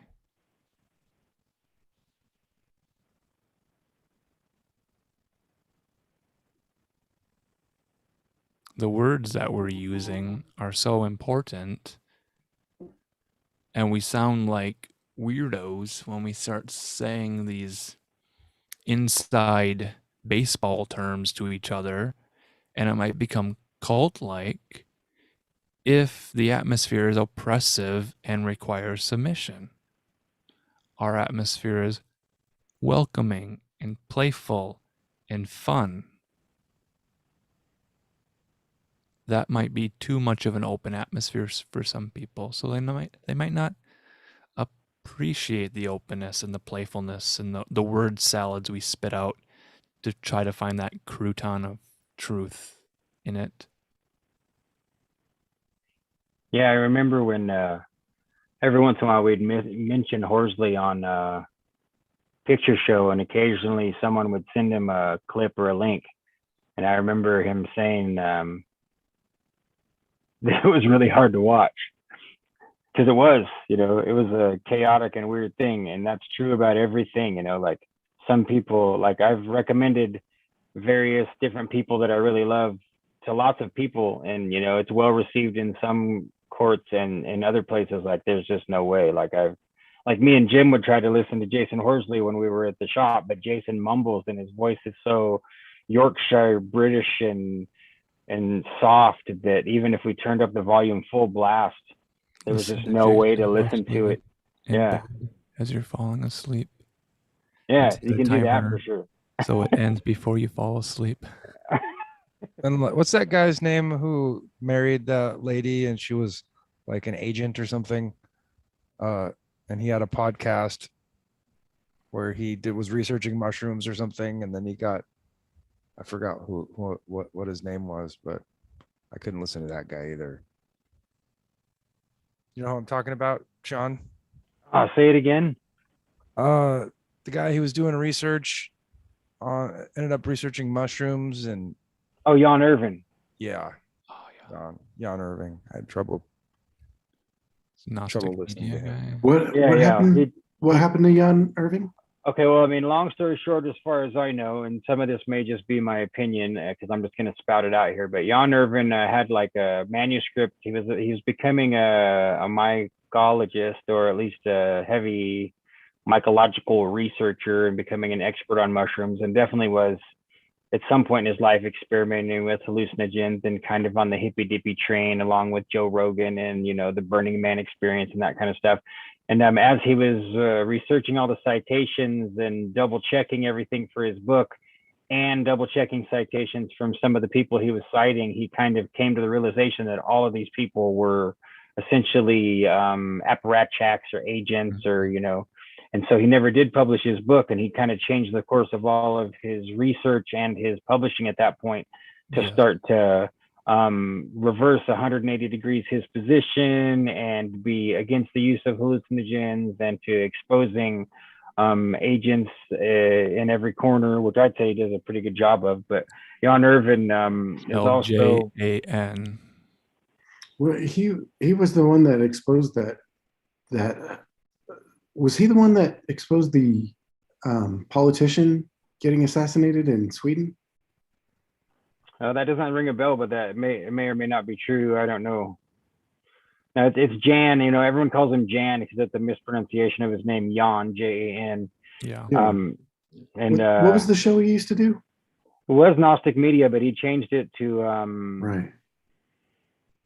The word just eludes me. The rumor is that he became a member of the Church of Latter-day Saints. I know that he did definitely convert to some kind of Christianity, but I don't think I've ever heard him say that it was Mormonism.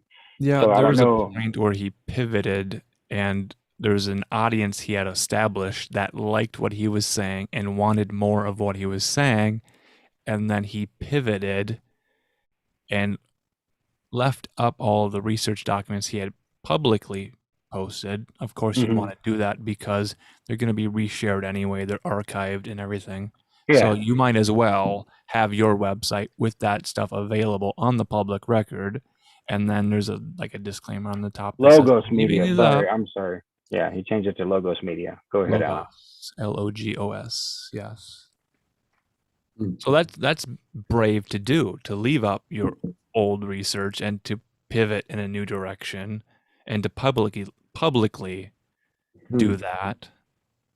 Yeah, I did. This is my personal opinion of Jan is that all of that made him rightfully wary and uncertain, and that he never really fully recovered from the blow, and so then he became emotionally outlandish oftentimes. I mean, most famously with Joe Atwell, like he was screaming at Joe Atwell on a screen.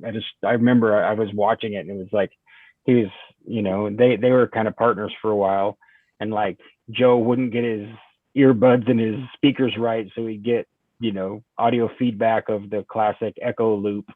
And I think Jan even considered that intentional, like trying to undermine their work together. And he came out and attacked Steve Outram after Steve Outram and him did tons of work together, dozens of hours, and I'm sure thousands of dollars worth of effort to produce it all.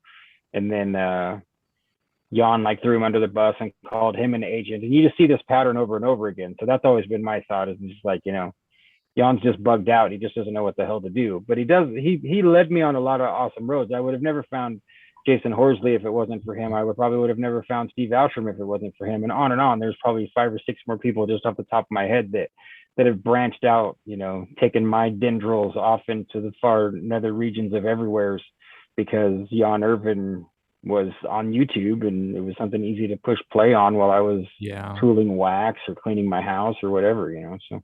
The mycelial network. That's right. Yeah. Runs wide. And I haven't looked at his stuff forever because he did pivot again. What Alan was describing was his pivot away from kind of the hippy dippy hallucinogenic community and more into exposing how many, I assume this, Alan, the first pivot was away from being kind of part of the Joe Rogan DMT, take acid or mushrooms crowd, and more into the holy crap, look at where all this stuff comes from, exposing Wasserman and exposing all of the other agents like Leary and Kinkeezy And all these people that can pretty easily be verified to be at best useful idiots and dupes, if not outright paid and controlled MK Ultra subject agents. And so he pivoted again, and the rumor was that he he took up some religion, changed his whole media company name from Gnostic to Logos Media, and I haven't really looked back since. It's been a long time since I looked into anything. There's someone in chat, and I'm trying to pronounce the name. Is it like I Gabe or I Gabby? You'll have to phonetically spell it out for me. But this chatter with a wrench next to his name says Miles Mathis did a good expose on Jan Irving. I remember reading that. Yeah. Because he got married to some girl and then he blew up and got a divorce from her. And Miles Mathis showed evidence that they were cousins and alleged that, all of these people in these positions were all cousins. And no. I was thinking, terrible. I said they are all cousins earlier in the show, thinking of Matheson, the Star Myths guy. And I was thinking Matheson. Math is sin. I agree. Math is sin. Mm-hmm. It's racist too. New math. Yeah. Who's the Red Ice guy? That's Red Ice is man, what we're just talking about him earlier. He's one of those guys that I listened to. Give somebody who did Chance say somebody put up a whole bunch of websites just to make sure their information was out there. Michael Tessarion. Yeah, that's Red Ice. Red Ice is Michael Tessarion. That's just his oldest. No, Michael Tessarion is not Red Ice. Michael Tessarion has appeared on Red Ice Radio to chat before. Yeah, I don't think he's the one that runs Red Ice, right? I thought it was Sarion's thing, and maybe he handed it over from way back in the day. I don't. Oh, maybe. I haven't listened to it in years, but yeah, Red Ice and Gnostic Media used to be really cool back in the day. Yeah, because Nikki Rapano was on Red Ice Radio way back when. Henrik Palmgren. Oh, you're right. Gotland, that's it. Land of that's right. You're right. Sarion was just editor-in-chief of Red Ice, founded in 2003. Yeah, thank you, Alan. He was pushing homeschooling a lot earlier than a lot of people were. Oh, yeah.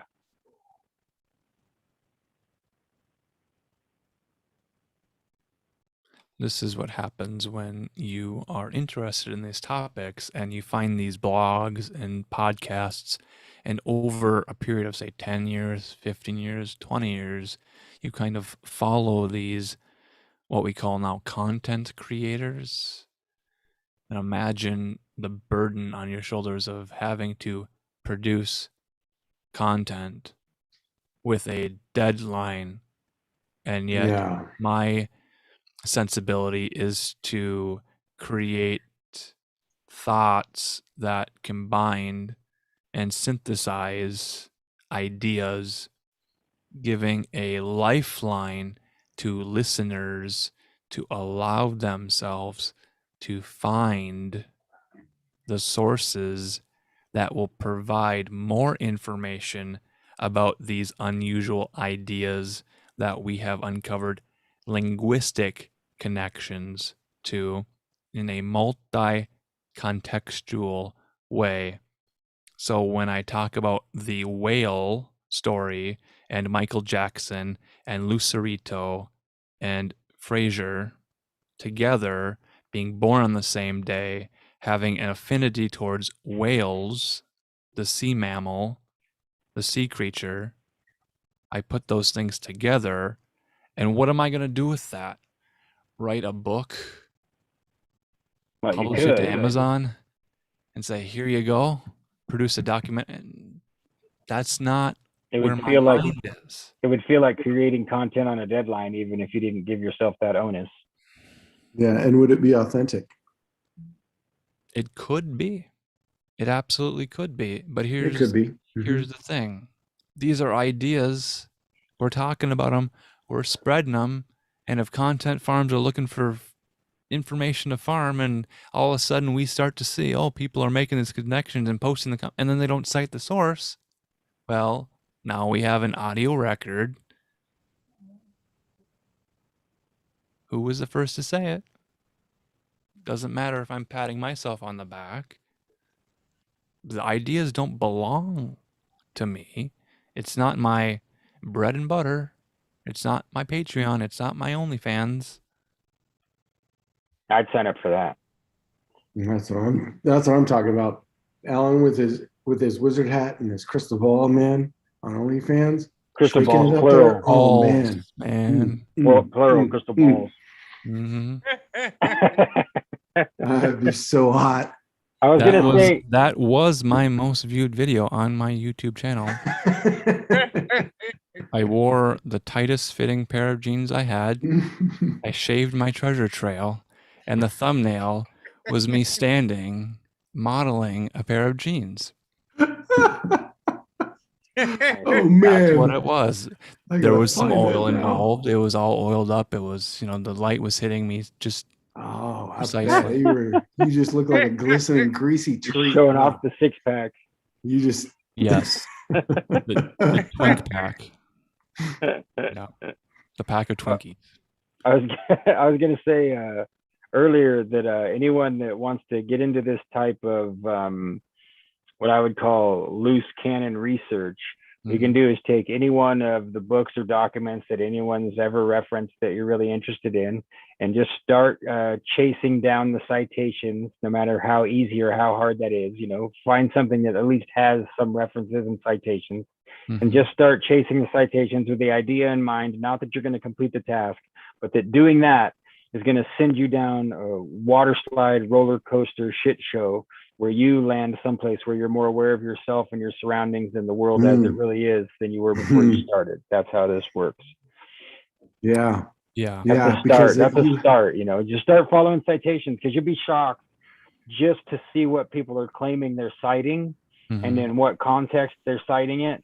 Just that alone is worth the insight if you've never started following some citations, because it's hilarious what people are claiming is supporting their argument when it might kind of be. Most of the time, it might kind of be at best. Sometimes it's literally not there at all, like it doesn't exist, or it's either wrong, or they've intentionally cited you off into a dead end. And doing that, it puts you on the yellow brick road, Yeah, and in academia, you're required to cite all your sources, and that's when you create your master thesis. You have a master work, or the great work, or academia, or a Mason's square hat that you got to wear to graduate. Yeah. It's like, that's not what we're doing here. Jenny B says the content is never content. That's right. There's no end to it. No. And the research we do is not for naught.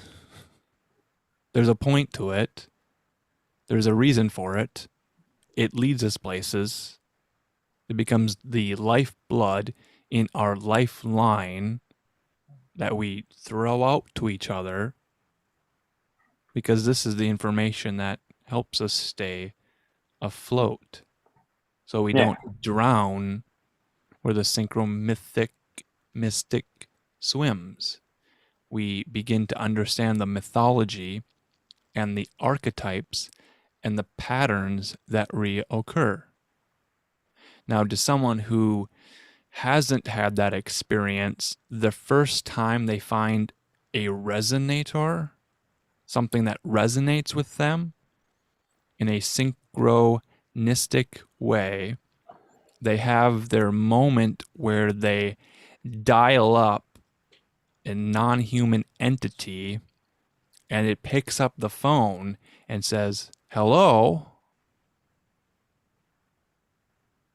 Well, there's no going back. You can't undo that communication, that calling out, that establishing with that other non-human intelligence. There are people that'll go to church their entire life, go on their knees, hands and knees, and pray to God and think they received a message. If they were to go outside at night and say, knock, knock, knock, "Hey, Lucifer, are you in this oak tree?" And then a week later they return and the oak tree is not there anymore because it was struck by lightning. And I'm being real vague here because I'm trying to write this out because I followed some chaos protocols real loosely. And I was a little irreverent with some of these written things. And after a series of crossroad encounters and moodras and clapping and communicate, and Mm-hmm. I'm being very vague here. I will share the specifics as soon as I can gather them from my journal. But you know, when you get a message back, not one time, but 3 times, you can't say that's coincidence. You can't say you're making it up. And then you're like, You can't even really lie to yourself about it. no. That's when it gets hard, when you're like, Because well, I you write can't. it down and you document it, and then you go back and you read your unbiased just attempts to explain what you did and what the result was after a series of location, recitation, a series of 3, clap, clap, clap, and then in the sky, pearly dewdrops drop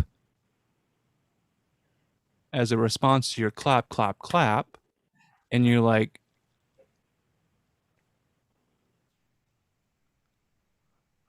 huh? Mm-hmm. If you can imagine that. So you take, It's giving me that uncomfortable feeling, man. yes, and that's why.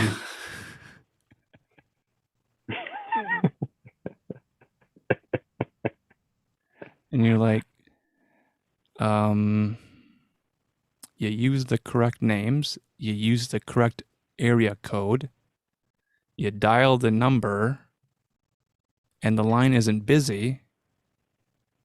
They answer, and you're like, oh, I just called something very important. I didn't have anything to say. I didn't have any questions.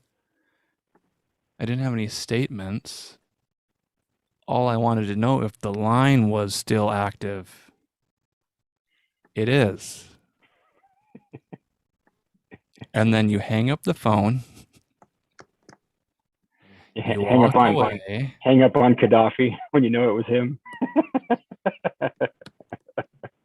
It's like you can't prank call the spirit of the principalities of the powers of the air. And then we're like, It's a hi, great we're sentence. here. We're listening. You can't prank call the spirit of the principalities of the air is a really good sentence.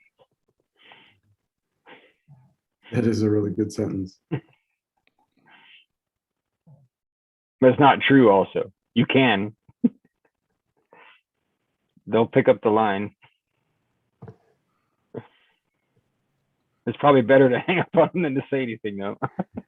Well, if you play fast and loose and you've got all these ideas in your mind and you're like, oh, what is that? You know that Greer guy, the Close Encounters of the Fifth Kind? Mm. And he gives you this protocol to follow. So you combine that with some chaos protocols. What's his name? Gordon White. And you combine all of these ideas that you have and you play fast and loose and you take off your shoes in the holy ground in the place where the oak tree, 100 years plus old oak tree, once stood, but you left some script there with some names of power on it, and lightning strikes. There's a lot of other trees in that graveyard. There's a lot of other old oak trees in that graveyard next to the crossroads where you circumambulate before dawn a few nights in a row. And you're like, man, I should have brought a guitar or a banjo or something. I could have became a musician. Instead, hi, this is what I am. A scribe working on a private wiki. Hang loose, man. Put the phone down. Stop calling up principalities. This isn't Magic the Gathering. You're not. This isn't Pokemon. This isn't Digimon. This isn't Shin Megami Tensei. This isn't a Japanese video game. Yeah. And you have that moment. Don't lust after that moment. Don't try to get that result. And it happened.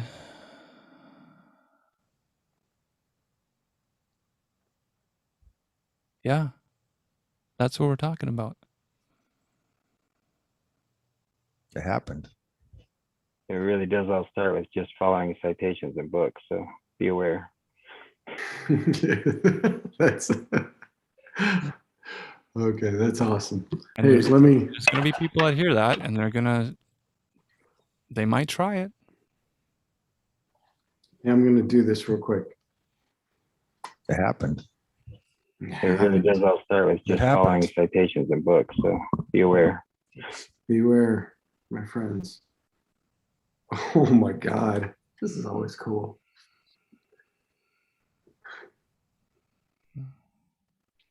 The abyss forever behind you. Together we exist as nodes in a network that ever expanding. Not a single one of us lacks a role to play. Your energy can diminish, darken, and lack, and you can sink into the muck and the anti-net of illness. And there you will be a part of building what can only be built in such a space, destruction. Or your energy can grow, brighten, and surge, and you can uplift into the clear air of all that is good, true, and beautiful to help construct the pure grid of life-affirming wellness. And it all happens by the simplicity of your thoughts, words, and actions. Your choice is all that stands between the abyss and the heavens. No other power like it exists. You are everything that matters, and I cannot wait until 100 million points of light becomes a glorious matrix of illumination where no darkness can dare penetrate again. Choose goodness and truth so many times that the abyss lays forever behind you. You're here, amen. Amen, brothers. I assume that's Lindsay's book. It is. Oh, sorry. I should plug this every single time. It's Lindsay Corey Sharman. All endings are beginnings. It's her newest book. Yeah, I haven't ordered a copy yet, but I need to. But right before you read that, and thank you very much, Gordy, because that was, you can't really say more than that. Nodes. Yeah, they're kind of like tendrils. Mm-hmm. Yeah, man. I don't know if you guys saw that, the rehab letter thing I posted in Telegram about the owls. Mm-hmm. But you guys, you know, all these people that I've run into in the last few years, I realized that each one of us are a point of light on that fractal. You know, as we're looking at watching a fractal transform and all the points are coming at us. And, you know, as you're looking at that graphic representation of a Mandelbrot set of what a fractal is, and each one of those points, because this is how interactions happen and magic happens, is those interaction of those points of light create a bigger point of light in that fractal that attracts more points of light, making a more giant point of light in that fractal. And I'm sure some genius kid at some point is going to put social interaction into a quantum computer that can figure all this stuff out, which I'm sure they already have, but seeing it, witnessing it with people like you guys is a pretty damn cool thing. And when we're choosing to do good with our lives, people see it. And that changes their lives. And that goes back to that whole heal yourself and heal the world thing. And we're not going to do it if we don't dig deep. And that's why I love these conversations, because you guys are not afraid to go wherever. We're not afraid to examine ourselves. The fear may arrive after you've done the thing, and you're like, did I do the thing I wasn't going to do? And I did it. Mm-hmm. And you feel the fear retroactively after you've done it. Yeah. Like, I don't think I could do that again. Oh, did I actually say that out loud? Yeah, I probably did.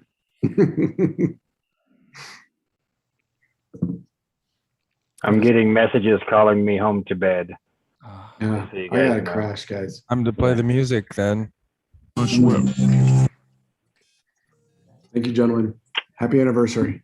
Yeah, happy anniversary. Thank you. We miss you, David Barsky. We miss you, David Barsky. We miss you, Barsky. Future proves past. And we live in your minds. Where were we 1 year ago? Where will we be 1 year from now? In your minds. We'll still be here. Inside your mind. Yeah, that's a good idea.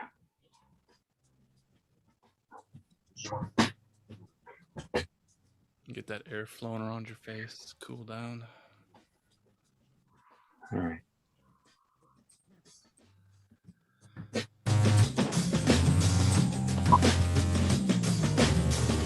Bye, Jimmy.